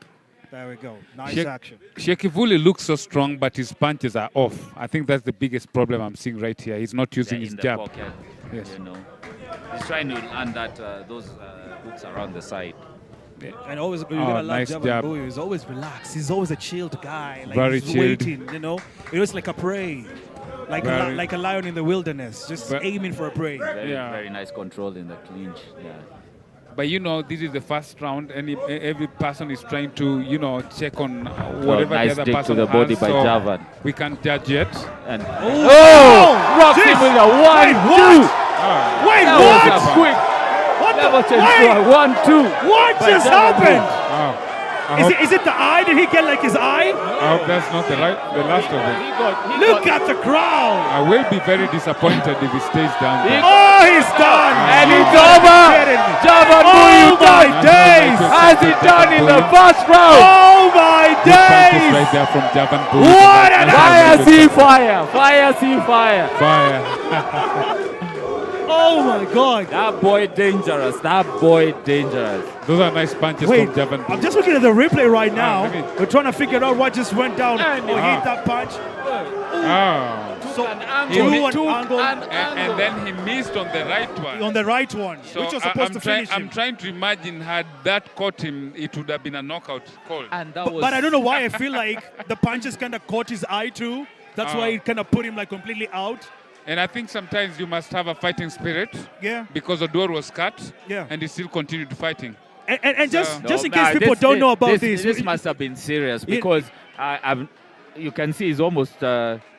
He's like almost fainting closing- or something. Closing his head or something. Yeah, you he's know. almost. Let's have a rewatch. On the action Down to the again. body, and then that was fired two. that straight. A little bit of that jab from the right, and he brought another. You know, I just hope he's not hurt. You know. Oh my Yeah, goodness. we're also hoping Let's that just hope he's not hurt. He's in a position to get up and get up and because at the end of the day we want everyone to go back home safe to their families. Yes, We- seems like it's a very serious one. We got all the. But let me medics. tell you, the first time I was looking at this guy yesterday, that is Chekivuli. He looked so strong. He looked like a fisherman, a very strong person. But sometimes what matters. What matters in the ring is how you place those punches, and that was pinpoint accuracy by Javan. And Javan, And there's Javan Buyu smiling, having enjoying taken his a Buyu very sweet angle. Yeah. And just in case, for those who are back at home, this was a lightweight, was the co-main event. 6 rounds going down. Martin versus Javan, and Javan picks up a victory. That was a quick one. No one expected very it. quick one. And just taking you through on a bit of both of these fighters. Martin made his debut on 24th June 2011, where of course he has had 24 bouts. He's won 7, lost 10, and drew 7. On the other hand, Javan made his debut on 25th May 2024, where he has had 5 bouts and he has won every single bout. Now this one tonight makes it the 6th bout for his win. Come on. No, he's all good. He's all good. And He came and did what he could do, and he missed out on that. So he lives to fight another day. This was a very emphatic win by Javan Buyu. And I think, lots more people will be watching now. They will be paying attention to whenever Javan is fighting, because that was serious. That was serious KO right there. Yeah, it was very strong punches from Javan Buyu, the national lightweight champion. And Shekivuli was very open, with even his fundamentals. And I think people didn't expect that. I didn't expect it to end the way it did. Yeah. That was actually a surprise to everyone. I was actually looking forward to seeing it going to the 6th round, 7th, and stuff like that. That was crazy. That was great. Expected, For those who didn't know, Javan has experience in mixed martial arts and kickboxing. And before he made the transition to boxing, and he was also lethal in those other combat sports. So, conditioning comes with it. Yeah, that guy is He's a tough there are one. levels. He's a tough Sure. customer. Yeah. Good showing from the national lightweight champion. Yes, Javan Buyu right there. We await the judge's final decision. Joe is in the ring. Yeah.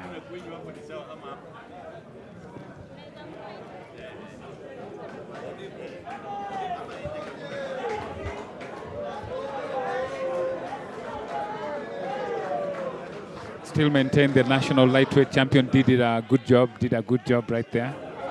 Blasting his opponent in the first round.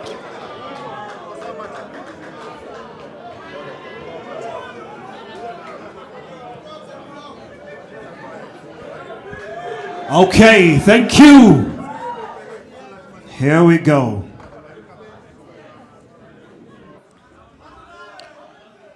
The winner by knockout in the first round at 1 minute and 40 seconds. Javan Buyu. Kenyan national champion. First ever in the history.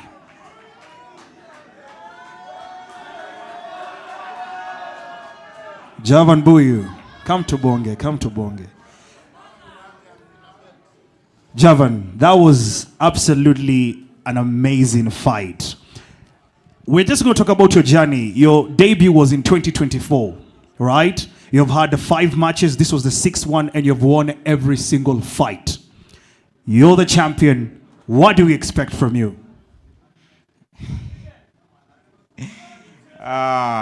You'll expect more of these, more of that, more of what I've just shown today, more of them. And I think also the fans, they want to see you now put the title on the line. Or should we see a title on the line? Anyone willing to challenge me for the title? Anyone, just to come forward and make it happen. Yeah. Anyone wishing to challenge me for the title on the lightweight category, the doors are open. And a bit of the message to the crowd. I see you have a lot of fans around. I want to just a message to everyone who's around. Pardon? A message to everybody who's watching back at home and around here. Thank you everyone who was at home. Thank you everyone for streaming this event. Thank you for all of you who made it here today. And special thanks to the UFS and SportPesa for making this happen. It is helping youths like me. It's giving us the opportunity to showcase our talent and to give us the hope and to dream for big belts and should I say big life? Yeah. And yes, remember, this is not the final event we are having. There's still more events coming, with the UFS Boxing and SportPesa. They've got so much ahead for everyone. So we're going to see you on the next fight? Yeah, sure. Because after this last fight, I feel like my training has not been put to test properly. I think on the next one, I need to show it up, man. He's a fighter, right, guys? One more time for Javan Bui, ladies and gentlemen.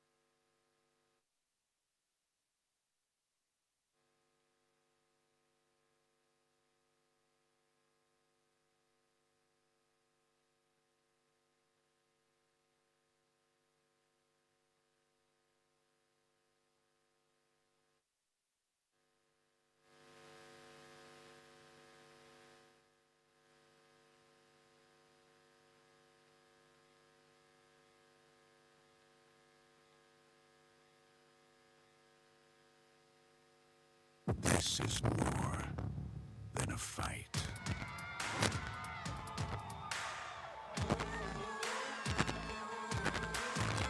It's a movement.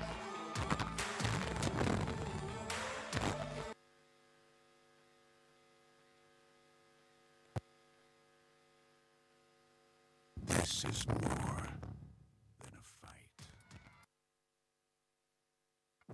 is more than a fight.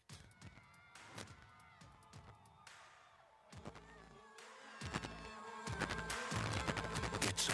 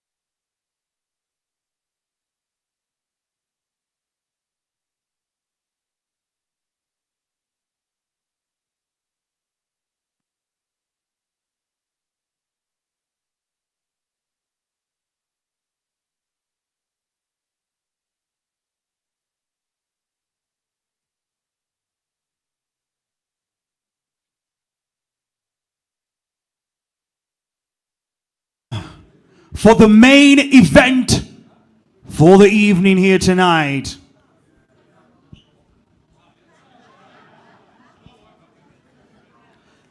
This next fight, it's Tanzania versus Kenya. From Tanzania, Mbeya Mjini, fighting from the blue corner, David Patrick Mbumba.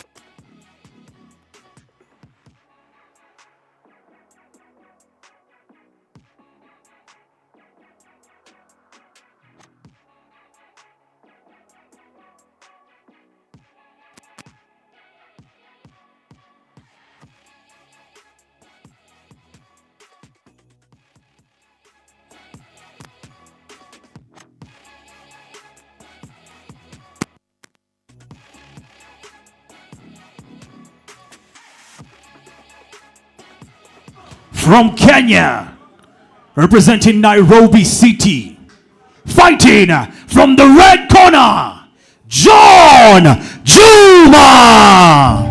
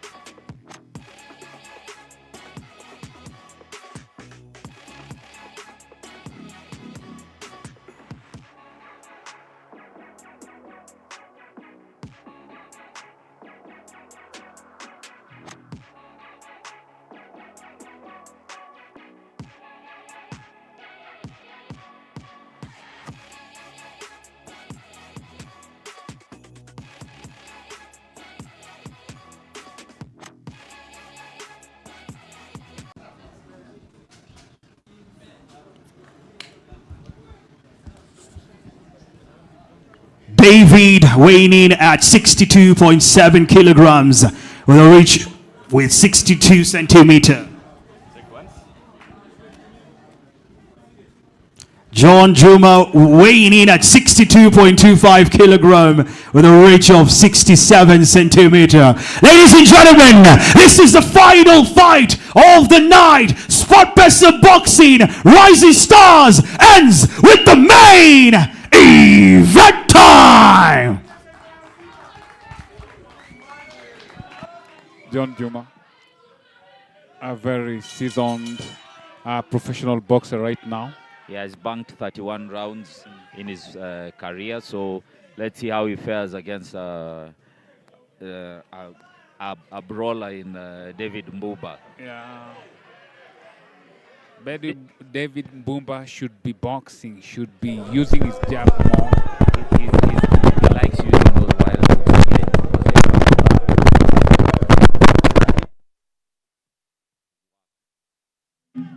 And those are off shots. When you use a lot of wild shots, you miss the point. Yeah, you see those like that was a huge one.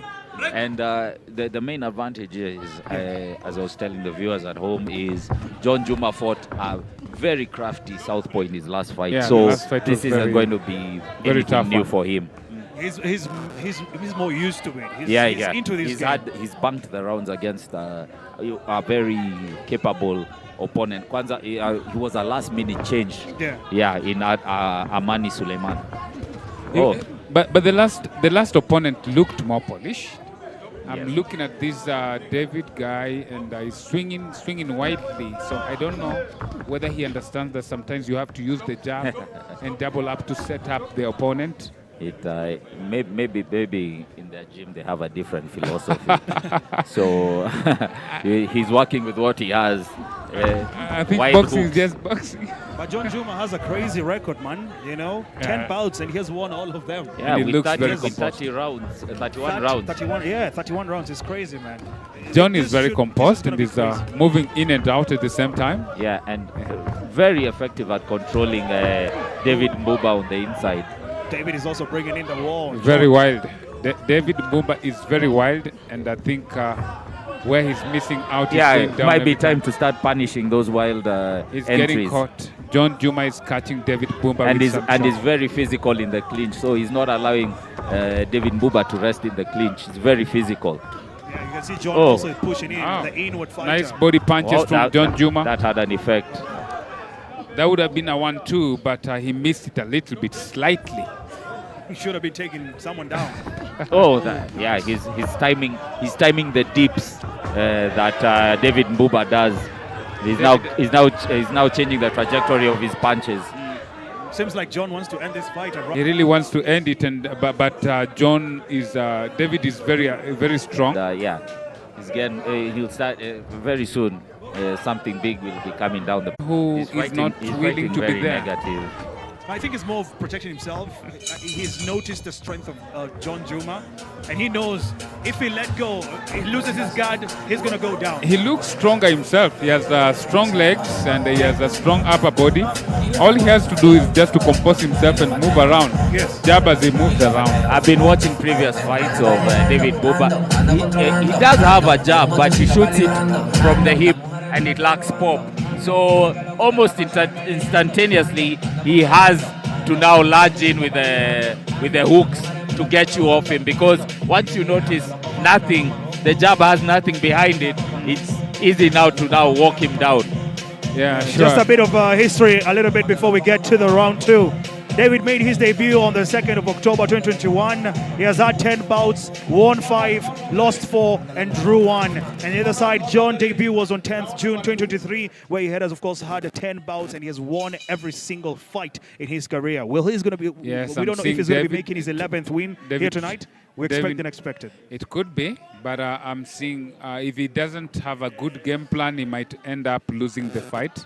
Yeah, he's trying to jab, but he's ending up getting out of position. So yes. That was a nice try from him. All Juma has to do is just pour at his jab, get it out of the way, and then shoot the right hand down the pipe. Yeah, and I think also John is looking for that knockout, because he's got a good ratio. 80% is not a knockout to. Yeah, good in and out movement. And because that could have been a good uppercut, uppercut, if it could have landed nicely. Yes, David Mbuba could have the advantage if he manages to push John Juma backwards, but he doesn't have the... What's going on? What is it again? We just had a Tanzanian go down, and now... I don't like what I'm saying. That's a body shot. May it not go like that, because David looks strong to me. Yeah, it's not going to be good, man. I think he's out. Oh, come on. Come on. I think that's a wrap. What's going on with the Tanzanians tonight? Come on, what is this? What? Yeah, people should start investing in that body ab exercises, because clearly Kenyans are feeding on liver. Why does it make me? Why do they make me feel like they're leaving the fight? They're surrendering the fight. Okay, but that was a good shot anyway. Seeing from this angle.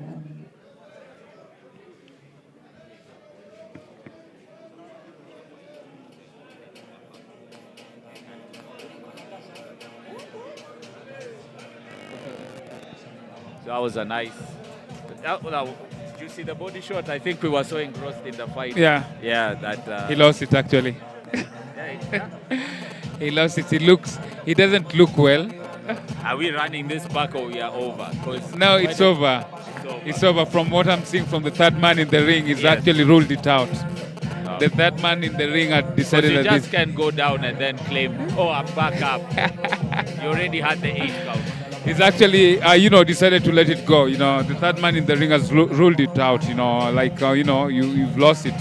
So, there's no need for you to continue. Yeah. Yeah. Oh, it looks like it will be a quick night for the Kenyans again. Yeah, that was a good one. That was a good one. Kenyans have decided to let people go home early. Yeah, no need for you to miss home. You'll be on the first bus heading home. Actually, if you look at it from afar, you would think that this guy gave that fight away. But then again, the punches are very clean. Yeah. Actually, John Juma got it right. Yeah, he was catching him with clean counters. Yeah. Over to Joe in the ring.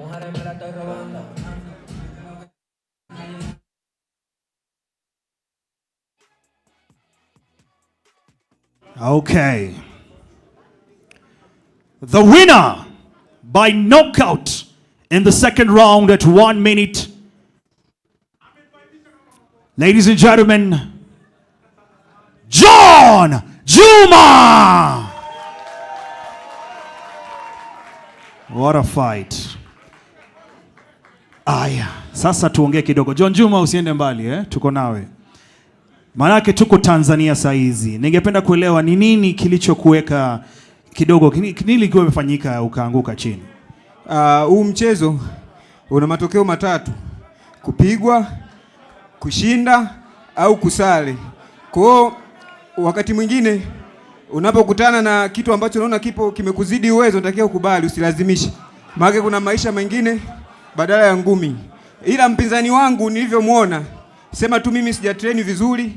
Kwa namuomba promoter kama ataweza aweke revenge na huyu jamaa, mimi nikafanya mazoezi vizuri na uhakika ndampiga, ila nilikuja sijatrain vizuri.